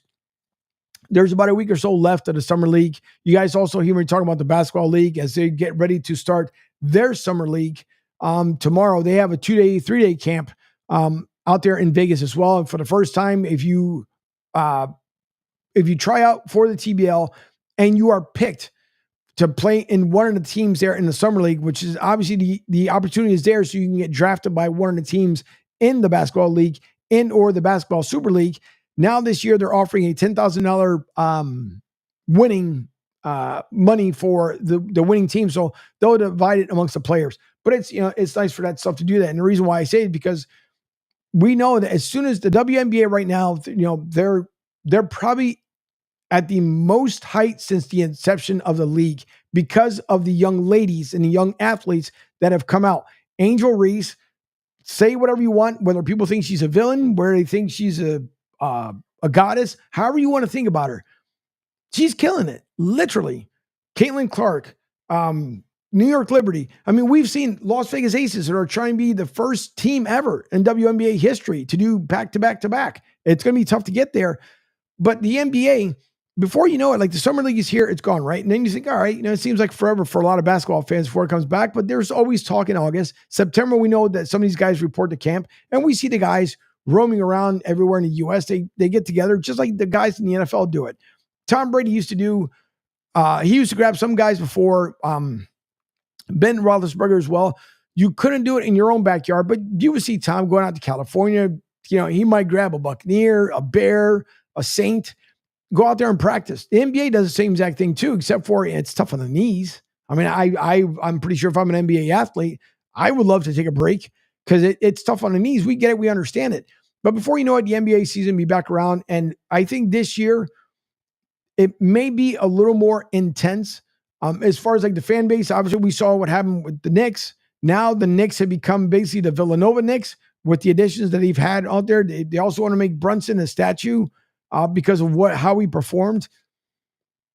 I don't know, Knicks fans, if you guys are listening in, I would love a comment from a Knicks fan. Is it too early though to have Brunson a statue outside Madison Square Garden or even inside Madison Square Garden? I myself said that the Knicks would not make it to the finals without Brunson, and I was just saying that in a negative way because I was all for Brunson, what he was doing, even when he was playing against the Sixers, because you had to be Brunson in order to make it to the next round. Brunson got injured. Obviously, the Knicks didn't make it. Also, the Knicks had many players too. Let's not get that one twisted either, because they had a lot of players that were injured. So come next season with the New York Knicks, you're going to see a completely different team, and great for the Knicks. That's terrific that they're able to come back next year, a much healthier roster, now a Villanova type roster, in which all of us in Philly have never understood why Philly didn't get talent from right in their backyard with Coach Jay Wright. Coach Jay Wright put Villanova on a completely different platform. Of course, he retired, walked away.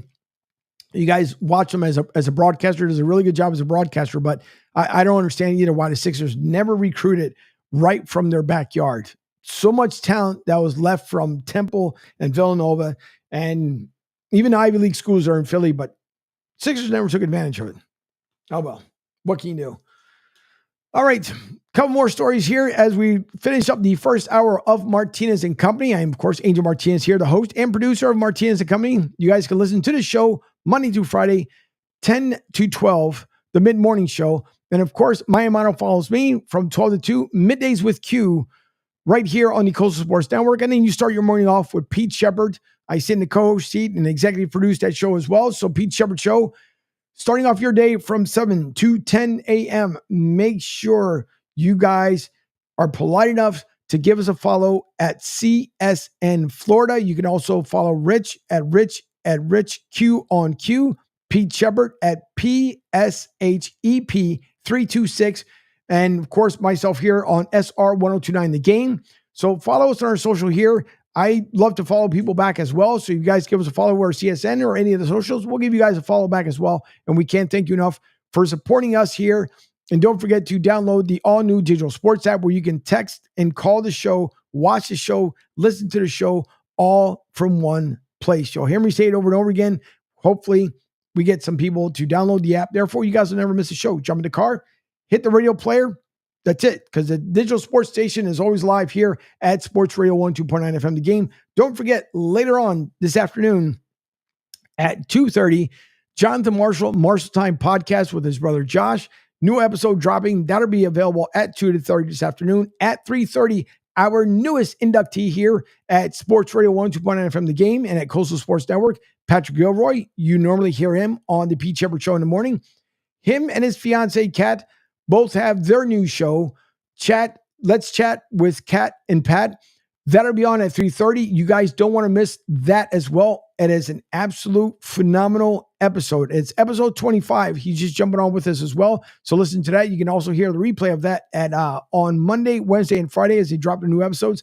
And it plays at 3:30 in the afternoon. And then again for our night owls at 1 o'clock in the morning. Just like Marshall Time, it replays at 12 a.m. So in case you guys miss it, you can hear it at that point as well. Then later on this evening at 6 p.m., directly from Philadelphia, Football Stories, the magazine with Al and the crew of Edge of Philly Sports. That will be on live from 6 to 8 p.m. And then the best basketball crew, in my opinion, other than obviously Charles and the major professionals, Coach Johnson, Coach Mack, Ron Briscoe, Talking Hoops that I produce on Wednesday nights from 8 to about 9:15-ish, 9:30 p.m. And their guest that we had last week, Darius Rice, who played for the Miami Heat, he will be back again tonight with us. If you guys missed that show last week, the live show, go back in the website, look for the YouTube channel, Broad Street South. That was a fantastic time. The energy, the stories that he shared stories about AI, LeBron, and other things we had no clue about. So if you guys want to hear some good NBA talk, tune in tonight, 8 p.m. right here on the Coastal Sports Network. So after the break, we'll get into a little bit more. Again, my Amano comes up at 12 p.m. 1 hour down, about 53 and so to go. I am Angel Martinez here on the Coastal Sports Network. We are going to take a break. We'll be right back. Thank you all for tuning in. We'll see you right after this. Hi, folks. This is Gerard Moynihan of Moynihan Lumber, and I would like you to know that our company has been selling Anderson windows for over 60 years. See the complete line of Anderson windows at any of our 3 locations in North Reading, Beverly, or in Plastown, New Hampshire, or at MoynihanLumber.com. Ion Tampa Bay is the latest news, weather, and traffic for Pinellas, Pasco, Ellsboro, Hernando, and surrounding communities. Stay connected on X, Facebook, and their website, IonTP.com. Ion Tampa Bay keeps you informed on breaking news as it happens. Southwest Florida's newest game in town. Sports Radio 102.9, the game powered by Ion Tampa Bay. We'll be right back.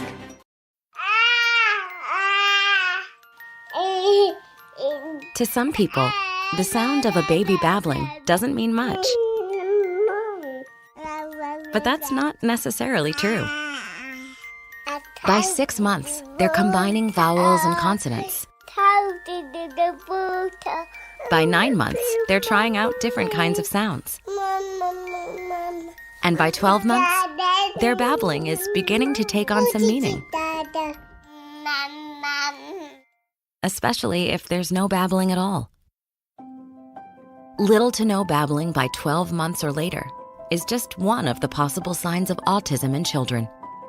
Early screening and intervention can make a lifetime of difference and unlock a world of possibilities. Take the first step at autismspeaks.org. A public service announcement brought to you by Autism Speaks and the Ad Council. The following is made possible by Dad. Why was the basketball court all wet? Because the players kept dribbling all over it. The dad joke. Corny, grown-worthy, but also one of the simplest ways to share a moment with your kids. Why do you have to be careful when it's raining cats and dogs? Because you might step in a poodle. And kids that spend more time with their dads grow up to be smarter, more successful. Can I tell you a cat joke? Just kidding. And, with any luck, funnier adults. Why didn't the skeleton go to the dance? Because he didn't have any body to go with. Dad jokes rule. So take a moment to make a moment and give your kid a laugh. It's as easy as going to fatherhood.gov. Brought to you by the U.S. Department of Health and Human Services and the Ad Council. That's really funny. Okay, men. This is your time. Maybe you didn't choose this, but you're here now. You're gonna go out there and be an all-star caregiver. It's up to you. So what are you gonna do? You're gonna go grocery shopping, cook, clean, be there emotionally and physically. You gotta dig deeper. Drive them to physical therapy, doctor's appointments. Don't you forget about the pharmacy. I know you won't. Because that's what caregivers do. Don't give up. Don't ever give up. This is your time to show the world, your family, and yourself that you're tougher than tough.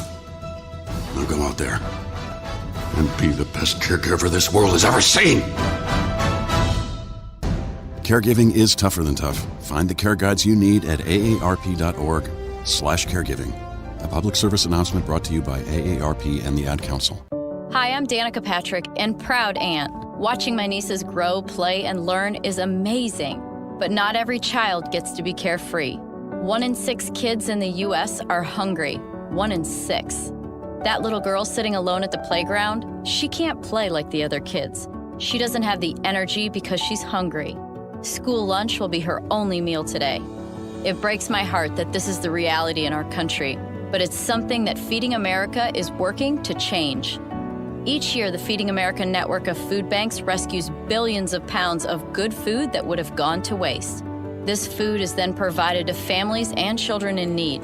Being a kid should be about using your imagination, learning, and having fun. These children shouldn't have to miss out on simply being a kid because they're hungry. To find out how you can help end childhood hunger in your community, visit feedingamerica.org. Brought to you by Feeding America and the Ad Council. Don't just follow us on the socials. Call or text the show 727-858-6650 and let us know what's on your mind. Now back to Martinez and Company.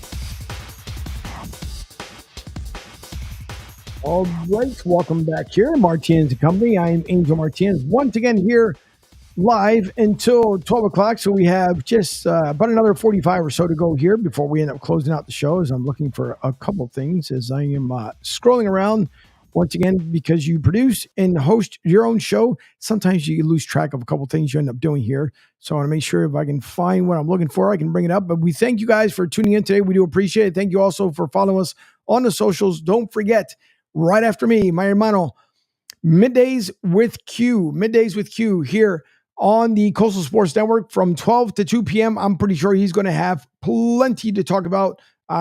He will have his guest on as well as soon as the show is closed out here, Martinez Company. So, you guys can listen to Middays with Q here coming up from 12 to 2 p.m. Now, one of the women's national team has apparently had a high price. We'll talk about that here momentarily, where Disney is involved into that one. And again, for the men's national team, obviously it took a while. It took a while to finally get rid of the head coach. Now it's a rebuilding phase, right? Rebuilding period. They have to come around, take a look and see what they have so they can rebuild and make that team a whole lot better, because for all intents and purposes, it's been quite the embarrassment with the men's national soccer team. The women have had a ton of success, and God bless, because, hey, guess what? When we're looking at the World Cup, guess what we're leaning on? More on the women's side, because it's almost, I'm not saying it is, but it's a higher guarantee than the men winning the World Cup.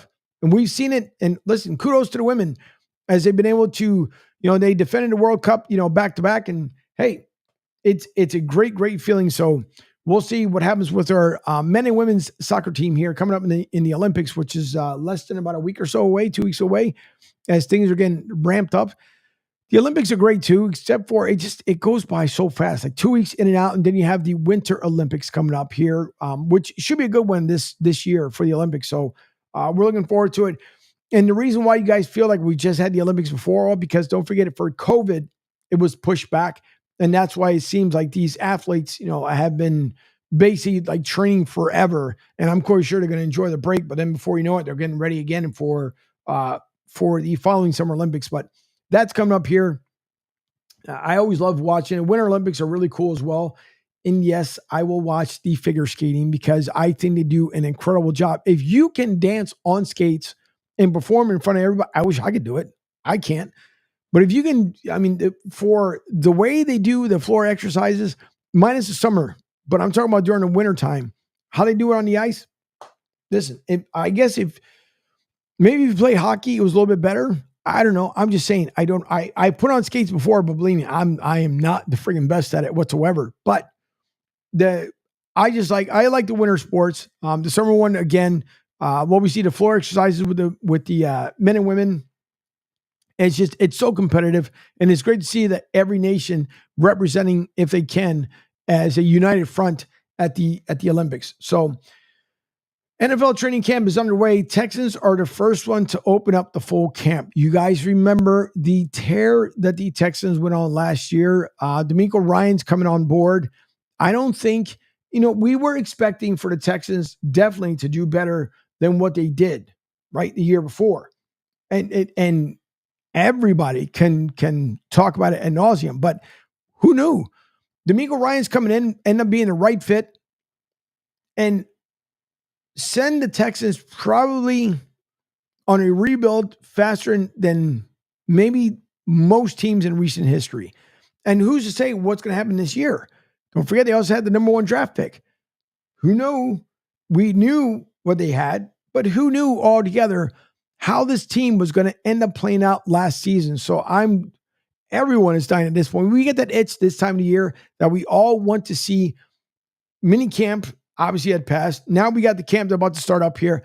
Everyone is dying to see football, right? You're dying to see what your teams are going to do. Even though, yes, we had the Arena Football League this season, and yes, they had a lot of controversy, but they bounced back as much as they could and tried to do the best job that they could. Now we just look forward to the NFL season. We had the XFL. I can't say I'm a fan of the XFL. Honestly, I didn't watch not one game of the XFL. Not saying it's a bad product. I just thought maybe the way they should have kept it, because they brought the USFL back towards the end of the season. It seemed like to gain a lot of ground, and then a lot of fans were excited to see their home teams back at their home venues, and then they merged with the XFL. And I don't know. I kind of wish they would have left it the way it was. Just my opinion. But what do I know? So we'll see. But everybody is super excited as we're getting closer and closer to talking football once again here in America. The American type football, not soccer as they do overseas.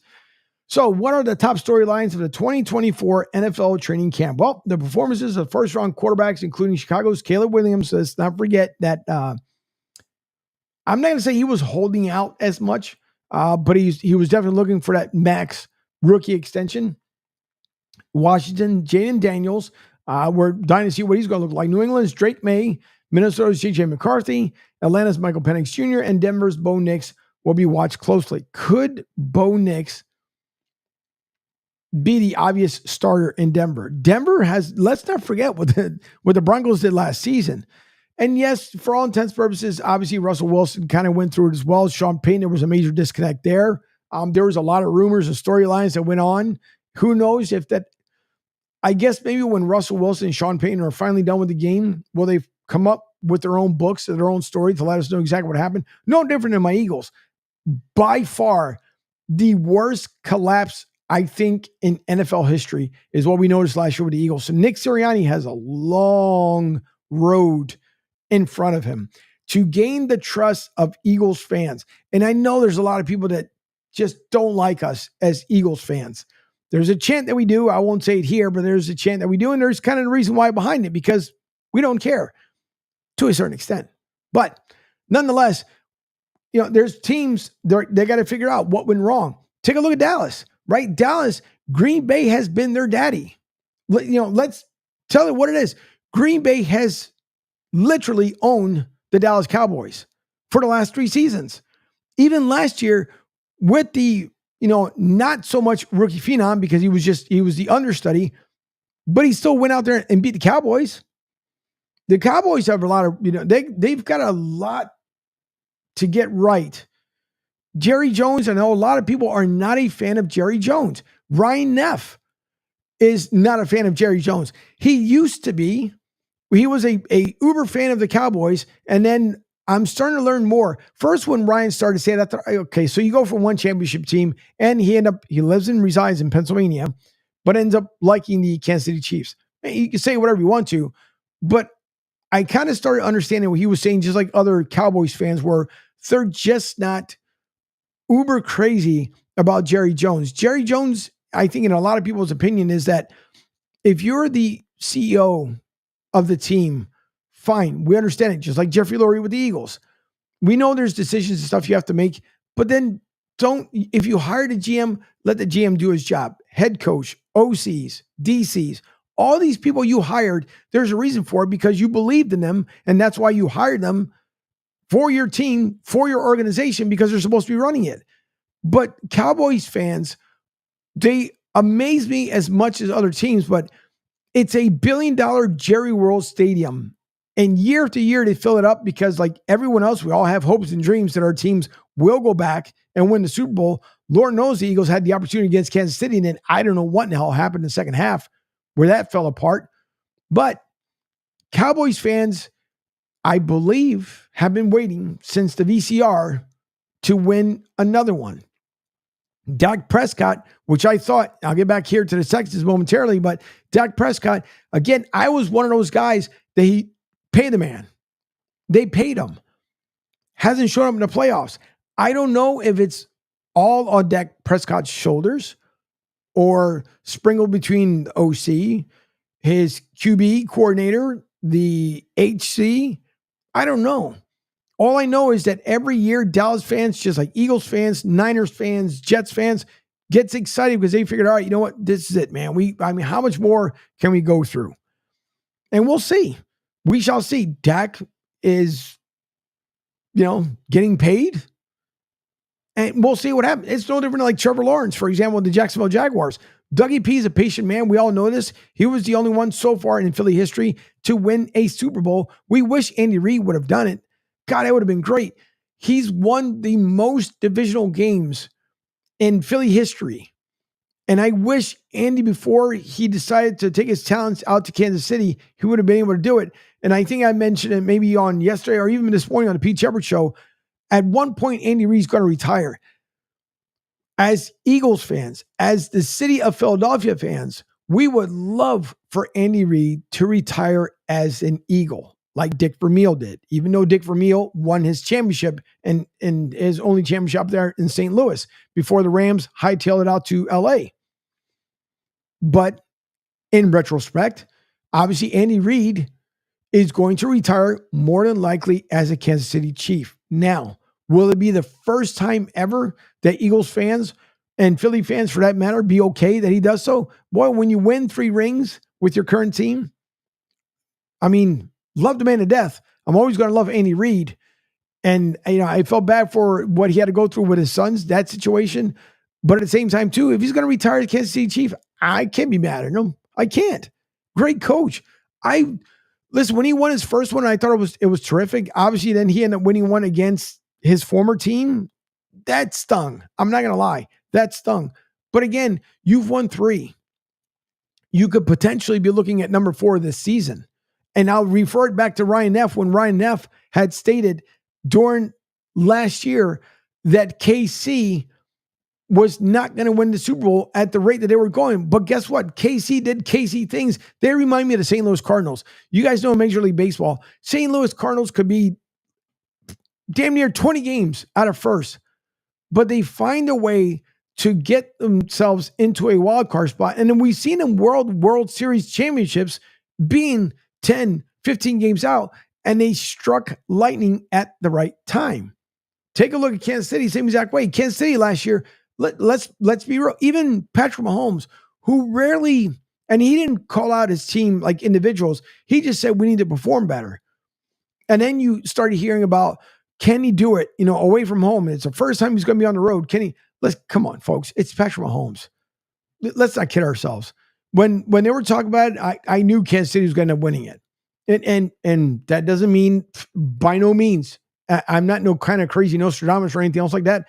But I know for a fact that it would be just like him winning on the road in the regular season. Yes, the postseason is always different when it comes to NHL, NFL, Major League Baseball, NBA. We all know this. But Kansas City did, once again, Kansas City things, and they turn around and they win the Super Bowl all over again. They could, again, do it this year. Buffalo may stand in their way. Dan Campbell and crew from Detroit could stand in their way. If Dougie P can get his team on the right track, there's going to say that Jacksonville can do it. You may have a surprise team that none of us are thinking about that turn around and win the Super Bowl. But again, we have to get through camp first here in the summer, barring any injuries, and then kick off into the regular season. But so we're going to see, again, Jaden Daniels, Caleb Williams, Michael Penix Jr. We're going to see what these guys are about. And don't forget that Kirk Cousins was removed from Minnesota via Atlanta, and the Atlanta fans were ecstatic that Kevin Cousins, or that Kirk Cousins, ended up going there. And then they draft Michael Penix Jr. Now, you guys remember Pete talked about that he wanted Michael Penix Jr. for New England. New England turned around and went with Drake May. So we're going to see brand new head coach, brand new quarterback. We're going to see what New England's going to be able to do this season.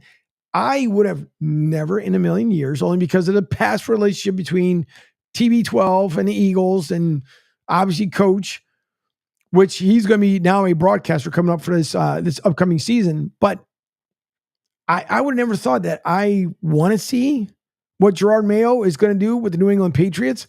And not for nothing for Boston fans, because again, I have family who live up there in New England, but it's going to be interesting to see how he's going to be able to turn his team around with what he has. Because we all know that Belichick wasn't the best of the best when it came to drafting. He didn't have to worry about it. Why? Because he was winning rings. They've got 6 thanks to TB12. And then Tampa got their second one thanks to TB12. So it's just going to be, I'm really excited about this upcoming NFL season. I really want to see what's going to end up happening. And in your team, your town, wherever you are, I know everybody's going to be excited. Up in Jacksonville, the fans, I mean, Neil O'Brien talked about it on the Pete Shepard show. They're getting ready to release the throwback jerseys when the team first arrived in Jacksonville. Yeah, we saw it last year with the Tampa Bay Buccaneers with the creamsicle ones. And again, I listen, Tampa fans, I'm really still 5 years later, I'm trying to understand you guys. 6 years later, for that matter, I'm kind of really trying to understand you guys.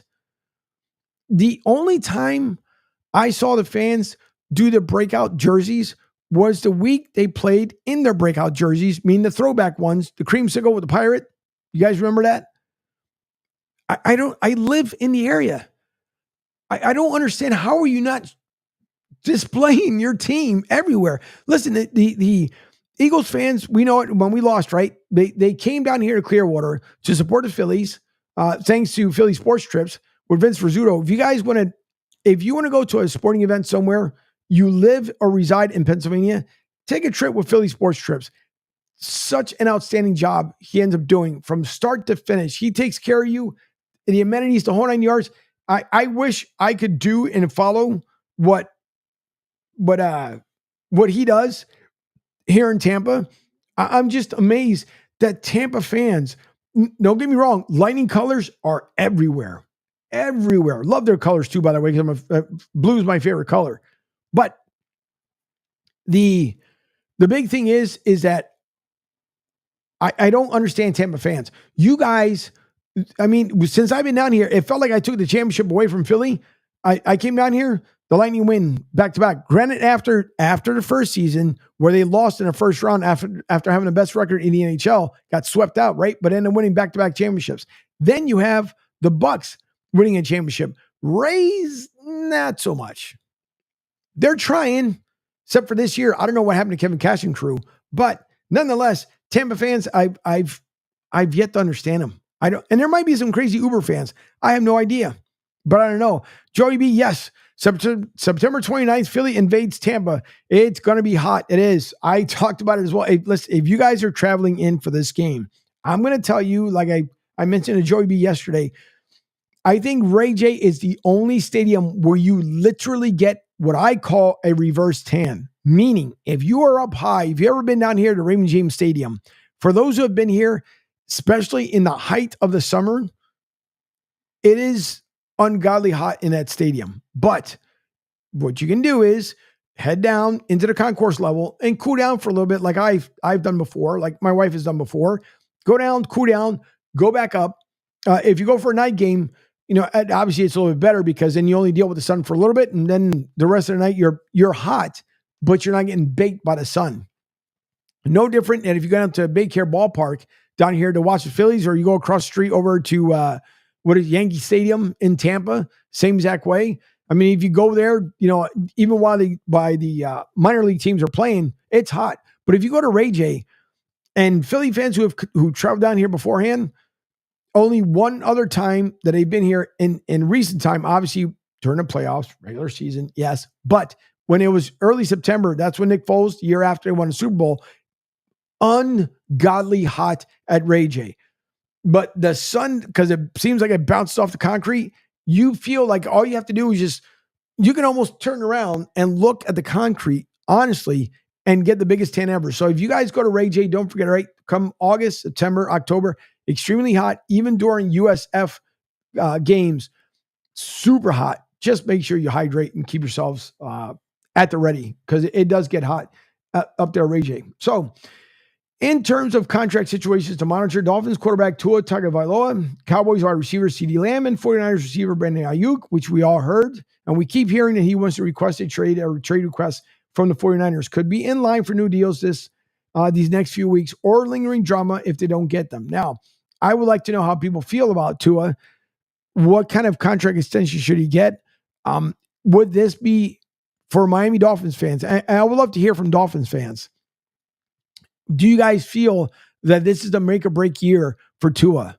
Has Tua proven enough that he gets a lucrative contract and stay in there? Let's also not forget too, just a season separated ago. Thank God last year he played all 17 games. Before that, how do you have that young man get back-to-back concussions?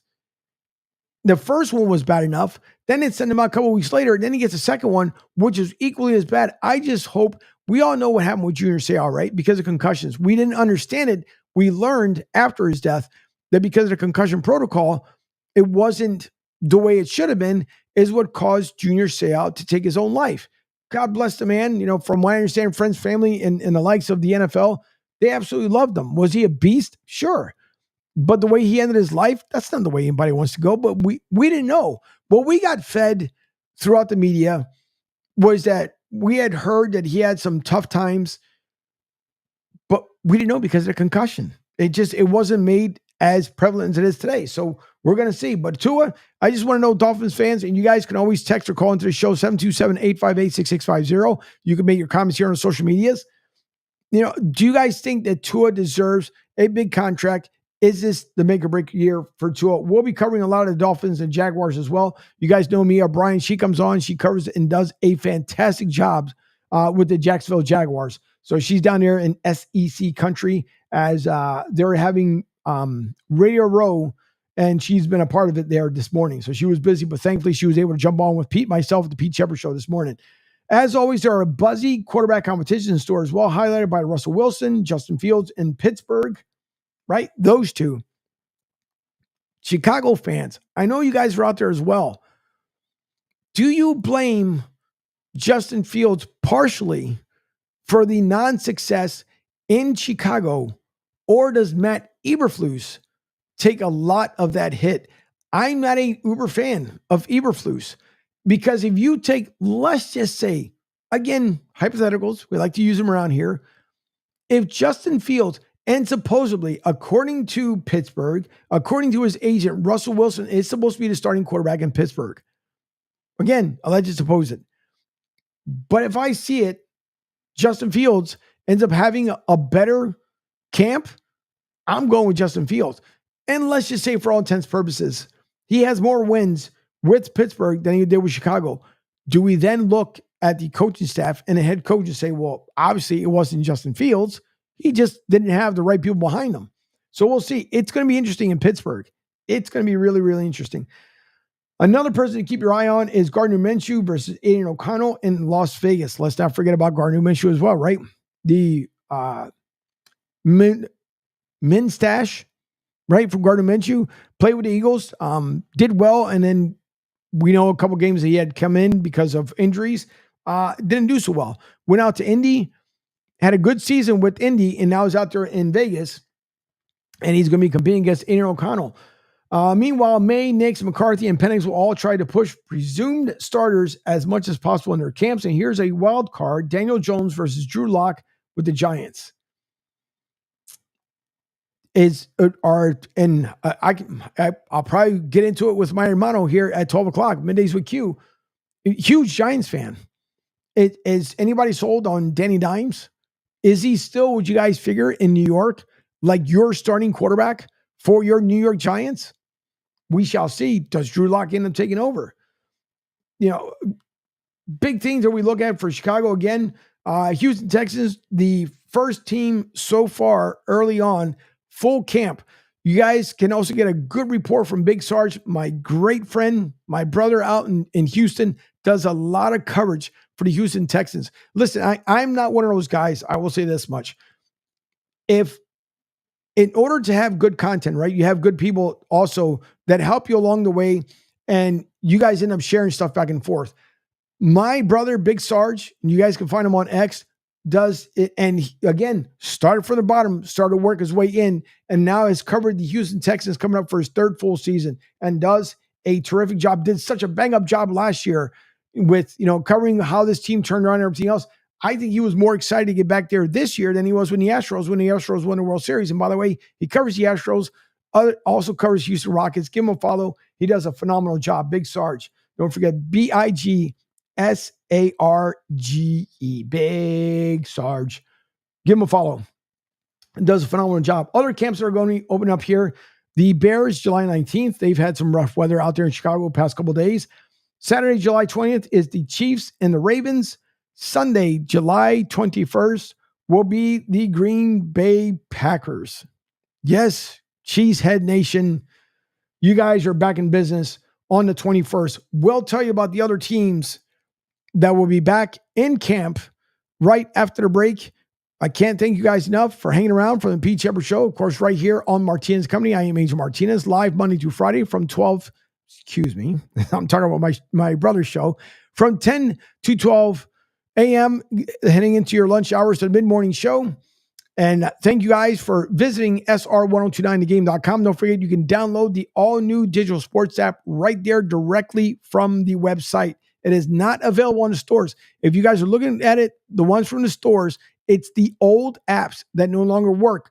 I rebuilt, redesigned the entire brand new app so you guys can do everything from the app. So visit SR1029thegame.com right on the home landing page. You guys can't miss it. Of course, as I mentioned, Middays with Q's coming up here from 12 to 2 p.m. I am Mano Rich Quinones.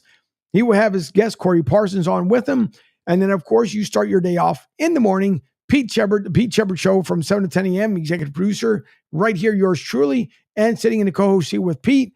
My own show here from 10 to 12. And then Middays with Q as I produce and sit in that co-host chair as well with my hermano. And we try to keep the lights on for you guys here at Sports Radio 102.9 FM The Game. We appreciate it. Don't forget to give us a follow here at CSN Florida on X. Again, at CSN Florida. Coastal Sports Network Florida, the handle on X, on Instagram and Facebook. And it's simple, Coastal Sports Network. So thank you guys for following us. Everybody here in the show. We are going to take our final break as we're coming up on the final half hour of the show. I can't thank you guys once again enough. Oh, and by the way, don't forget, we are also powered by ION Tampa Bay. Visit IONTampaBay.com for all your news, weather, and traffic. ION Tampa Bay keeps you covered. Here, if you live in the Tampa region, Pinellas County, Pasco County, Hillsborough, where else am I missing? Sarasota, they do a great job of giving you or providing you the latest news, weather, and traffic. Right now, as I end up taking a look around on the last break, I'll make sure when I go into this break, if there's any weather alerts, because it is summertime, or traffic alerts, I'll let you know. Don't forget to give them a follow. ION Tampa Bay, ION TB, on X, on Instagram, on Facebook, and visit our website, IONTB.com, IONTampaBay.com. We are powered by ION Tampa Bay. So after the break, I'll tell you guys the remaining of the camps when it begins. And then soon we'll be closing out the show and leading off to Middays with Q. So we shall be back right after this. It is Martinez Company live here on the Coastal Sports Network. ION Tampa Bay is the latest news, weather, and traffic for Pinellas, Pasco, Ellsboro, Hernando, and surrounding communities. Stay connected on X, Facebook, and their website, IONTB.com. ION Tampa Bay keeps you informed on breaking news as it happens. Southwest Florida's newest game in town. Sports Radio 102.9, the game powered by ION Tampa Bay. We'll be right back. Right now, our country feels divided, but there's a place where people are coming together. I gotta tell you, I was nervous to talk to someone so different than me. Me too, but I'm glad we are. Love Has No Labels and One Small Step are helping people with different political views, beliefs, and life experiences come together through conversation, and it feels good. Wow, your story is so... Interesting? Yeah. When people actually sit down, talk, and listen to one another, they can break down boundaries and connect as human beings. At lovehasnolabels.com/onesmallstep, you can listen to amazing, life-changing conversations and find simple tools to start a conversation of your own. I know one thing. This conversation gives me hope. It gives me a lot of hope, too. Take a step toward bringing our country and your community together by having the courage to start a conversation at lovehasnolabels.com/onesmallstep. A message from StoryCorps, Love Has No Labels, and the Ad Council. People do some pretty cool things in their 40s and 50s. Why should saving for retirement be any different? I mean, they go back to college, learn new instruments, start skateboarding. Whoa! Okay, maybe that one's not for everybody, but saving for retirement is. With aceyourretirement.org, you can get on track with your retirement savings no matter your age. Just have a 3-minute chat with Avo, the friendly digital retirement coach from AARP. You'll get personalized recommendations based on your input that are easy to understand and work with your lifestyle. It's quick, easy, and free. Plus, it's sponsored by AARP, so you know they got your back. Gnarly move, Dad. Thanks, sweetie. So wherever you are in your retirement savings journey, head to aceyourretirement.org and start chatting with Avo today. That's aceyourretirement.org. A message from AARP and the Ad Council. Hey, Dad, your prescription will be ready in just a minute. Hey, Dad, your laundry will be ready in just a minute. Dad, your lunch will be ready in just a minute. Hey, honey, why don't you take a minute? When you help care for a loved one, you give them as much time as you can, making sure they're safe and comfortable. But it's just as important that you take some time for yourself. At AARP, we can help with information and useful tips on how you can maintain a healthy life balance, care for your own physical and mental well-being, and manage the challenges of caring for a loved one. Because the better care you take of yourself, the better care you can provide for your loved one. Thanks, Dad. Thank you. You're there for them. We're here for you. Find free care guides to support you and your loved one at aarp.org/caregiving. That's aarp.org/caregiving. A public service announcement brought to you by AARP and the Ad Council.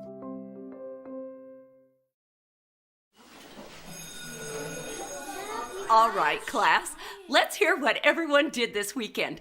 Jill? Well, I raised my older sister to a big oak tree. It was at least 100 years old. My mom said I must have set a record or something.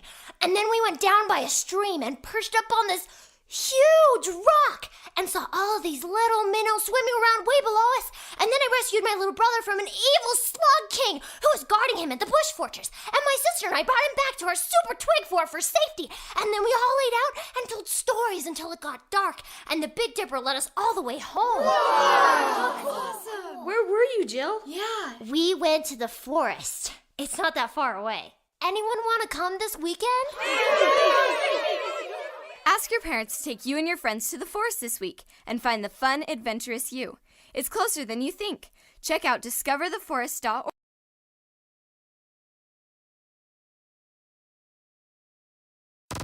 Don't just follow us on the socials. Call or text the show 727-858-6650 and let us know what's on your mind.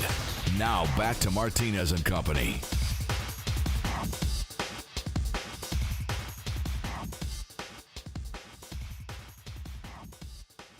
All right, welcome back for the final closing minutes here of the show. We got about 18 or so to go here before my hermano Rich Quinones. Middays with Q comes up here from 12 to 2 p.m. Again, we thank you all. See new followers on CSN Florida. We appreciate the follow, as we'll follow you guys back for sure.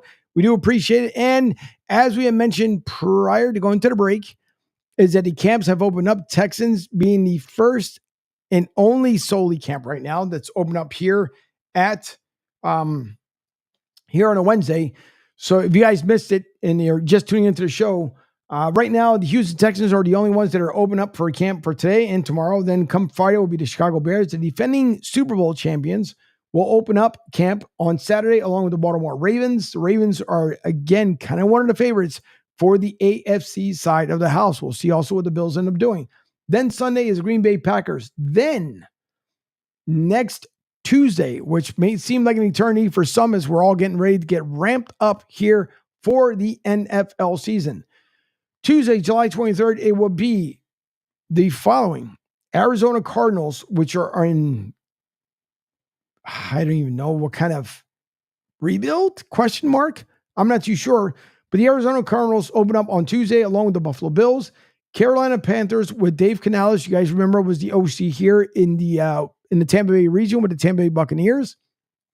We will see how he does out there in Carolina. Don't forget that the owner did not do a good job for Panthers fans, as he is questionable at best. Jacksonville Jaguars, who you guys heard me, O'Brien, she talked about the throwback jerseys that are available today. They're going to be releasing them. So the original replica jerseys of when the Jacksonville Jaguars first started, that'll be out there to be released. They also start on Tuesday. The Las Vegas Raiders, Los Angeles Chargers, the Los Angeles Rams, Miami Dolphins, we'll see with the Tua extension, Minnesota Vikings, New England Patriots, now with Drake May and company, New Orleans. For the Saints are hopefully, like I guess the Eagles, are going to have a little bit better of a bounce back season, because what we saw with the Saints last year, I think, kind of surprised a lot of New Orleanders, if I'm saying it even correctly. But down there, even the folks at the lower ninth, I'm pretty sure, are hoping that the Saints will do a much better job.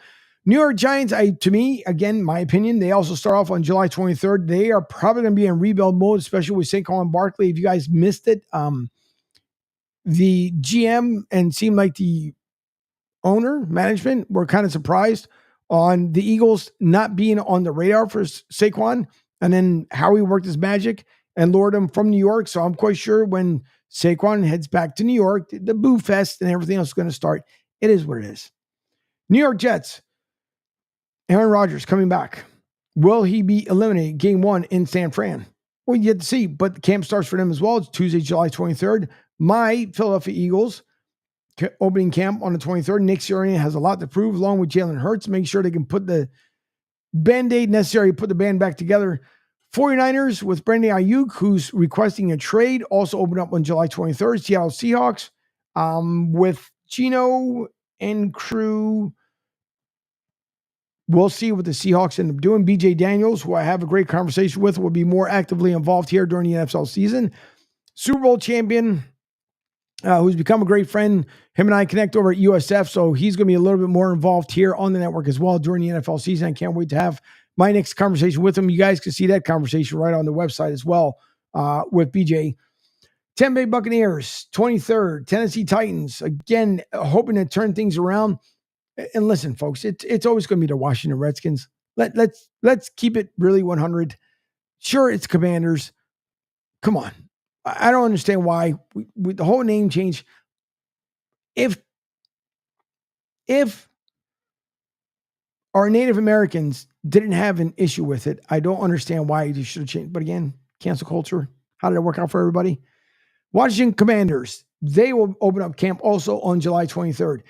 On the 24th, the day that follows, that Wednesday, Atlanta Falcons, Dallas Cowboys, Indy with the Colts, and the Pittsburgh Steelers. I think, intriguingly enough, with those four starting on Wednesday, Falcons camp, I believe, is going to get a ton of attention, rightfully so. The same way with the Cowboys, because they're going to see what's going to happen there. CeeDee Lamb still looking for a new contract. That getting paid. You know, how's that going to play out? You know, the at times offensive struggles for the Cowboys, but in other times they just bullied through or powered through some games last season.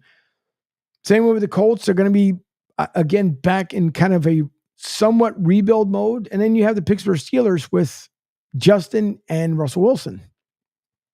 That's, and I'll get together with the guys from Steel City Renegades. Dave and those guys they tell it the way it is. And I want to see what's going to happen here with the Pittsburgh Steelers, because again, if Justin Fields proves everybody wrong of what he couldn't do in Chicago, again, folks, this is just my opinion. It's a long way from things happening. But if Justin Fields proves himself, and Steelers fans, I will love to hear from you. You can put it in the socials. You can text the show 727-858-6650, 727-858-6650. If Justin Fields proves to be better than Russell Wilson, but the Steelers, because of the agent and supposedly by the organization, stick Russell Wilson in there and we see the same outcome as we saw in Denver, that's going to make it for a beyond interesting NFL season. And again, in my opinion, Justin Fields does a better job. Put the right quarterback into place. Now, would Michael Penix Jr. be better than Kirk Cousins? Again, camp has not started. We shall see the progress as it goes along. But Atlanta dropped a lot of money on Kirk Cousins. Obviously, they're going to take Kirk Cousins as the starter, but you have an outstanding backup quarterback in Michael Penix Jr. We hope that all these quarterbacks and all of our teams don't get injured, but Atlanta has a really good backup quarterback right now. And who's to say, also, if he beats out Kirk Cousins in training camp, do they make that decision? We saw a couple of teams last year waited until, 2 days prior to the opening of the regular season and decide to name their quarterback who they wanted in there. And yes, I'm pretty sure there's other people are wondering if Tom Brady's going to come back. He's not. Even though he did say in a post interview, one was that he was not, he shouldn't have been as serious as he was. But listen, when you're that ultra competitive, you are going to take yourself beyond serious. And he just said he wished he was like more kind of like Patrick Mahomes, where, Patrick Mahomes tends to laugh and joke and stuff. We didn't see it as much in those 4 to 6 games before the postseason, because he was getting quite heated. And we saw that. But, and being a part of the Radio Row experience this past year out in Vegas, it's hard. It was hard to dislike the Kansas City Chiefs. Great group of guys. No different than the 49ers. Same thing. Great group of guys. And it was tough to be like, oh, I just want to hate them. And you couldn't. Once you were there, it's like, all right, I get it. I can understand why they've won too. I get it. The passion is there. The fire is there. Andy Reid's there. Everything was there. And then when you listen to San Fran, it was somewhat there. They weren't convincing to me. Monday night when we were at the Allegiant Stadium, there wasn't enough for me to be convinced that the 49ers were going to win the Super Bowl. Now, 49ers fans turned out, big time. So did Kansas City fans. But as the week progressed, I think the best part, and there was a lot of Eagles fans. I was shocked to walk through the convention center and to see how many Eagles fans had made the trip. And I think because if you looked at it early on when they were 10-0, sure, I would have probably thought we're going to Super Bowl too. So fans probably got their tickets, cheap, and they figure, well, you know what? I already bought them. Why not make the trip out there? There were a lot of Eagles jerseys out there, but Kansas City fans, the funny part was, Tony had made a comment, Tony Bruno had made a comment and said, aren't you guys getting tired of doing this, or something to the nature like you guys going to go broke if you keep doing this stuff? And they laughed. We all had a good time with them as we were going back and forth on the tram, going from the convention center to the hotel we were staying at. But it was, listen, KC fans, I wish we had 3 in Philly. We got 1. I'm hoping we get 2, maybe 3 before my lifetime goes away. Not guaranteed tomorrow. I'm guaranteed the moment. You guys hear me saying that all the time too. I hope we can do it.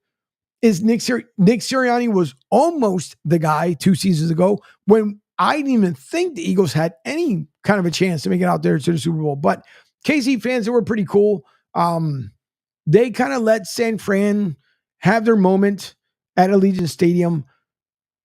But it's that fan base. And again, this is just my opinion. That fan base was not cocky when you spoke to anyone there. They weren't. They were just happy to be there. Like that, I would say that KC fans, when they were there, their ambition was like, you know what? We're acting like this is the first time us being here. We're going to treat this as our first Super Bowl championship. Right? But hey, they did a terrific job. They showed up. They showed out there in Vegas. And I applaud them because, again, they could have, if anybody, they could have talked all the crap in the world they wanted to. But they let the athletes on the field do all the talking for them. Very cool experience. I can't wait to get back down to Radio Row in New Orleans. I hear from Pete and others that that's where everything really is done really, really well from the NFL standpoint. You guys had heard us talk about over in Vegas. We thought because it was the first time being hosted in Vegas, and it was fun for me for sure. But we thought, all of us thought that were there, that it was just going to be this like massive, not explosion as far as killing people. Let me get that one out there, meaning that there was going to be this huge explosion. Like, man, we're here in Vegas and everything is going to go right and so on and so forth. There were mornings that we didn't have anything, nothing to eat, nothing. And we're up there. We were there at 4 a.m. and nothing. And I mean 4 a.m. Vegas time. So think about it. It's 1 o'clock back on the eastern side of the world. Am I wrong? Excuse me. No, I'm incorrect. 7. Either way, we were there at 4 a.m. That's all I got to say. I know it's been a long morning, but either way, we were there at 4. The one day, I think it was like Wednesday, they basically told us, no, the union hasn't showed up yet, so we can't serve you guys coffee. Thursday was the truck hasn't arrived yet. Friday, honest to God, I think the whole setup was out there for like 15 minutes and basically like, yeah, that's what was left over. And water was very beyond scarce. If you wanted to buy food at the convention center, a pizza alone would cost you damn near $22. It was insane. But I digress. Thank you all once again for tuning in here to Martinez & Company, live Monday through Friday from 10 to 12. Of course, right behind me is my hermano, Rich Q, with Middays with Q from 12 to 2 p.m. Corey Parsons is his guest today. And then start your morning off here on the Coastal Sports Network with Pete Shepard and the Pete Shepard Show, formerly of WEEI out there in Boston. And he's had a slew of great guests. Don't forget, we started the day off with him. And thanks to Pat Gilroy and his fiancee, Kat, for bringing their show over now to Sports Radio. You guys will be able to hear their premiere episode, at least here on the network, 3:30 p.m. They tell it exactly the way it is. Exactly the way it is. So thank you guys so much for tuning in today, for hanging around after Pete Shepard. I'm Angel Martinez. I will now hand off the show after this commercial break over to my hermano. And thank you guys for downloading the app. Thank you guys for following us. We really do appreciate it. And thank you to Ion TV. We are powered by Ion Tampa Bay. Don't forget to visit them. Give them a follow also on X, on Instagram, on Facebook at Ion TV. For the latest news, weather, and traffic, you can find it at iontampabay.com. You guys will see me retweeting it because, again, rightfully so, if you live here in Pinellas, Hasbro, Pasco, Citrus, and surrounding counties. Therefore, you guys know exactly where you are and you don't miss a beat. I see one comment coming in at the very end here. Nate Govin. Nate, my brother out there. Nate, let's go. Good to see you, Nate. At least see you here on the social. So, all right, we'll end it right here. Again, Middays with Q coming up next. Thank you, guys. I will see you all here, well, within the next couple of minutes here with my hermano. Middays with Q coming up next here on the Coastal Sports Network.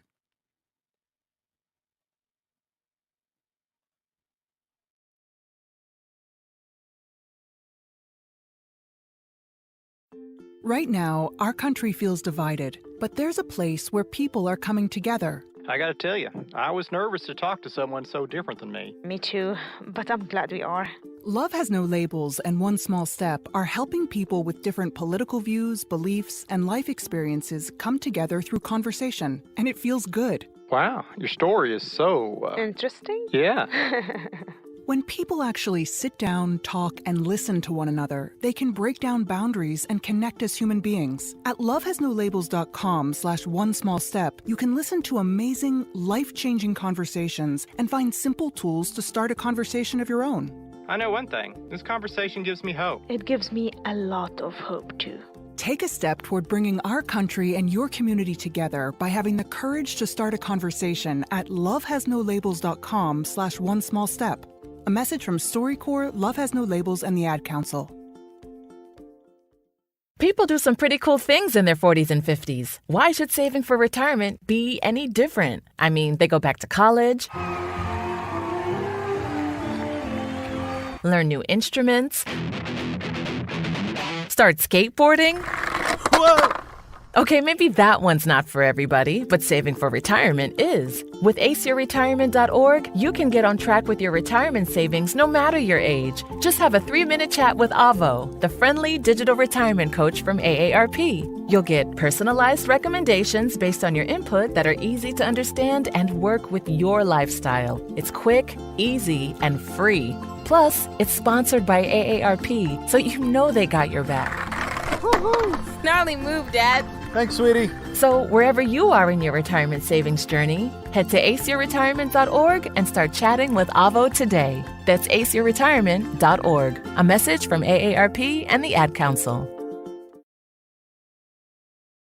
Adopt US Kids presents What to Expect When You're Expecting. A teenager. Learning the lingo. Today I'm going to help parents translate teen slang. Now, when a teen says something is on fleek, it's exactly like saying, that's rad. It simply means that something is awesome or cool. Another one is totes. It's exactly like saying, totally, just shorter. As in, I totes love going to the mall with Becca. Another word you might hear is jelly. Jelly is a shorter, better way to say jealous. As in, Chloe, I am like so jelly of your unicorn phone case. You don't have to speak teen to be a perfect parent. Thousands of teens in foster care will think you're, rad just the same. To learn more, visit adoptuskids.org. A public service announcement brought to you by the U.S. Department of Health and Human Services, Adopt U.S. Kids, and the Ad Council. This is the story of a very special woman.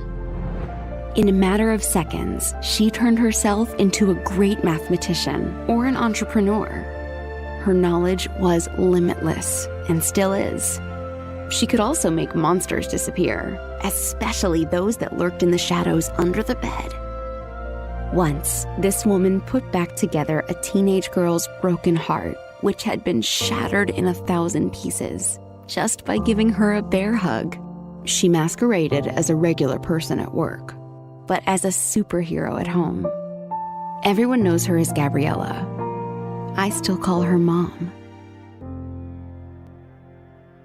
Your hero needs you now, and AARP is here to help.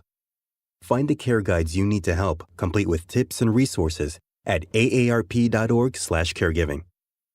A public service announcement brought to you by AARP and the Ad Council.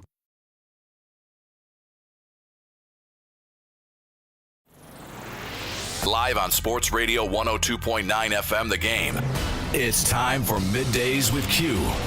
Now to your host, Rich Quinones. Good afternoon, everyone. 12 o'clock straight up on the East Coast. Indeed, a Wednesday edition of Middays with Q coming at you live inside the friendly confines of the Sports Radio 102.9 FM The Game studios. I'm your host, as always, Rich Quinones, Angel Martinez, mi hermano. Behind the glass, producing the show, keeping us on the air. 2 hours to play with. We'll take you right up to 2 o'clock straight up on the 17th of July, 2024. As always, don't forget the 727-858-6650. We are indeed powered by our good friends over at ION TV, as I make a little adjustment there. And of course, we're coming at you courtesy and exclusively on Coastal Sports Network, also via the YouTube channel Broad Street South, Rich Q on Q. Busy show, Corey Parson around 12:35-ish. A second half look at the baseball season. If you guys followed along last night, listen, the All-Star game, it's not where it used to be. AL All-Stars beating the National League All-Stars, AL over the National League 5-3. But interesting enough, if you did watch the game last night and you had an opportunity to watch our guy, Shohei Ohtani, right? So, it's a player that Steve Gardner and I mentioned yesterday. It just shows you the greatness that is. You know, you get an opportunity to see some of these great players, and it's always fun to watch. And as I mentioned, it's not the same as it used to be. But with all that being said, you'll get the break today, the break tomorrow, and then as we turn around. Second half of the season starts on Friday. And I do believe there's some storylines. I do believe the AL East is going to be an extremely competitive division between Baltimore and the Yankees, Cleveland and Minnesota. You know, you got some storylines in the AL Central. The Mariners, upstart team, certainly don't want to give up anything to the Houston Astros. Then we look over the NL East, and the Braves have been dealt with the injury bug again, i.e. Acuna. Philadelphia Phillies trying to run away with it. I think really what we'll see there is perhaps if they get 15, 16, 17 game winner, maybe Nola Wheeler in that NL Cy Young award conversation. You got the Central, St. Louis fading a little bit, and then you have the West. And look, the Dodgers are just clearly the best team. I believe the Dodgers are going to start to run away with it. And then as far as the outside, right, of these teams looking in, the bad teams, i.e. your Colorados, your Miami Marlins, the Cubs, I think, as Steve alluded to, will be buyers. Will be sellers. And then certainly Chicago White Sox heading towards a 100-loss campaign. But there are a lot of good storylines. I think there's a lot of great baseball to still be played. You know, obviously, in the Florida market, Tampa and Florida, both those teams, the Marlins and the Rays, struggling mightily. You know, Tampa had that great start last season. Remember, they came out of the gate, first month and a half of the season, their team ERA was like 1.31. Obviously, it's been a different story this year, and we know quite well what's going on with the Marlins. So we'll mix in a little baseball. You know, the NFL talk, and we'll dive into this a little more in the 1 o'clock hour. The NFL, you know, the Hard Knocks, right? Everyone knows, obviously, native New Yorker, born in New York, diehard Giants fan, but you have to call it the way it is. And I'm watching these Hard Knocks episodes, and oh my God, can we just friggin' let it go already with Saquon Barkley? Seriously. Like, I don't care. I get it. You got 45 minutes. You're trying to get as much as possible. They want to showcase what they can. I do not care. Why are we acting? Why does some giant media, why does some giant fan base, why do you guys act like this guy was going to waltz into the Hall of Fame? Not even remotely close. He's an injury-prone, overhyped, okay, and at times overrated running back. Yeah, I said it. And don't get me wrong. Do I think Saquon Barkley is a great player? Absolutely, when healthy. But let's not act like Saquon Barkley is the next coming of Jim Brown, of Earl Campbell. Saquon Barkley has had 3 very good seasons in his career, and 2 of them came his first year or 2. Then he was hurt. Then he was hurt. Then he came back, and then he got hurt again last year. So, I mean, let's not, whether it's a million here, a million there, just relax. Relax. They're not going to be a good football team. They're just not. And remember, they allow you to see what they want you to see, right? And then you get the agent that's kind of hemming and hawing. And now everyone's going to sit there and say, did the Giants look bad to losing Saquon Barkley? You know, the only reason that, and by the way, the other thing that no one's bringing up, and I mentioned this right after the signing, no one brought this up. If you watch this show, it does create the impression that someone was tampering with Saquon Barkley. If you go back, the show opens with Joe Shane. He's taking a call from Barkley's agent. I think it's Ed Berry. Check and correct me if I'm wrong, but I think it is Ed Berry. And based on the rest of the episode, you know, you get that call before the weekend, the opening of the negotiation window. I think it was in early March. And then the conversation turns into Shane acknowledging that Berry was going to see what else they can, quote, get out of them, right? And that's kind of the whole point, if you will. You go out, you find out, you get back to me, blah, blah, blah, blah, blah. And they apparently informed Joe Shane that $12.5 million per year, 25 guaranteed. And it's clear that the Giants, if the Giants offer that, Barkley will take it. That being said, it's really unclear which team that number came from. Because if you fast forward later in the episode, you know, you're talking about the Bears are kind of driving up the price. The Eagles are not. So maybe it was the Bears. Maybe it was the Eagles. Maybe it was someone else. Again, you know, it's just, this is what happens when you get the cameras in there. But the bottom line is this. The only reason that Giant fans are obsessed with the fact that Saquon Barkley is no longer a New York Football Giant has nothing to do with Saquon Barkley. But it has everything to do with the fact that Saquon Barkley signed with the Philadelphia Eagles. That's the reality. Look, I'm not sitting here saying he's not a great offensive cog. Do I think Saquon Barkley's overrated? To some extent, I do. Do I think he's overhyped? To some extent, I do. Do I still believe he's a great running back when healthy? Yes, both can be true. But the only reason Giant fans are so ticked off is because Saquon Barkley went down 95 and signed with the bitter rival, Philadelphia Eagles. That's it. That's it. We're not even having these conversations. I'm over it. But the reason I bring it up is because I don't know this love fest, this love affair, right? With a player that's been good when he's on the field, but that's always been the issue. The availability, the accessibility, being healthy. If this was Carolina, who cares? If this was Chicago Bears, who cares? And no disrespect, if he went down to Jacksonville or Miami or Tampa, who cares?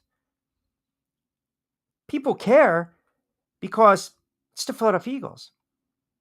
Giant fans, Eagles fans, can't stand each other. Giants and Eagles, bitter rivalry. Giants have actually just been exposed, just dog walked over the last 15 years against the Philadelphia Eagles.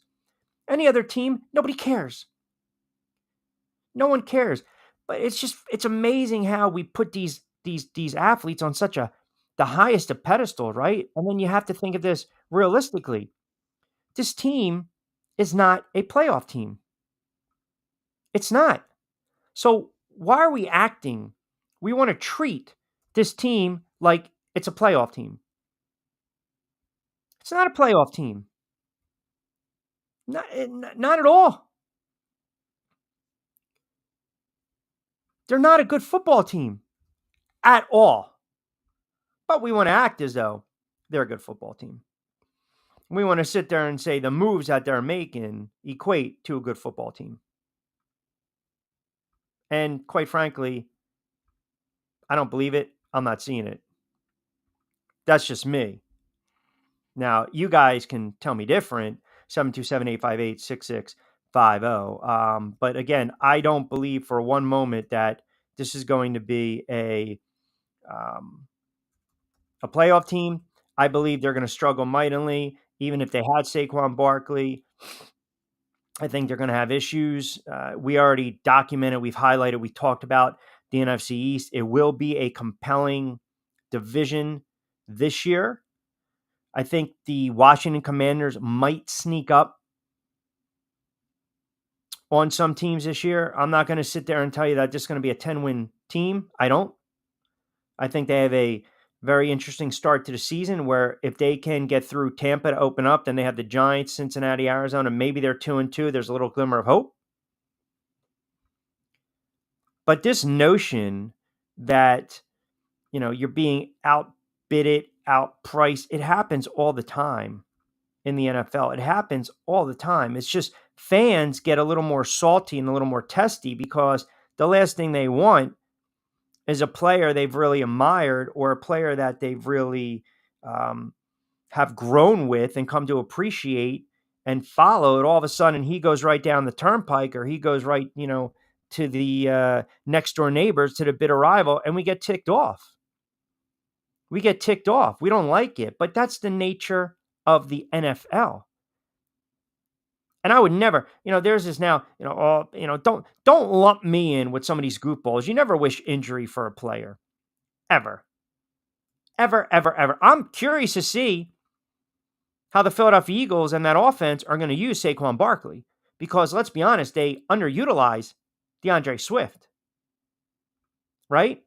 Did they not underutilize DeAndre Swift?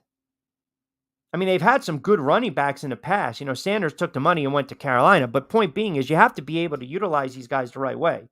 So just a couple thoughts right there on Hard Knocks, the NFL. We'll get into it a little more with Corey Parsons. Then I still love, even yesterday's conversation, right? People are getting on me. Make up your mind. Does Bronny James stink? Is he good or is he bad? Or right now he stinks. he stinks, period. And I want to read off some comments we got kind of to piggyback from yesterday's show, but we'll dive into a little NBA as well. I definitely want to take a look at some of these NFL futures, and as I alluded to, the second half of the baseball season. And later on in the week and next week, we're going to start diving into a little college football. You got to love when, the talking heads walk back the comments, so to speak, right? And I think Paul Feinbaum started to walk back some of his comments, even though yesterday, I believe in the 1 o'clock hour, I mentioned to you that, hey, listen, you can be half right with a couple things, right? You can be half right with a couple things. So we got a lot of stuff to dive into on the table. MLB, we'll sprinkle in a little NBA, definitely get into the NFL, because I also have, and I want to get your thoughts out there as well. I think these are kind of under the radar questions that we're hoping to get answered. We haven't really asked, so to speak, heading into the 2024 season, but I certainly want to get your feel on that as well. So we'll probably sprinkle that in sometime in the 1 p.m. hour. So as always, keep it locked in. We're just cranking up 727-858-6650, a Wednesday edition of Middays with Q right here on Sports Radio 102.9 FM. The Game, Southwest Florida's newest game in town. We are powered by ION TV. Quickie timeout. We'll come back on the other side. Don't forget, 35 past 12 o'clock hour. Fantasy exec Corey Parson joins us on the show. Hi, folks. This is Gerard Moynihan of Moynihan Lumber, and I would like you to know that our company has been selling Anderson windows for over 60 years. See the complete line of Anderson windows at any of our 3 locations in North Reading, Beverly, or in Plastown, New Hampshire, or at MoynihanLumber.com. ION Tampa Bay is the latest news, weather, and traffic for Pinellas, Pasco, Ellsboro, Hernando, and surrounding communities. Stay connected on X, Facebook, and their website, IONTP.com. ION Tampa Bay keeps you informed on breaking news as it happens. Southwest Florida's newest game in town. Sports Radio 102.9, the game powered by ION Tampa Bay. We'll be right back. Adopt US Kids presents What to Expect When You're Expecting. A teenager. Learning the lingo. Today I'm going to help parents translate teen slang. Now, when a teen says something is on fleek, it's exactly like saying, "That's rad." It simply means that something is awesome or cool. Another one is totes. It's exactly like saying totally, just shorter. As in, I totes love going to the mall with Becca. Another word you might hear is jelly. Jelly is a shorter, better way to say jealous. As in, Chloe, I am like so jelly of your unicorn phone case. You don't have to speak teen to be a perfect parent. Thousands of teens in foster care will think you're, rad just the same. To learn more, visit adoptuskids.org. A public service announcement brought to you by the U.S. Department of Health and Human Services, Adopt U.S. Kids, and the Ad Council. This is the story of a very special woman. In a matter of seconds, she turned herself into a great mathematician or an entrepreneur. Her knowledge was limitless and still is. She could also make monsters disappear, especially those that lurked in the shadows under the bed. Once, this woman put back together a teenage girl's broken heart, which had been shattered in 1,000 pieces, just by giving her a bear hug. She masqueraded as a regular person at work, but as a superhero at home. Everyone knows her as Gabriella. I still call her Mom. Your hero needs you now, and AARP is here to help. Find the care guides you need to help, complete with tips and resources at aarp.org/caregiving. A public service announcement brought to you by AARP and the Ad Council. Call or text the show at 727-858-6650. Now, back to Q. All right, 17 past the 12 o'clock hour. Keep us locked in right here on a Wednesday edition of Middays with Q. Rich Communis here. I got to keep positioning myself here. I got 2 cups of coffee, cup of tea. Got the shake over there. So we got a lot of stuff going on. 727-858-6650. So as I mentioned, second half of the MLB All-Star Game. We've got storylines. My guy B. Brian chimes in. Q. Woo! Anyone else love the national anthem from the Home Run Derby? Yeah. I read the story that I guess the girl is going into rehab. I mean, look, again, I don't make light of that. I just, you're drunk doing the national anthem. Really? What are we doing here? I mean, if that's the case, don't even show up. I mean, is that an excuse now? I mean, she checks into rehab after drunk national anthem performance. Yeah, that was pretty embarrassing. That's why I'm saying, you know what? Don't even do it live anymore. Just lip sync it, or just air it, just play it. Too much nonsense. I mean, you have to have a real lack of respect for the country. Okay. If you're going to show up and supposedly sing the national anthem, okay, the national anthem, we're going to sit you on center stage in front of millions, right? Baseball, right? America's game, America's sport. In front of children, you're trying to get these generational fans, major leaguers, right? Eyeballs, TVs, potential advertisers, great marketing opportunity, branding opportunity. And then your jackass ass shows up friggin' drunk. Like, seriously? And now all of a sudden, because you were drunk, hey, checking yourself into rehab? Here's an idea. How about somebody vet this country singer before she goes on? Or if she's had a couple pops, don't allow her. I'm so tired. It's all the excuses. I was drunk, so now I'm checking myself into rehab. Get the frig out of here. You know what? Good. Go dry out. Seriously, dry out. Get yourself better. I'm so tired of there's always a friggin' excuse for stuff. There's always, you thought it was going to be cute to just tie one on and then go out there and sing the national anthem, and you embarrass yourself. And you know what? I hope you get help. Go get help. Get help. But the lack of respect you showed for yourself, the fans, the sport, and the country, and the national anthem, it's a friggin' disgrace. It's a friggin' disgrace. And unfortunately, we've had too much of that kind of nonsense going on for a long time now. I mean, it even goes back to, and without totally going off on the tangent, this even goes back to, listen, if you don't like the country, or you don't want to have respect for the country, get the freak out. Sorry. I mean, even with the sporting event, with some of these athletes, right? I mean, I went through the whole thing with the kneeling and the Kaepernick, and to this day, I still have people that tune into me, whether it was right outside Jersey or when I was in Delaware, and we were talking about these things. And more or less, it was right outside the Short Points when I was Middays with Q on another station, 12 to 2. Blackballed. He's blackballed. Get out of here. The guy stinks. He can't play anymore. We want to take easy way outs and have excuses for everything.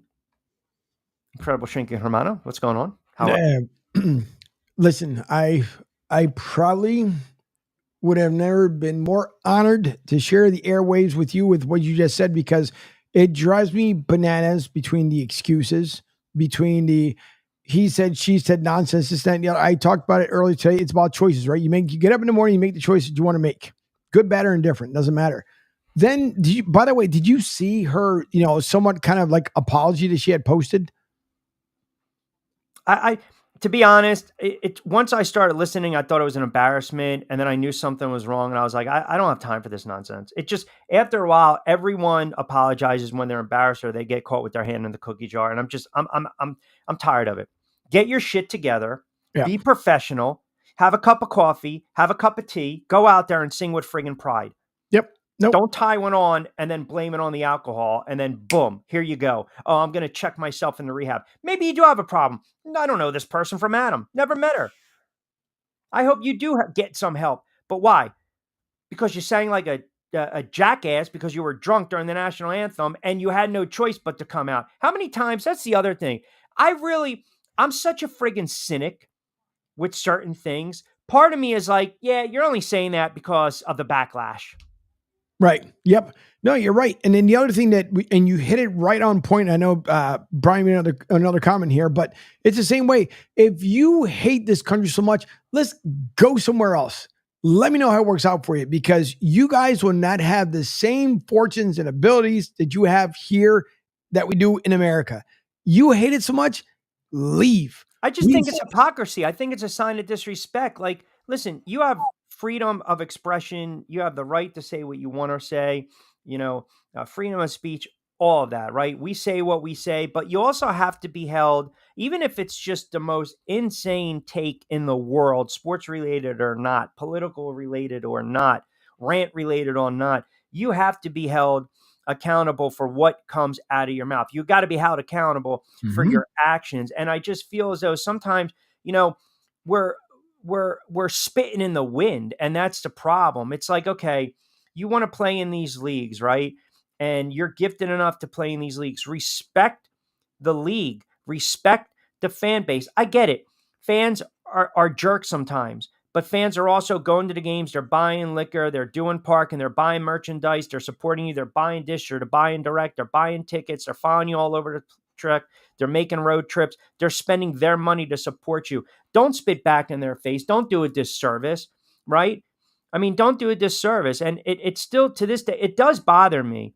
It does bother me because I see it sometimes when I've called the fights. I've seen fighters turn around and shield their back if we have a flag in the anthem in the venue. Now, I will say this, full disclosure.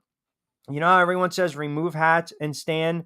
I have my headset on, I have my notes, and I'm kind of in my own little world. And once in a while, I will get up. I don't not get up for lack of respect. It's because I have the monitor here, my Comrex here, my headset here, if that kind of makes sense, getting ready to go on the air. Because once the anthem's done, back to us, then we throw it to the ring announcer. But when the opportunity presents itself, standing and alert and showing respect, it rubs me the wrong way, because without those freedoms, so to speak, without those opportunities, well, they don't have those opportunities. And again, people might sit there and say, come on, give it a rest. Enough is enough, right? We don't want to hear it anymore. Well, guess what? I don't want to see it anymore, right? I don't want to see it anymore. I don't want to hear it anymore. So now all of a sudden you've got somewhere who's having an opportunity to sing in front of a national audience on a national stage, and then you tie one on. And then you're going to sit there, and because now all of a sudden this ridiculous backlash, that you're going to check yourself in the rehab. Hey, good for you, but I got a news flash for you. Maybe if you already knew or her team realized how this person was, your ass doesn't sing the national anthem. Sit this one out, right? It really rubs me the wrong way, man. It really does, because everything you should earn, right? Everything should be earned. We talk about, I mentioned, listen, Saquon Barkley, right? The fan base is ticked off because Saquon Barkley signed with the friggin' Philadelphia Eagles. That's all that is. Giant fans would not give a shit if Saquon signed with the Carolina Panthers. Right. They're pissed off. He went down 95. That's his right if he wants to sign with the Philadelphia Eagles. He needs to do what's best for himself and his family, whether right, wrong, indifferent, whether you don't like the way things go down, it just doesn't jive with you, that's fine. You don't need to spit on the guy. You don't need to piss on the guy. It is what it is. You want to boo him, you boo him. But that being said, I also think there's some extent to where at times the athletes do like to prod and troll the fan base. And then what happens? The fan base wants to turn on the athlete. And then you read and you hear and you see the stupid stuff that comes out. I hope the guy cracks a rib. I hope the guy tears his knee. You never want to say that. You never want to manifest that. It does work both ways, I believe. But I think ultimately the players who have genuinely worked hard for these opportunities, respect the opportunity, don't take advantage of the opportunity. The fans who are allowed to cheer and go to these games, respect that opportunity. Don't take advantage of that opportunity, right? I mean, hell, what just went on Sunday night in Copa America in Miami Gardens? But it's just like, after a while, you get so turned off by this type of nonsense. and the behavior. And I know I'm kind of going around the block here, and I apologize for that, but it does. I think after a while, you just got to say enough is enough and stop making excuses. It's kind of the point. Like, stop making everything.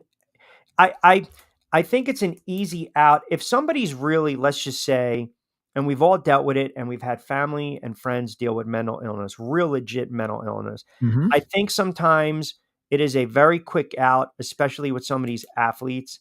They can dish it out, they can't take it, and then when you turn on them right away, they're dealing with something like that. Now in football, a little different with the CT issue, but I think sometimes we're just taking that because it's low-bearing fruit, and now because I come out on the air during middays with Q and say, hey, I'm suffering from X, Y, and Z. Now everyone's got to back off. Hey, hold on a second. You can call me out on that.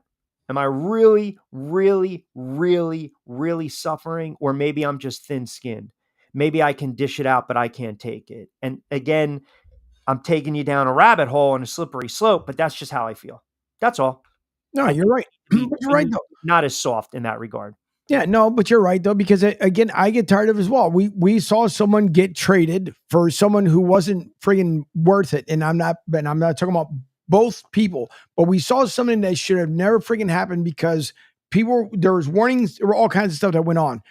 But you come here, you're born and raised here, and then within the last couple of years, now you have this super hatred because I don't like it. This is fucking stupid. This, that, and the other.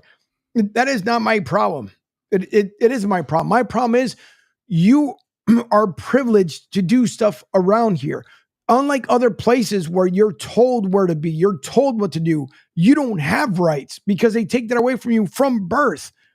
Yet you still want to stay here. You want to cry me a freaking river and everything else. No, take you and your happy ass, get on a plane and go wherever it is that you think is a lot better. Because when you go there and you realize what you had here, you'll change your tune fast enough. Yeah, we talked about it too, right? I mean, ultimately at the end of the day, the grass isn't always greener. That's with jobs, relationships, sports teams, and sometimes political views and how you view certain things. Absolutely. 727-858-6650. 30 minutes in, halfway through a first hour on this Wednesday edition, ripping through this Wednesday edition of Middays with Q right here on Sports Radio 102.9 FM. The Game, 727-858-6650. As we hit the bottom of the hour, I want to remind you, Pete and Angel talk about it during their shows. For all your late-breaking news, weather, traffic alerts, check out our good friends over at ION TV. We are powered by them and, of course, coming at you live, streamed, produced on Coastal Sports Network. Quickie timeout. We hope we will have the fantasy exec, Corey Parson. I'm sure he's got some probably obscure, who knows, third league cricket game that he's probably checking the odds if he's trying to put some shekels on, and we'll see if, maybe he gives us a little tidbit on that when we come back on the other side. Keep it locked in. We'll take you up to 2 o'clock straight up right here on a Wednesday edition of Middays with Q on Sports Radio 102.9 FM. Hi, folks. This is Gerard Moynihan of Moynihan Lumber, and I would like you to know that our company has been selling Anderson windows for over 60 years. See the complete line of Anderson windows at any of our 3 locations in North Reading, Beverly, or in Plastown, New Hampshire, or at MoynihanLumber.com. Hey, Dad, your prescription will be ready in just a minute. Hey, Dad, your laundry will be ready in just a minute. Dad, your lunch will be ready in just a minute. Hey, honey. Why don't you take a minute? When you help care for a loved one, you give them as much time as you can, making sure they're safe and comfortable. But it's just as important that you take some time for yourself. At AARP, we can help with information and useful tips on how you can maintain a healthy life balance, care for your own physical and mental well-being, and manage the challenges of caring for a loved one. Because the better care you take of yourself, the better care you can provide for your loved one. Thanks, Dad. Thank you. You're there for them. We're here for you. Find free care guides to support you and your loved one at aarp.org/caregiving. That's aarp.org/caregiving. A public service announcement brought to you by AARP and the Ad Council.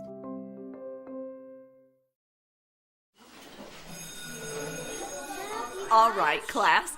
Let's hear what everyone did this weekend. Jill? Well, I raised my older sister to a big oak tree. It was at least 100 years old. My mom said I must have set a record or something. And then we went down by a stream and perched up on this huge rock and saw all of these little minnows swimming around way below us. And then I rescued my little brother from an evil slug king who was guarding him in the bush fortress. And my sister and I brought him back to our super twig fort for safety. And then we all laid out and told stories until it got dark. And the Big Dipper led us all the way home. Wow. Awesome. Where were you, Jill? Yeah. We went to the forest. It's not that far away. Anyone want to come this weekend? Ask your parents to take you and your friends to the forest this week and find the fun, adventurous you. It's closer than you think. Check out discovertheforest.org. Brought to you by the U.S. Forest Service and the Ad Council. Download the Sports Radio 102.9 FM The Game app and tell your friends that Florida has a new leader in digital sports radio. Indeed, do not forget to download the Sports Radio 102.9 FM The Game, Southwest Florida's newest game in town app. This is a Wednesday edition of Middays with Q. Rich Quinones here, Angel Martinez behind the glass, keeping us on the air, producing the show. By the way, we are powered by Ion TV, updated about a minute ago. Multi-vehicle crash in Hillsborough County on I-75 North, ramp to I-4, left lane blocked.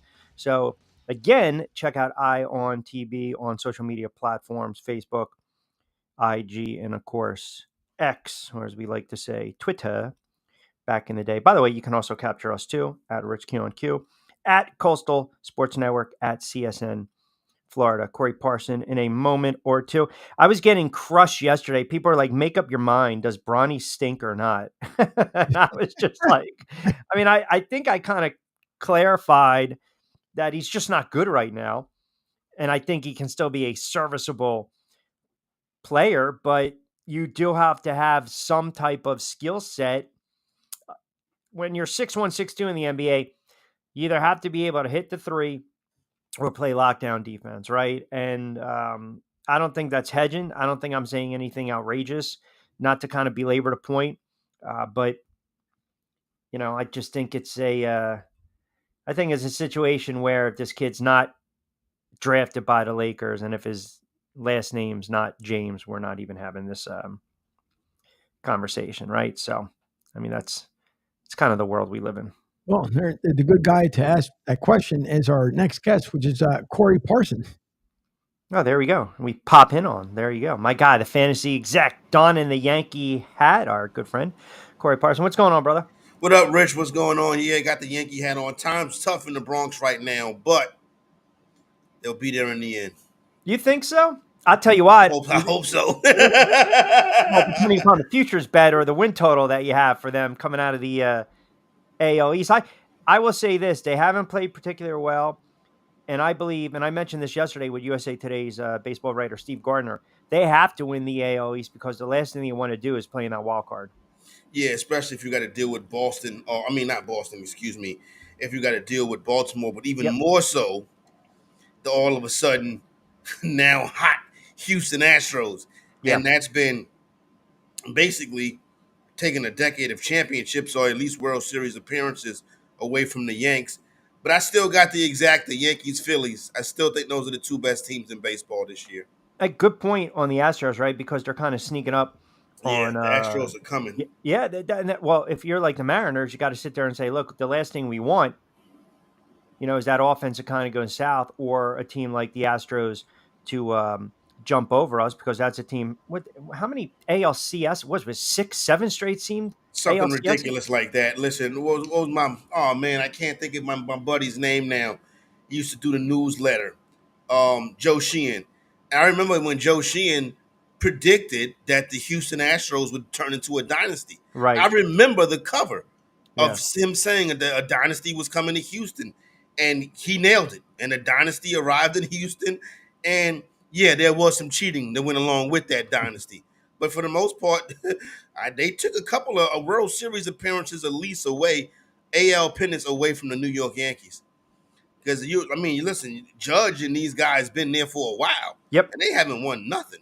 No, they haven't. I mean, look, and he's putting up, again, Aaron Judge is putting up historic numbers. Yep. I mean, when you equate the numbers to what he potentially can do if you project in the second half of the season, it's utterly ridiculous. And, it's just a question of, can he always be healthy? Same argument with Ohtani. I mean, I don't know where you're at right now with Ohtani, but once again, I took a flyer before the season started, NL MVP and Ohtani, and that's pretty much when we knew he wasn't going to pitch.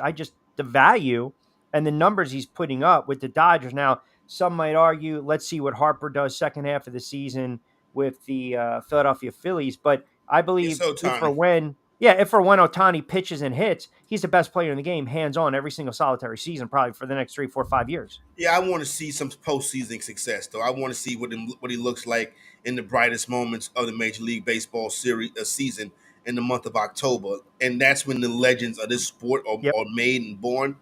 And I want to see Ohtani in that light. But I'll be honest with you, as a guy who was very, what's the word I want to use? I wasn't impressed, let's just say that. Now, watching him this year, I'm like, oh boy, this guy's the best. Well, let me tell you something.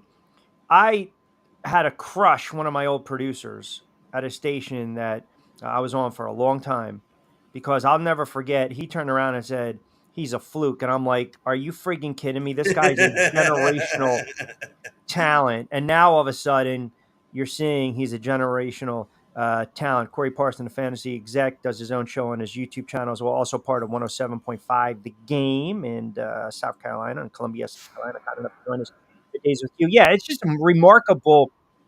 This is why you have to watch, the games, right? Because the sport has 5, 6, 7, 8 really fascinating, exceptional players, right? But the reason I bring it up, even from a betting standpoint, from a sports betting gambling standpoint, when you have an opportunity with some of these props for anytime home run, right, and you're getting the plus on some of these guys, at times you got to grab it, right? Because the guys we're talking about, the guys we mentioned, even when Betts comes back, or the Harpers when they're healthy, or the Turners, or the Schwarbers, or the Judges, or the Ohtanis, these guys, man, they'll have 4, 5, 6 games where they're ripping 4 or 5 home runs, right? They hit them in bursts.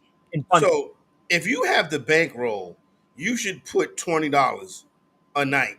Every night where this is a full MLB slate on an Ohtani Judge home run. Anytime, yeah. Yeah, and Ohtani Judge anytime home run prop, if you can afford it, $20 a night. Yeah. Because you're going to hit it a couple of times, in the course of a month. You may hit it twice or 2 or 3 times a month. You know what I'm saying? Those are the dominant power sources right now. And it's cool entertainment in what we would call sports downtime. Now, not to take us back to the Bronny conversation, Go ahead. But I'm pro nepotism, right? I can turn on Sunday Night Football, #1 television show in the land, and see Jack Collinsworth, and I'm like, well, anybody, this is where we are. You know what I'm saying? And as a parent, you work to become an industry leader. I really don't see no problem with you bringing your children in. But here's the problem. Not so much the problem, but it's like I feel bad for Bronny because this is his father's dream. Bingo. This is not his dream. Bingo. I said the same exact thing yesterday. This is not about Bronny James. This is about what LeBron James wants. And again, I have no right to say LeBron James is not a good parent or father. I have absolutely no right. Of course not. I'm wondering, though, if he sat the kid down and said, look, I want to play with you. I want to have that opportunity. This is something that's beyond rare, right? We saw Ken Griffey Jr., Ken Griffey Sr. play, hit a home run, wonderful moment. And I think that's awesome. What father wouldn't want to play with his son, right? Or play against it, whatever. And I'm not sitting there saying he had to sit and vet the kid, but it's more like, hey, you're going to be there in the second round. That's your talent right now. It's probably going to fall into our lap. Is it going to be too much to ask? Is the pressure going to be too much for you? Do you think, do you want to be your own man, right? You're always going to carry my name, right? Carry the last name, and you are my son, but is this what you want? And if the kid would have said, honestly, I would love to do it, but I want to forge my own path. I don't know. It's a tough call, man. No, I feel you, but you got to, I think mom was in the conversation as well. And obviously she is going to LeBron James is her husband, but that's her son. You know what I'm saying? So she's going to be obviously looking out for her firstborn. With that being said, I think he's probably the kind of kid that was probably like, you know what, let me just go ahead and go through with this. But I can remember nobody's more locked into college scouting. Oh, excuse me. And the NFL and NBA draft than Fran Fraschilla. And I remember a Fran Fraschilla tweet from a few months ago saying that one of this year's high profile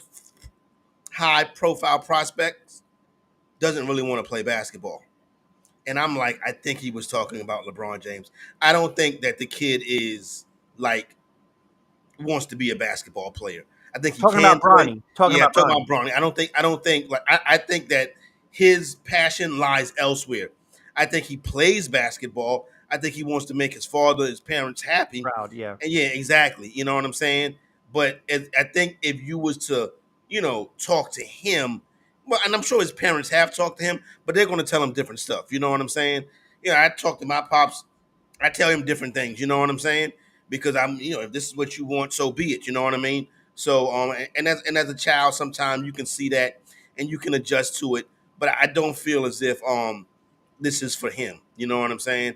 So we'll see how long it goes on. With all that being said, then, I feel as though we're not allowed to have an opinion on the kid's game because right away people misconstrue it as, well, you're just hating on the kid because he's LeBron James's son. No, I'm somebody that knows basketball and can tell you that he probably shouldn't be out there. I mean, if he didn't get drafted by the Lakers, he probably wouldn't have got drafted. That's what I'm saying. Averaged 4 points at USC. Didn't take that team. Him and Isaiah Collier couldn't get that team in a year where the Pac-12 was not great. They couldn't get that team. And this kid had a cardiac arrest last year. You know what I'm saying? So no, and God, listen. God bless the kid. It's not about the kid. You're right. Yeah, it's about LeBron. Exactly. And it's also about the freaking agent, Rich Paul, that basically came out and said, if you draft this kid, he's going to play in Siberia. Yeah. Like, is that not a form of tampering? Yeah. Just the whole thing didn't ring or sit right with a lot of people. You know what I'm saying? And yeah, but yet ESPN's got to sit there and blow smoke up my ass and tell me that you know how that goes. That's their partner. LeBron James. You can say, okay, well, the league is their partner. No. Well, no, James is their partner. The league is their partner, and James is their partner too. And we've seen the worldwide leader do this before. You know what I'm saying? They know that when they get in bed, they're in bed with the UFC. You don't really get too much negative reporting over there. No, that's a fair point too. Yeah, talking about Dana White. Yeah, that's a fair point. So when they're in bed with you, they really are not. They're going to hold back their criticism.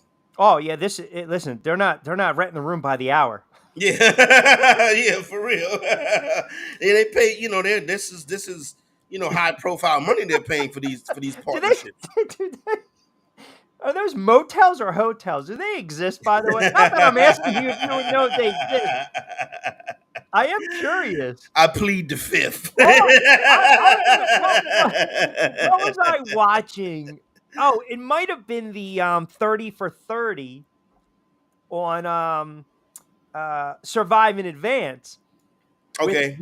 With the shout out to Jimmy V. Yeah, yes. And I guess they mentioned during one of the NCAA, with the trip when they went on that run, I don't know if it was the game before Pepperdine, but they said they checked in a hotel room and it was clearly one of those rooms that you rent. I can see, listen, even this past year with the NCAA tournament, there was some hotel issues, you know what I'm saying? So some of these smaller regional locations, if the main hotels, like for example, you have, well, the Final Four is a different ball game altogether. Sure. But like when you go to the Final Four, like I was hearing some of the people down here saying that, the number one seed gets their choice of hotel. You know what I'm saying? Sure. So if you're coming into the Final Four, any regional as like a 12 seed, you know what I'm saying? Sometimes you got to get the Motel 6. As my friends would say, you got to be careful, man, because the lot lizards are crawling around. You got to be real careful on that one. You got to bring an extra dose of Robitussin. Yeah, no doubt. You definitely better Robitussin up. You know what I'm saying? Because the lot lizards do be out there.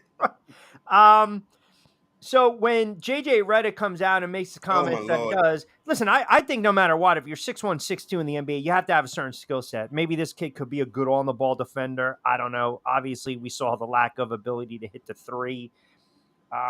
I feel as though this is just going to be a train wreck. Yeah, I feel this don't think team's is gonna go they're well. going to be 10 games under 500.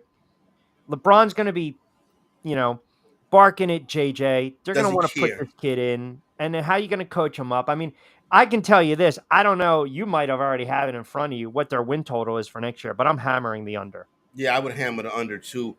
When you look at the team, obviously LeBron and Davis are still elite level players. And then they got guys that play 30 minutes that don't score. Like, you know what I'm saying? And then they keep getting rid of the coach. That shows me a lack of consistency. This was one of sports' premier franchises, the What? Los Angeles Lakers. Now it looks like the Dallas Cowboys. You see what I'm saying? It's a lot of things going on to make you say, what's happening here? LeBron is going to leave the Lakers barren. Yep. That's what's going to happen. They're going to have to, when LeBron decides to retire, they'll go on the big LeBron James retirement tour. Then they're going to tear the organization down and build it back up. Yeah. No, I agree. So for what? A bubble championship is what they got out of this. Sure. Yeah. Let's celebrate the bubble Or championship. an in-season tournament championship. Or raise the data for an in-season yeah, they got the tournament, right? That NBA. and a token. They got the Commissioner's Cup. That and a token gets Snoopy Bowl. That and a token gets you on the bus. Corey Carson, kind enough to join us on a Wednesday edition of Middays with Q. Rich Quinones here. Angel Martinez behind the glass. We're coming at you on Sports Radio 102.9 FM. The Game, Southwest Florida's newest game in town, part of Coastal Sports Network, and powered by Eye on TV for all your late-breaking news, weather, traffic updates. That's your source, your go-to source, so to speak. You mentioned, it's funny, too, because I want to get your thoughts. I feel as though there's been a lot of, the talking heads have come out of the woodwork. And yesterday I mentioned a little bit, Paul Feinbaum, 8 hours a day doing SEC, whatever, God bless, but had the comments during the media day about Deion Sanders, Colorado, and basically what he said. We were debating yesterday, fair or foul, but if you break it down into two parts, the first part, I think he's off talking about the relevancy, right? Yeah. Because we can get in that. But then the second part, Deion doesn't have the patience. I equate that to, well, wait a minute. It might only be 2 or 3 years, and then the NFL perhaps could be calling. So I think both his comments in two parts, both can be accurate. I mean, the first one, when he mentions that there's no relevancy, I brought up the numbers and the applicants going into the 2024. Yeah. I mentioned, again, the merchandise, the ticket sales. I mean, granted, this team 3-0, then they were 4-3 in the Stanford loss, and then it went downhill, whatever it was. We're not going back to the days of Eric Bieniemy or Cordell Stewart, but they were all eyeballs on Colorado last year. And let's be honest, that's because of some of the players, but it was 99.9% because of Deion Sanders. Yeah, and anybody else named Sanders, particularly Shedeur. Listen, it's hard to say that Paul Feinbaum is wrong because, he probably knows more about this sport 100% than anybody, right? So I agree, Rich. The relevancy is there. This September can be just like last September. It really can. Because if they get hot and win a couple games and God forbid, win a big one, then it's going to be like, okay, well, wait a minute, let's see how far they can take it. You got Shedeur, who very well could be the number 1 overall pick in the draft. I don't think Deion has said several times that he's not going to the NFL. I believe him on that. But let's see what happens with Billy Napier this year, right? Shedeur goes, Shiloh goes, they become pros, and Billy Napier has another 4 or 5 win season down there in Gainesville in Florida. Then I could see Florida reaching out and saying, hey, Deion, what do you think about coming home, right? But I honestly think that Deion's job is the Miami Hurricanes job when that becomes available. I think that's what he wants. I think Deion is holding a grudge versus Florida State. I think Deion feels that Florida State should have hired him and brought, when he got hired to Jackson State, he wanted the Florida State job. I think he holds a grudge against Florida State, and I think if he had a chance to coach the University of Miami, he would jump on that in a heartbeat. Yeah, good points. Again, we alluded to that yesterday with the the schools down and there. Florida and Miami both might need coaches after this year. Because I tell you what, Rich, Miami is set up to win the ACC this year. Yeah. For years, they've been talking about they got to get a quarterback. Yep. Miami has a quarterback now, and this kid, Cam Ward. Right. And if their skill position is where it's up to be, they should be able to win the ACC and be in the college football playoff. But on the sidelines, oh my God. I can't even imagine. Coaching is terrible. Yeah, and I can't. You stick a Dion down there in Miami, right? And it's going to 305. blow up. I mean, but now let me throw this one out. Let me take you down this rabbit hole because you know where I'm going with this one. But let me ask you this first: do you believe that Deion Sanders would want to coach in the NFL? This is just okay. So your Dallas Cowboys, yes, wet the bed, and they win 4 or 5 games. You already said. You told me on Back Your Play on my other pod and on here, you believe they're going to have a bad season. No more Dak, no more Mike McCarthy. What's to say Jerry Jones just doesn't make that call? I'll open up the checkbook. But again, it's a tandem. It's you. Yep. And well, here's the thing. I think it's Shedeur. I do believe that the Dallas Cowboys are very interested in Shedeur Sanders. And I think they're also very interested in Quinn Ewers, right? They would love to have a Texas quarterback and be the quarterback of the Dallas Cowboys. But what about Dak Prescott? They're about to pay Dak Prescott $56 million on a 1-year deal. Everybody knows they don't mind playing football politics in Dallas. And Mike Zimmer is sitting right there. Somebody who's been with Jerry and who Jerry trusts. I can see around Thanksgiving, Mike Zimmer, interim coach, right? And then they start to. Hold on a second. You're saying that the Dallas Cowboys will make an in-season coaching change. You're that high on the fact that you're buying so low, they're going to be that bad this year. Yeah, and it's not that I think that the roster is bad. I think that they will scheme the team to be bad. Like you're handing the ball to Ezekiel Elliott. That's your number one option. You're basically saying you're saying without saying you think it's a tank season for the Dallas. I think they're going to tank the season. I think they're going to tank the season. I think McCarthy, everybody on 1-year prove it deals. To me, that doesn't seem right. You had Dion go on a podcast and say he knows exactly where he wants his son to play, and I'm like, that's Dallas. Dion and Jerry have a great relationship. I don't think it'd ever be a head coach thing, but I do think. Now, is Dallas going to be bad enough to get the first pick of the draft? I don't believe they'll be that bad, but I think they could put themselves in position to be in a top 10 draft pick with an eye on moving up to get a quarterback.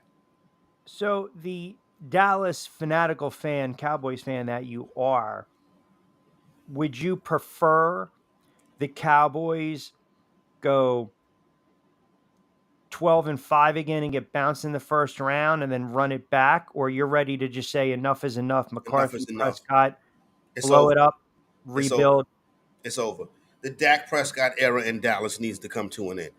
Nothing's going to happen here, right? He is a different player post-injury. The ability to scramble and get out the pocket and hit secondary wide receivers, he doesn't do it. He doesn't do it in the biggest moments. The years of the interceptions.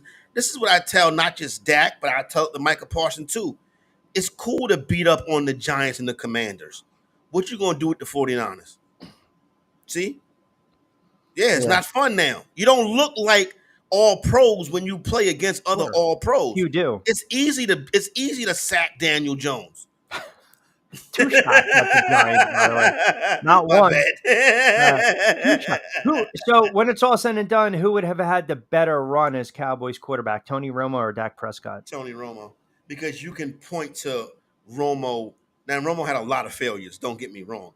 But you can look at an event and be like, okay, you can look at the fumbled punt, right? You can look at the Patrick Creighton running the wrong route. That's in that horrible game in 2007. The Giants, yep. Jesus, oh my God. And then you can point to Dez Caught It. What can you point to in the Dak Prescott era? Well, look, I'll say this. They win games. I'm not the biggest Prescott fan, but going back to last games. Well, yeah, going back to last year, I think what woke people up to, you got to have some wholesale changes now, right? No more Dan Quinn, defensive coordinator, this, that, the other thing. Look what happened against Green Bay. Yeah, 50-0 at home. Yeah, I mean, it's just. And the score wasn't 50-0, but it might as well have been 50-0. Sure. That was an embarrassment. In your home building, Playoff. division champion, everything set up to go your way. That's the other thing. The road was paved, right? I mean, and that it breaks like that in sport. Hell, it happened in the NBA. Look at the Eastern Conference with the Boston Celtics. Yeah, you're right. The road paved. They got to miss elite players, and they got to miss a team that was going to fight them through the nail. You know what I'm saying? So you're right. And then you have to throw the fan base a bone. That game was in January. It's July, and the fan base is still angry like the game was yesterday. You got to. But they lost. The fan base wants blood. Right, because in their eyes, they lost to an inferior team. And it's funny and now they're tired of being the laughing stock. Do you understand what it's like to be a Dallas Cowboy fan, to wake up on a Monday morning after a Sunday loss and every show is talking about you and the fan base for the rest of the week? We take the brunt. The fan base takes the brunt of what should be going towards the team. Because it's an overhyped, overrated franchise. So we're stuck listening to these jerk-offs talk about them for 17 hours. And by the way, don't you dare come on my show and tell me what it's like if I know about losing. Are you freaking kidding me? But you don't have to hear about the losses. I don't hear about the losses. You don't have to hear about it. Cowboy fans have to hear about the losses. That helmet come September is going to be a mini helmet. It's going to be non-existent. I was just talking about it during the opening monologue with the Giants. Like, enough with the Saquon Barkley. You're only pissed off because Saquon Barkley signed with the Eagles. That's it. Yeah. I mean, I think Mike Lombardi had a great line when you're looking at the Hard Knocks and how, Schoen said, well, I don't want to pay a quarterback $40 million and pay a running back $12 million. Well, the Eagles are doing it. The Eagles paying the quarterback $50 million and the running back $12 million. Why can't you do it? I can't believe it. By the way, 1 o'clock straight up on the East Coast, an hour and 60 to play with on a Wednesday edition of Middays with Q. Rich Quinones here, Angel Martinez behind the glass, Corey Parson kind enough to join us. And again, this is Sports Radio 102.9 FM The Game, Coastal Sports Network, and of course, Broad Street South, powered by Ion TV. I just get really, and you guys can chime in and text in as well, 727-858-6650. It just boggles my mind how we put such stock into some of these players. And I got hammered for saying it. Like, Saquon Barkley, when he's on the field, yes, the talent is there. But I also believe there's an element of this mystique behind Saquon Barkley that he's an overrated player. He had 3 really good seasons, 2 great ones, and they came the first and second seasons in his career. But he's always been injury prone, and I get it. He's their only offensive weapon. I totally understand that, but he's also a running back. Like, I keep going back. Name me teams that have had that stud wide receiver and the stud running back that have won Super Bowls. You don't always need them, but this notion you need a stud running back, you need a stud receiver, you don't. Look at the friggin' Kansas City Chiefs. Yeah. And Saquon Barkley's height, he was a 4.5 to 5 yards a carry guy and a 8 to 9 yards a catch guy. Now he's a 4 yards a carry guy, 7 yards a catch guy. And he comes off the field on third down. I wouldn't pay him. It wasn't a mistake. It wasn't a mistake. But the emotional attachment to the player because he's your best player. Well, you got to make another best player. Hey, look, man, it's a friggin' business. Yeah. They did the same thing with Odell Beckham. The Eagles are set up to carry a $12 million running back. Yeah, and listen. The Giants are not. It's the same thing with Beckham, and Beckham now has turned into, I hate to say it, a journeyman wide wide receiver. Yeah. He goes from the Giants, then he rips on Eli, then he's with Cleveland where players go to die, then from Cleveland. Where did he go after Cleveland? He bounced around. What, the Rams? Baltimore. And the Rams would have won small MVP if he'd have finished. Well, that's true, but but that was it. He was done after that. But you look at his career. What do we remember? This against in Dallas on Sunday night in a game they lost, by the way. and everyone's talking Hall of Fame. He's not making the Hall of Fame. And Saquon Barkley's not making the Hall of Fame. He's not even a giant, giant I Ring of Honor guy. I would put Hakeem Nicks in the Ring of Honor. Relax.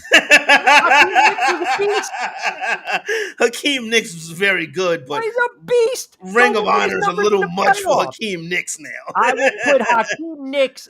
What is the highlight of Hakeem Nicks' career? You can't point to a signature moment of Hakeem Nicks' career. Are you kidding me? Hold, Burris, you got the catch in the back of the end zone. What do you have to say? Oh, remember when Hakeem Nicks did that? Stop. Hold on. Now you're embarrassing yourself on my show, and I need to stop you. Go back to 2011. He was a friggin' beast in the playoffs. Okay. But you can't point to the signature moment. What's the signature play? Okay, the Hail Mary catch against Green Bay in the divisional round. What? Okay, that's a good defenders in the wild card against Atlanta. What? That's a good one. Okay. Yes. Hakeem Nicks a champion? Is he a champion? Yeah, they won the Super Bowl. Okay. All right. I don't know, though, still. I don't know if I'm putting Hakeem Nicks in the Ring of Honor. I'm saying I would do it over. Where you gonna put a Stephen Baker, the touchdown maker, in there too? Now, he had 12 touchdowns. Now you're just taking shots. Him Stephen and Mark Baker, Ingram, the touchdown maker.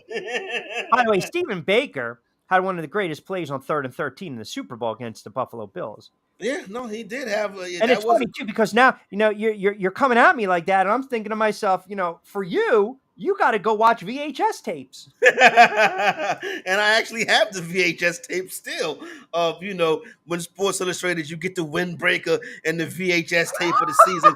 I believe it was called How About Them Cowboys.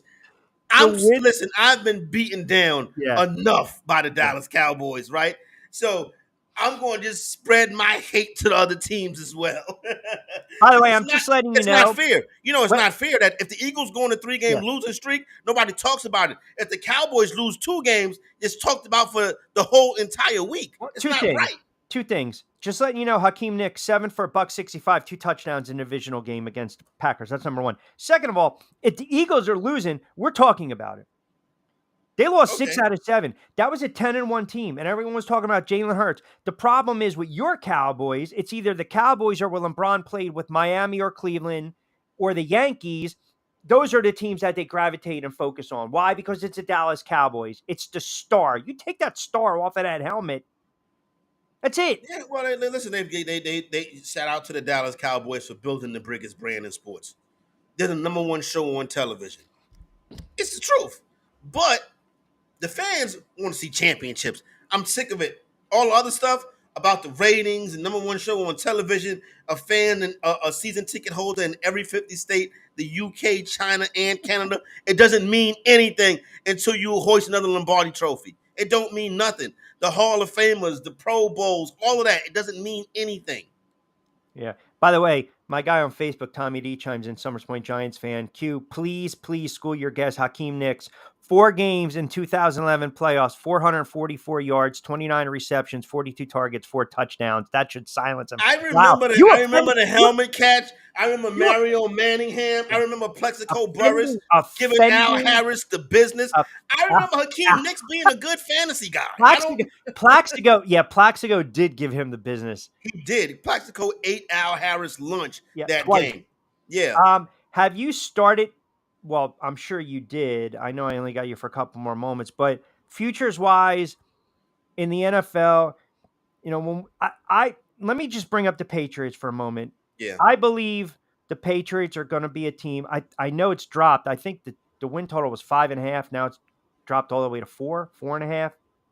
I'd have to double check. I caught it at 5.5. I went under. Do you recall a team that went through an entire season without being favored? Oh, boy. I don't even know when the Lions lost all I those games. I was going to say, I think it may have been the Lions. Point being, how many games do you think the Patriots will be favored in?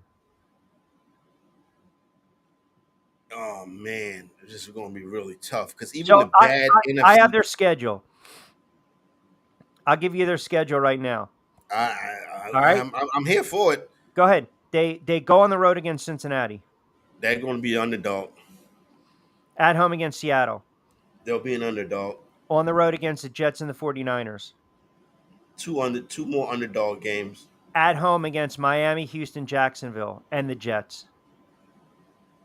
Underdogs. This might be your one favorite, but I still find it hard to believe. On the road against Tennessee.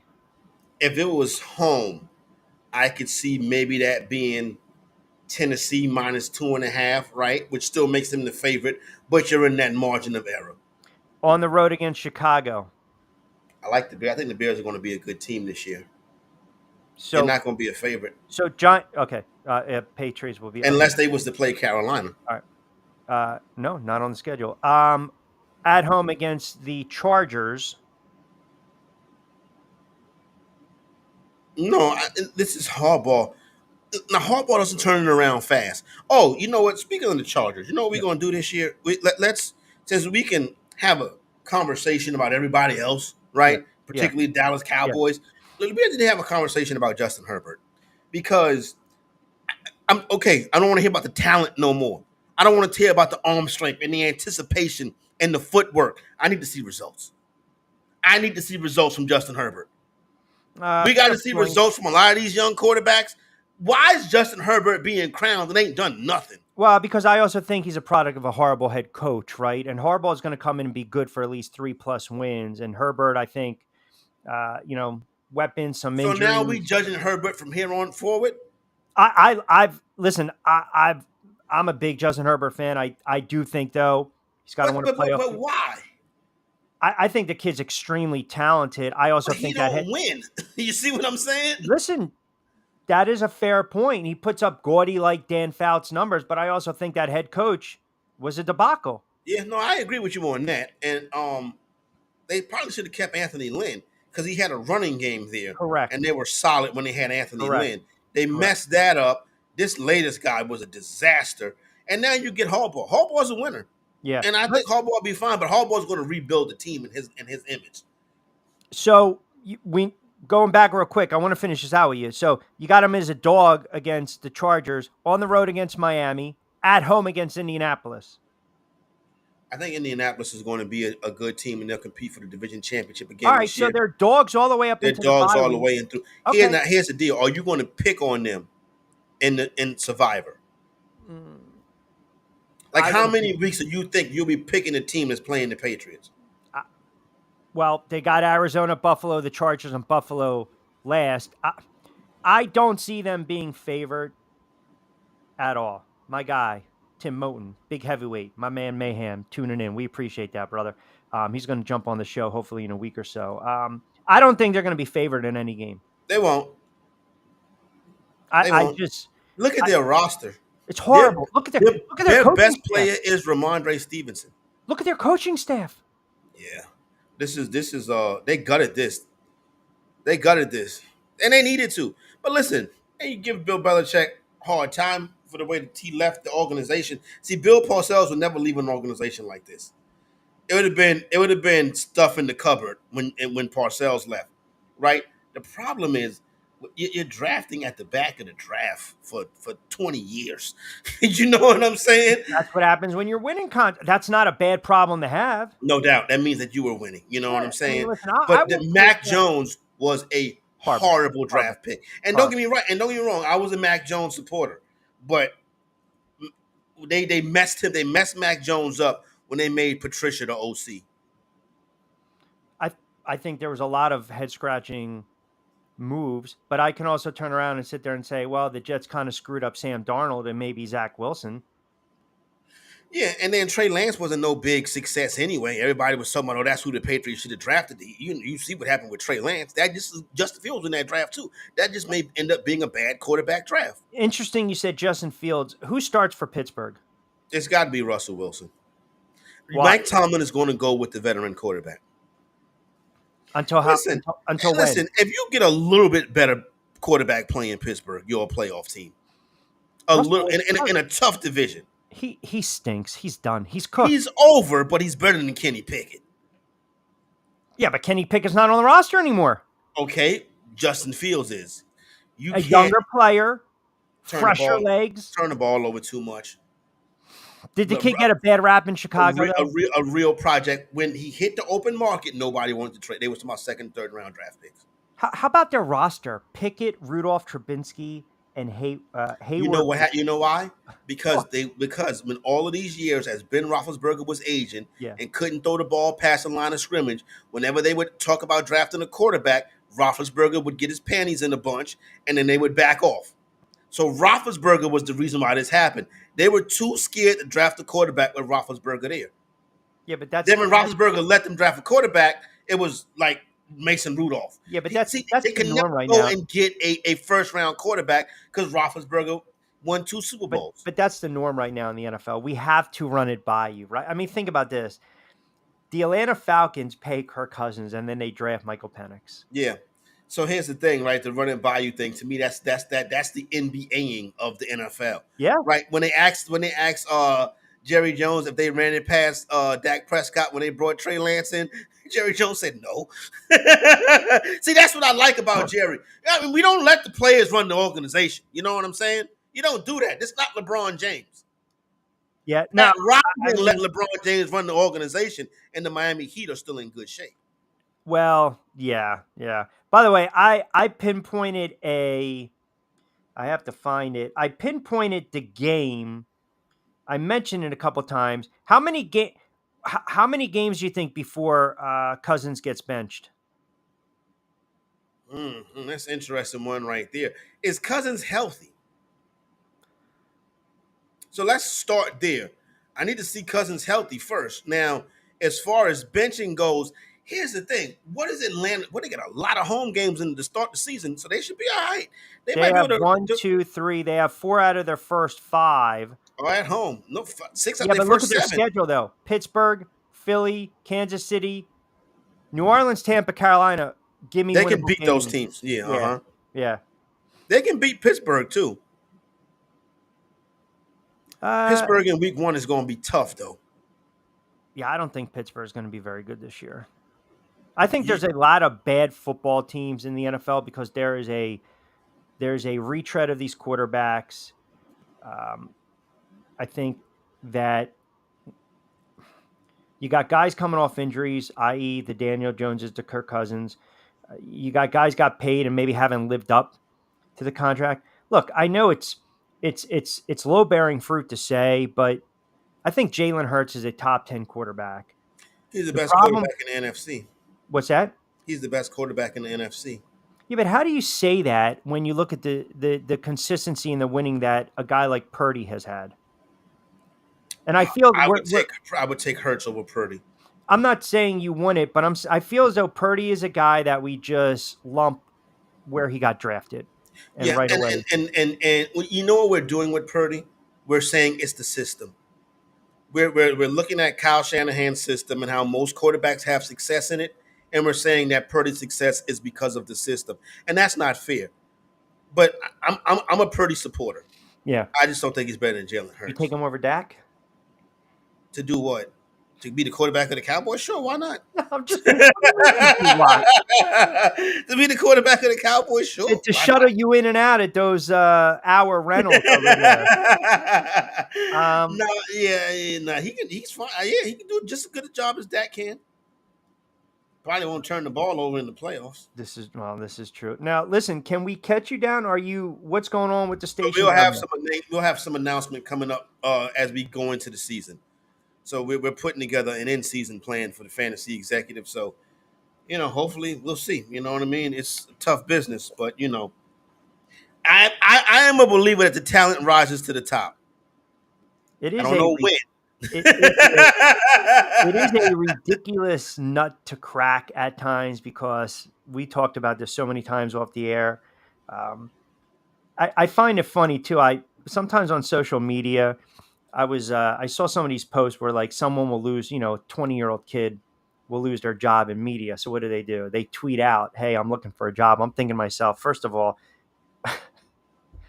if I ever did that shit, I'm 20 years old. I'm working like 70 hours a week. I'm doing whatever I need to do, working the overnights at the radio station, grabbing, this, that, the other thing. I don't know. It's just weird how now all of a sudden tweet, right? How about this? How about, you do your due diligence and you call up stations, you follow up, you send air checks, right? You make that commitment. Maybe we're too old school, or we're too old for that matter, been doing this too long. But I just find it funny, hey, I just lost my job. Somebody bail me out. Yeah. Doesn't happen like that. No. It doesn't happen like that. You know what I'm saying? So No, it does not. Doesn't happen like that. So you got to keep grinding. You know what I'm saying? But at some point you get tired of it. Yeah, but you know what? You have to stay the course, man. In for a penny, in for a pound. That's the way I look at it. It's No just doubt. and you got to pivot. Everything now about content creation, you got to pivot sometimes. I know, sometimes we don't like to pivot, but once you start doing that and you get in a good flow, the game will take you where you need to go. This is true. I mean, it's an interesting broadcasting, sports talk, content creation, sports talk radio.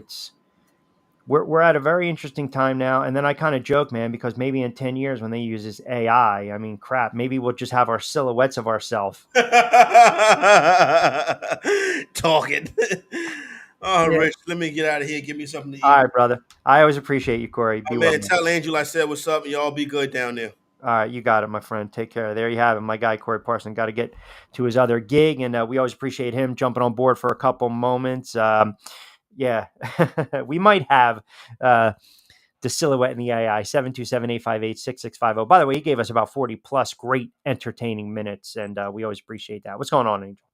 You guys cracked me up with the the whole motel stuff. The one that came to mind just because I lived in the area was the Lincoln Motel on Route 1. If you're heading towards Neshaminy, Okay. It was just heading east. So a block east of the Neshaminy Mall. It was on our right-hand side. So it used to be years ago, and I forget the diner that's right across the street from it. But Neshaminy Diner, right? It could be, yeah. I know there's been like a lot of the radio stations back home. They used to go there a lot, but it was a great spot to eat, more importantly. But it used to be, so it was, I want to say it was like one of the original ones that were in the area when it first opened up, high class, all the good fun stuff. Yeah. And then it got sold and sold and sold to the point when the last time I was in the area, when you would drive by, I've never seen anything like this ever in my life, but you would drive by. So I've been down here 6 years. Let me think. In 2015, it was, you can book the room by the hour. Then just before I left was, how many minutes do you need? Wow. Never ever in my lifetime ever see something like that posted from a hotel. So the motels are when you walk on the outside to get in, correct? Yeah. Okay. I remember I was doing a fight. This was years ago. And this was the one streaming platform. I mean, my God, well, first of all, I did a fight in Southwest DC. This was probably 15 years ago. And this streaming platform was so friggin' cheap. I'll never forget. It was a Days Inn, and I opened up the door. I had to share the room with one of my producers, right? And I'm just kind of an anal dude, and I'm just like, well, that came out the wrong way, but I'm just one of those guys like, leave me alone. I need my own friggin' room, right? Just I don't want to fucking be bothered. Stop laughing.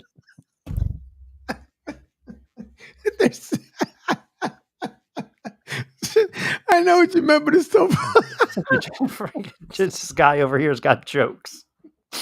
So what? Anything wrong with that? What I'm saying, because what I was saying is that we walked in and there was like blood on the chair, and I looked at him. I was like, "Are you effing kidding me?" He's like, just wipe it down." I'm like, it reminded me of the scene in Coming to America where they said, give us the shittiest room we have. And the guy goes, you're really going to love this one. And he opened up the door and you see the outline of the dog. And he goes, damn shame what they did to that dog. Yeah, I do remember that one. But the other one that I was going to mention was, it was somewhere off of like exit 70, I think off the Parkway. It was like in Waretown and it was snowing. And I'm like, I was like, it was coming down really hard. And I was like, all right, I'm not, forget this crap. It's not worth dying over. Let me just pull over. And I saw there was like this restaurant / bar, but then it had like rooms adjoined to it. And I was like, oh, I'm like, do you have rooms for the night? And she said, yes.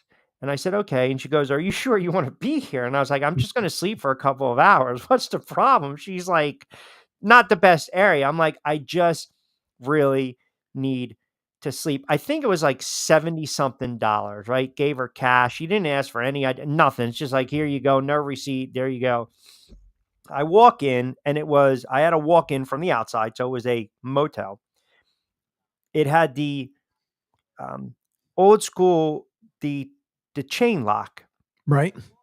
Where you shut the door and you put the little chain, right? Yeah. And I hear all these truckers going by, and, all this noise. I'm looking around and I'm like, yeah, this is not good. This is not going to be good.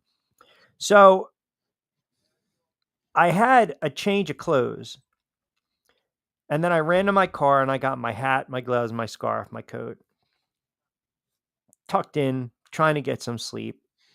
You ever stay in a room like traveling, or if you're having nightmares, or maybe you think you're asleep and you're not asleep in your bed, and you feel as though something is touching you? Yeah. Yep. And I'm not saying in this case your lovely wife, right? Right. But just you're by yourself and you're saying to yourself, the fuck is grabbing at my feet? Like, Yep. what is going on, right? And you're flailing about. I don't know what the hell was in that bed with me, because I had all my clothes wrapped over me. I'm like, not doing it. Got up out of bed, literally sat in a chair. And it's just like, it was like almost a scene like out of Old Country for No Country for Old Men. I'm in the chair, like waiting for someone to walk through the room. Then like 4 a.m, the door just starts Oh, no. in and out, opening. And I'm like, Jesus, mother of God. I'm like, that's it. Get me out of here. I was like, done. I mean, when I burned the clothes, I had a suit. I burned that shit when I got home. I showered for days, and I still felt like there was something in that to this day. I will always believe there was something else in that bed with me. It's happened. There's how many spots that when you work in media, even when you're just traveling, right? You go from place to place, you might get called up because of whatever, any kind of emergency. I remember moving down here to Florida, had my car packed. Thank God I did not get a flat, because if I would have, I'd have been screwed from so much stuff that I had to dig out from the car, because I just packed whatever I could haul and that was it. So I had to wait for my landlord at the time in South Philly, who told me he was going to be there about 9 o'clock in the morning, said not to show up until like 5 p.m. I'm like, screw this. I'm not. And I had my car packed from the night before, and I swore someone was going to break in and take it. But thank God nobody ever did. So I think I finally pulled away 7 o'clock at night after he had spoken to me and stuff. And I want to say I arrived towards the end of North Carolina borderline, some 7 hours later, something like that. Yep. I was like, all right, you know what? I'm tired. I'm going to pull over. I just can't do this anymore. And I'm not doing the whole pulling over 95 type deal. Yep. So end up pulling to this hotel. Really nice lady right behind the counter. She was like, hey, our rooms are clean for the most part. She goes, obviously we're not, the Motel 6 or anything else like that. But, we kind of get by. And I was like, all right, no big deal, $40. And she said, if you just don't like it, come back, I'll take care of it. I'm like, all right. So I go to the room. I go to the room and I'm just paranoid because I know I have my belongings in the car. I'm like, all right, I'm going to try and go to sleep. So turn on the light, looked around, like, all right, let me check the bed. No bed bugs, no nothing. But I go to the bathroom, turn on the light, and this roach looked at me like, bro, you're the next victim? I got you. And I couldn't even walk out the bathroom where it was just bing, off the shoulder, off the floor. No, that's horrible. I'm good. Nope, don't need it. Free. Went right back down to the counter, and she goes, what's wrong? I'm like, listen, I don't know what kind of pet you guys have here, but that pet that greeted me at the door was enough for me to get out of here. She's like, yeah, this kind of part of town, we have all kinds of stuff that goes on, but you're lucky it was just that. Now, can you live more with the roaches or the spiders? And there's a reason I'm asking you that. They're both equally bad, but spiders are more prone to get in your ears. So, well, God knows how many get in our mouths when we sleep, but that's besides the point. Right. When I moved to Ohio to do radio at News Talk 1290 WHIO, it was in a town of Kettering in Dayton, Ohio. It snowed in September. I lived next to I believe he might have been assassinated by now, a drug lord, but that's besides the point. The area was horrible. And I'll never forget, I slept in my car for about 3 days. I drove up there. I just packed. My buddy was in Columbus. He's like, come and get a radio job in Ohio. And of course, jerk off me. I'm like, yeah, let me just pack and just go to Ohio for $7 an hour, whatever. So I stayed in my car for 3 days. And I was at the radio and TV station. Finally, someone knocks on my windshield and they're like, hey, you can't sleep here. I was like, no, I work here. They're like, no, you don't. I was like, I do. And he goes, oh, you're the guy from New Jersey. I said, yeah. Guy worked on the TV side. He worked overnights. He's like, listen, I have a room for rent and it's about 15 minutes away. And I'm dating myself. This was probably 2000. Really nice husband and wife. And I think he charged me $300 a month. Had a little stove, little refrigerator. And he's like, couple things. He's like, no drugs. We got to deal with that around here. I said, no, you don't have to worry about that with me. And he goes, and don't make a habit of bringing people in and out. I said, I don't know anyone. I just got up here already. I just want to work because I'm working the overnights and all this other stuff. And then on my days off, I would go and I would chop wood outside in the next town over to make cash. That's how crazy that crap was, right? That's what I'm saying when someone's like, oh, I lost my job, hire me on Twitter. Get the fuck out of here. Anyway, so, Jesus God. But I'll never forget, he said two things. You have to wait till my wife does the laundry to shower. And I was like, okay, I can live with that. And he goes, and it's damp down there. And I'm like, I gotcha. No worries. All right. Second night, I'm cleaning, right? I'm just moving stuff around and I see a couple spiders. I don't think anything of it. Wait for his wife to do the laundry and get in the shower with ridiculously cold water. I mean, you talk about an all-time shrinkage. It was there. And I see a couple of spiders in the shower. I don't think anything of it. Next day I go out, find one of the local hardware stores, which were very far and few. Because when I went to get groceries, I almost fucking wound up in Cleveland. Now, mind you, there was no GPS. You got to write shit down. Yeah, it was horrible. I don't know where the hell I was. It was bad. And that was like 3 hours away. But that's besides the point. So I got spray. I'm talking to my cousin. And he's like, how is it up there? I said, it's not bad. He goes, you like your place? I was like, look, man, it's definitely doable. I was like, little spider problem. And he's like, oh, well, did you spray? I said, I sprayed. And he's like, well, make sure you spray. It's his words. Make sure you spray behind the bed and any furniture. And I was like, what are you talking about? He goes, because it's always dampest around those areas. Okay. Hung up the phone, pulled the sofa back, a couple little spiders, no problem. The hairs are starting to, I feel like I'm about to dry heave, to be honest. We might need a commercial. I pull out the bed. Angel, it looked like the 1977 movie with William Shatner, Kingdom of the Spiders. Oh, no. Angel, there must have been 50 to 75, and some of them were still alive. Oh, no. Now, mind you, I have a pretty strong stomach, but can you just imagine me going spraying and going like this? I yelped and screamed like a 6-year-old who just didn't get the gift that they wanted on Christmas. I'm running around spraying, throwing stuff. Oh, I mean, I was so freaked out. I didn't sleep in the bed for a month. I slept on the sofa. It was so bad. And like, all I remember is my cousin so nonchalant, so indifferent. Oh yeah, you might want to check behind the bed and the furniture. And I'm like, what the hell? It was, yeah, man. So you're talking about, one roach. I'm talking about Kingdom of the Spiders, where if I would have slept that night, I might have been wrapped up in like a little cocoon. Horrible. It was horrible. It freaked me out. I couldn't eat for a couple of days. I was just so it was such a mental what. It was such a mind what. I mean, it was you talk about just running around like constantly. Because it feels like it's constantly crawling on you. That's the worst feeling ever. Because you can't sleep. That's just as bad. Remember the rooms, and I don't know, from the place that Debbie and I have stayed at because of events and places that we've gone to, like even out in Vegas, they don't.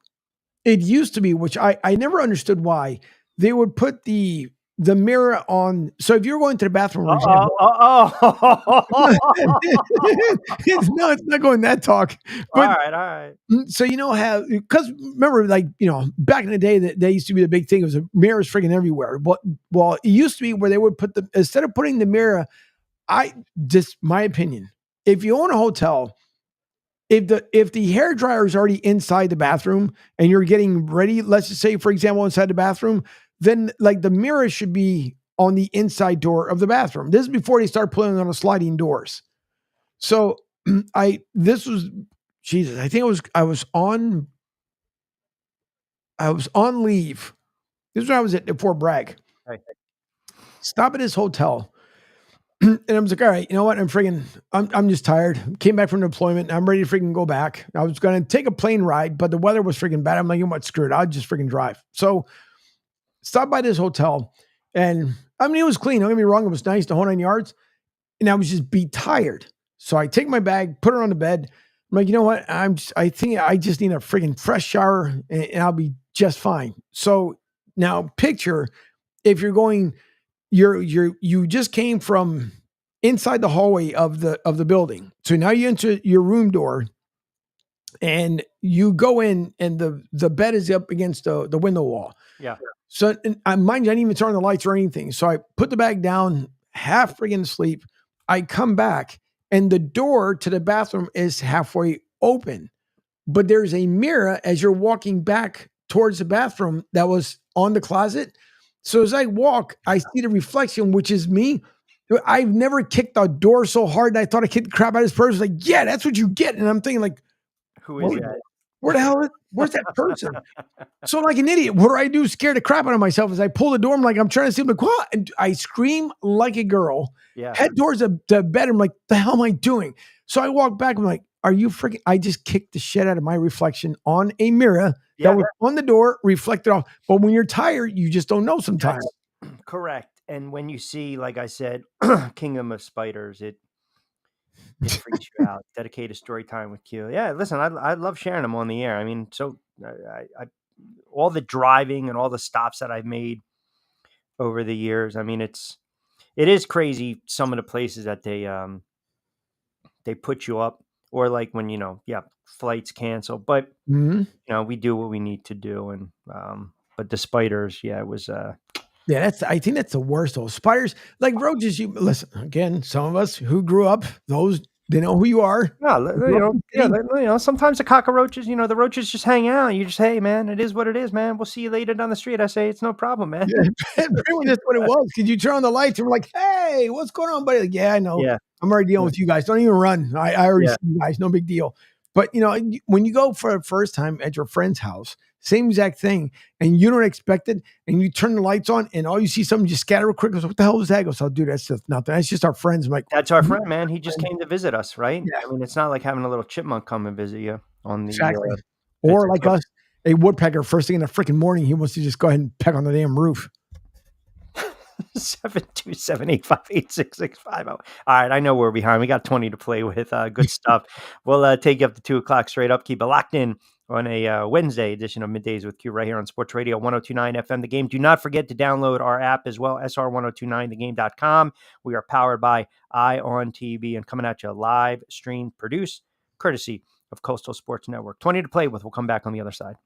Hi, folks. This is Gerard Moynihan of Moynihan Lumber, and I would like you to know that our company has been selling Anderson windows for over 60 years. See the complete line of Anderson windows at any of our 3 locations in North Reading, Beverly, or in Plastown, New Hampshire, or at MoynihanLumber.com. Ion Tampa Bay is the latest news, weather, and traffic for Pinellas, Pasco, Ellsboro, Hernando, and surrounding communities. Stay connected on X, Facebook, and their website, IonTP.com.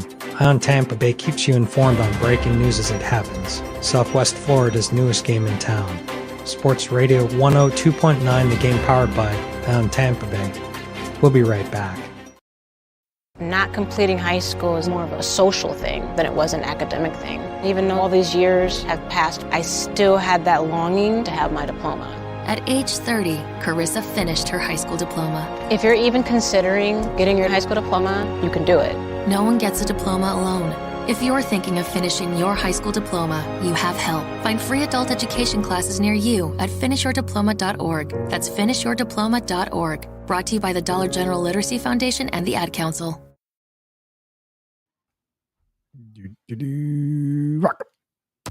Welcome back to Middays with Q. Here's Q. I think it just dawned upon me. I think I know why.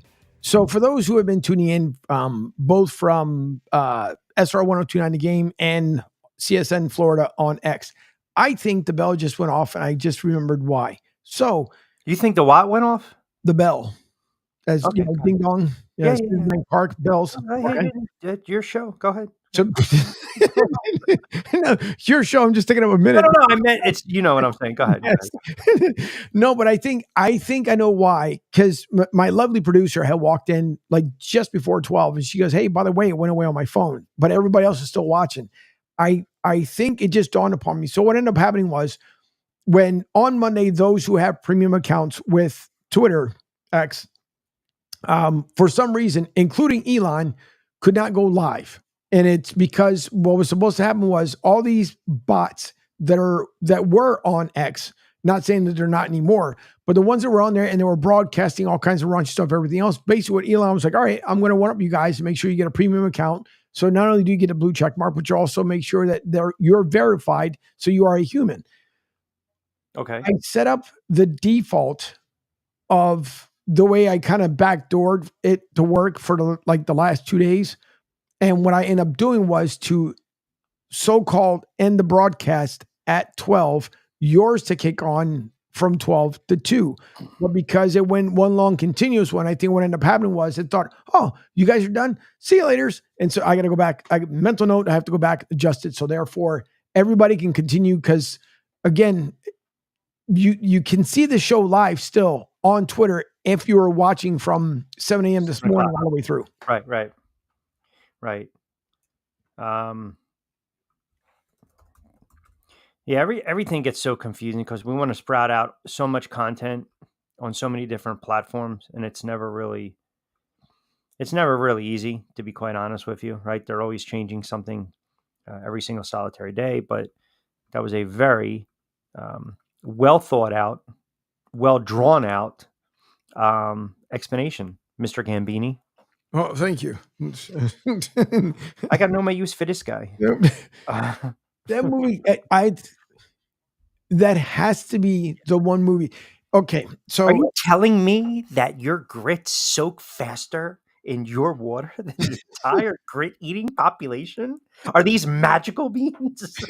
Are these? It's such a good movie. And then when he goes all the way back and holds up his 2 fingers. Yes. Yeah. I'm sorry, I did not mean to cut you off. Did you see the new trailer for the new Gladiator? Not yet. Okay. I already told you that Cobra Kai season 6 is July 18th.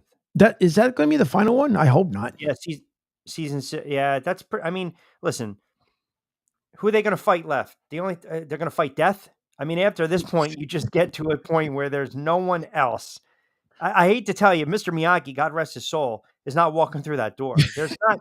They've recycled. They've hit. There's one character though, a couple characters they haven't brought back. Okay. Do you remember the dude And he had his moment back in the day. His buddy Freddie, Oh, hey, yeah, yeah. Karate Kid. Yeah, because he was also the waiter in the original Beverly Hills Cop. Right. I didn't see him. Huh. Right? I didn't see him, and I'm trying to think who else would be left. I don't know. That's a good question. Yeah. By the way, have you seen, I don't know if I asked you or not, have you seen Your Honor on Netflix? Oh, fantastic. Who you Yeah.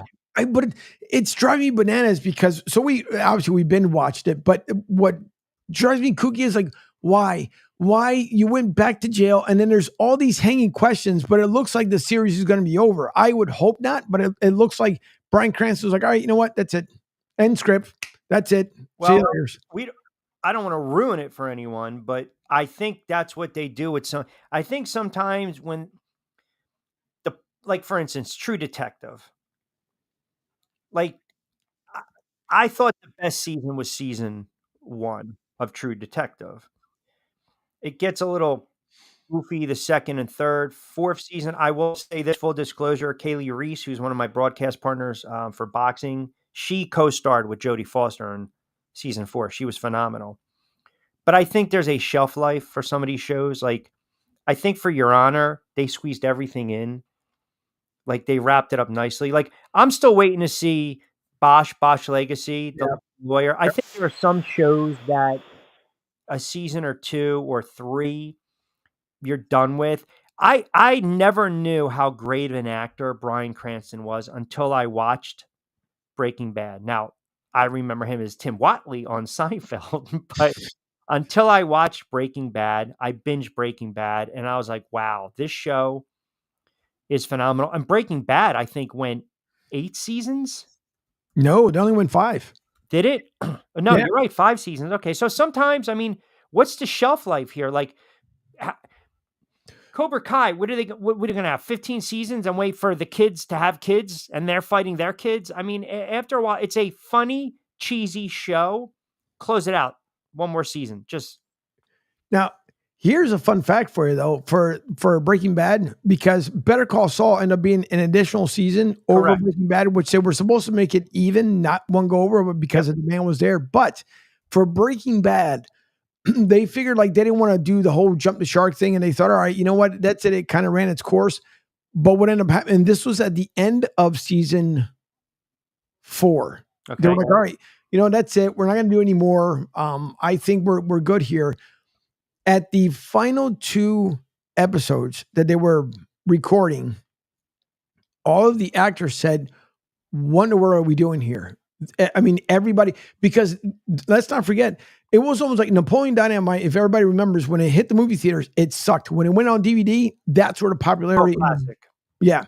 So with Breaking Bad, it was the same way too. When it first came out on AMC, there was a lot of people that didn't know about it. But when you started being able to watch the replays of season 1, season 2, it started finally by season 4. Season 1 and 2 had hit heights that they never expected. So what ended up happening was that Bryan Cranston was like, are we really going to shut this down? And basically the producer was like, listen, you guys agreed upon it. Like we've already taken away all the permitting rights, like everything, we would have to redo this all over again. If we do, it's going to take us another 2 years. And so they really had regretted of making the decision of ending the season at season 5. And that's why they had to cram so much in the final 2 episodes to basically bring it to an end, because they were going to leave a cliffhanger in case they brought it back, but that's the way they left it. But there was still that one piece of the cliffhanger, because let's not forget, when he ended up on the ground, it didn't mean that he was dead. So there could be a possibility that they would bring it back and do the kind of the flashback all over again to catch up to present time. I think they tied it up though with Better Call Saul, and then they had the El Camino. I think they tied it up. Yeah, but I don't like El Camino. It was all right. Some shows you can't 3, 4 seasons. Sitcoms, it's different. You can stretch that out, for a long time. But then if it starts to get, a little goofy, it kind of loses its luster. But there have been some really, you go back and what was the other show I was watching? It was on Netflix. It was about the And I loved it because it was based in Miami. It was about the Bitcoin startup. Startup? Yeah, it was called Startup. Adam Brody was in it. The guy that was in the Ron Perlman, I think he was in Sons of Anarchy. Right. It was really good. It was about like how the like the very beginning of Bitcoin and putting in money into startups, and it was a lot of it. The scenes were shot in Florida, in Miami. I liked it. I thought it was really good, but I binged that. But it's only a couple seasons. You can't. Some of these shows, 2, 3, 4 seasons, and you got to call it a day, man. You just can't keep repurposing or just stretching, because then it comes kind of like goofy. Like I told you, one of my all-time favorite shows was Lost, but I'll argue with people. They're like, oh, when it got to 7, and I'm like, those were the best seasons. They're like, nah, now it just got kind of like goofy. Like I never got into The Walking Dead, but they were able to spin 26 friggin' shows out of The Walking Dead. Yep, they did. Right? I like the first 2. Like I really liked the first 2 seasons. And then after a while, it's like, oh, I get it. Like, hey, how many times can you do a certain thing and this, and that, and the other? And how it's many like, times can you get bit by a zombie? Right. And then it's like, all right, somebody, I think it was like, Tim Barrington, who normally tunes in with the Pete Shepard show, he was talking about that, you should really watch like either season 5 or 6, how they kind of like tied it on in together. But it's like every time they go to a new town, we got an upgrade on the house, same thing. There was the boss, and he turns bad and blah, blah. It's like, all right, and you're still being chased by flesh eating zombies. Do you watch Yellowstone? No. Real fantastic. Do you watch 1883 or 1923? No. It's good? You would like it. Yeah, 1923 was fantastic. Harrison Ford and Helen Mirren, badass. 1883, I think, is better than Yellowstone. And I thought it was fantastic. It was brilliantly written. And Yellowstone's a very good show too. But yeah, you should definitely put that on your But isn't 1883 a spinoff of Yellowstone? They all are. It shows the Dutton family tree, like the Dutton. It traces back, right? So you have Yellowstone first, then it goes to those shows, and then you understand the family tree and the what's that called? The word's escaping me, but yes, it's all tied in to present day Yellowstone, how they came about, the Dutton Ranch, everything. And it's the guy that who the hell's the who's the writer? He's fantastic. Taylor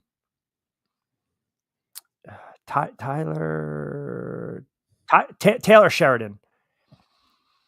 Fantastic writer, man. I didn't realize some of the shows that he was a writer on Sicario. So he's really? He also is I think he wrote or did 27 episodes of Mayor of Kingston. That's a good one. That's a great show. Yep. That's a real great show. That's a good show. I think Bunny's going to flip on the mayor. Bunny strikes me as a guy that I think down the road might have to save his ass and throw his poor Jeremy Renner under the bus.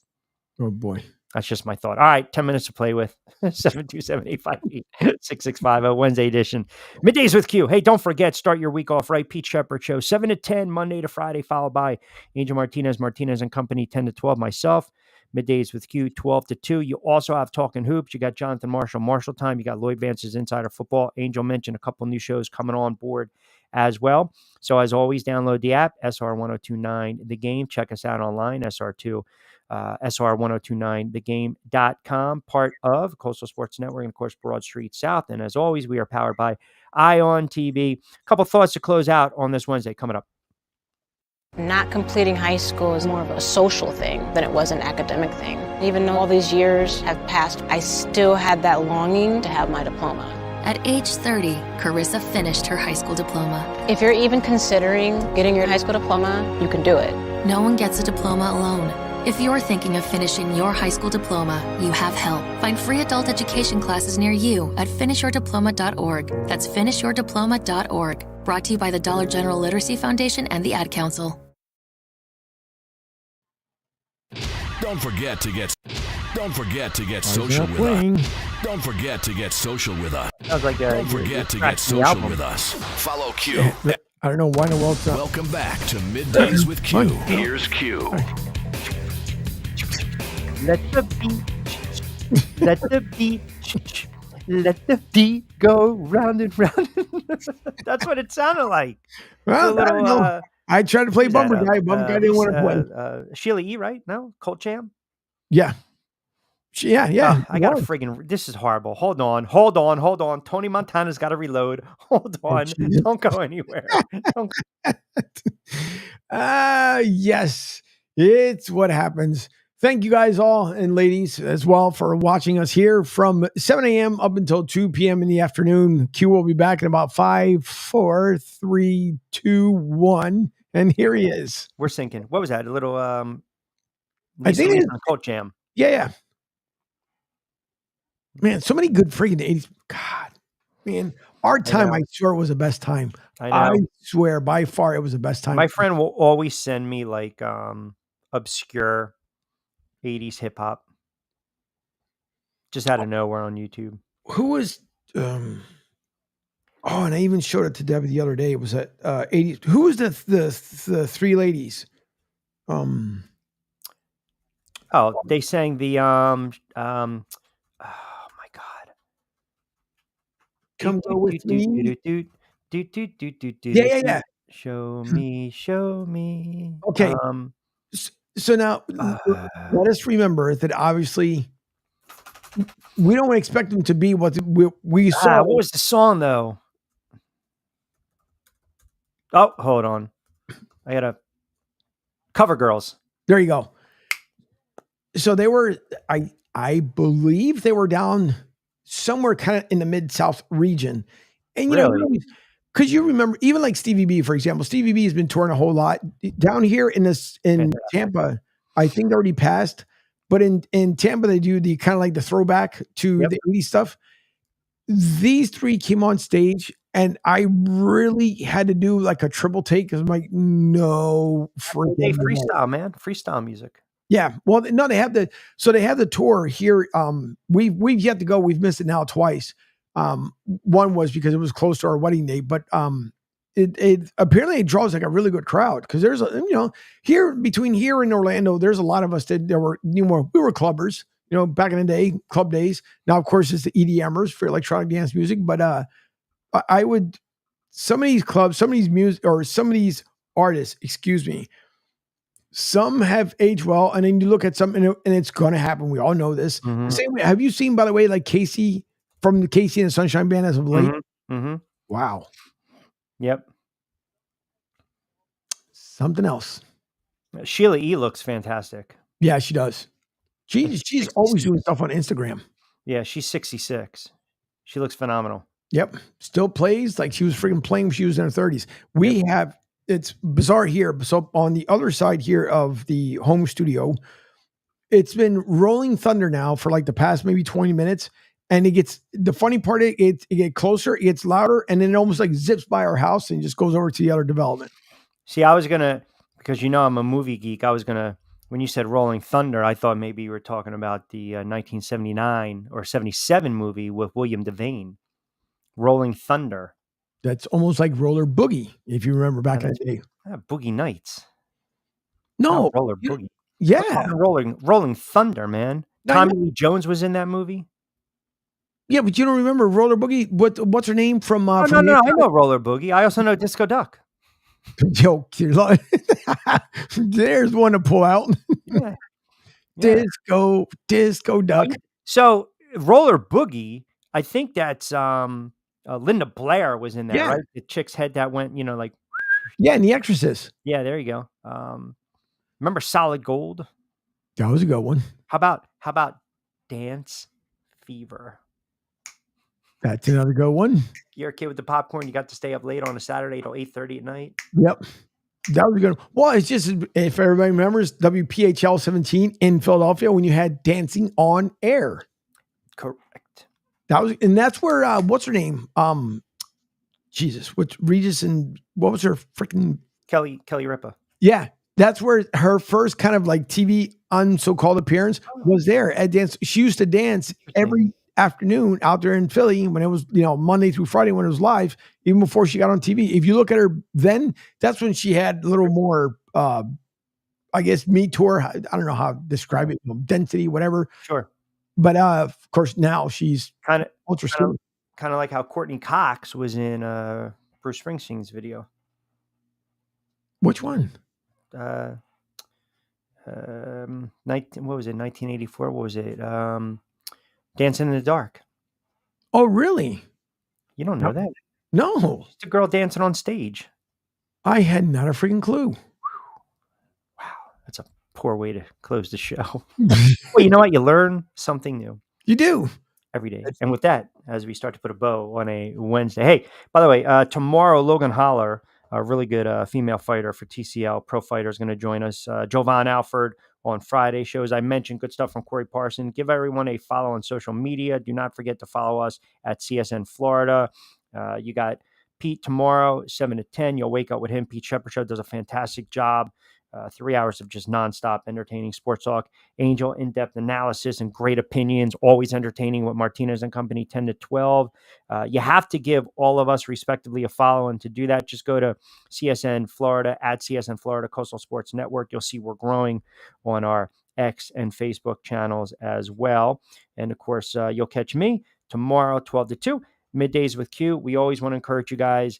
Share, like, comment, keep them coming in as well. 727-858-6650. But please download the app, Sports Radio 1029 FM The Game. You can check us out online, sr1029thegame.com, part of Coastal Sports Network. And we are certainly powered by ION TV for all your updated traffic, weather, police blotter, accidents, your jams. Check them out again, ION TV. So with that being said, everyone have a wonderful Sports Wednesday, and always a special thanks, Angel Martinez, keeping us on the air, producing the show behind the glass. I am Rich Quinones. Enjoy your Sports Wednesday. Have a good rest of the day. We'll be back in the saddle tomorrow from 12 to 2 with Middays with Q. Be safe, be sound. Hasta luego en día.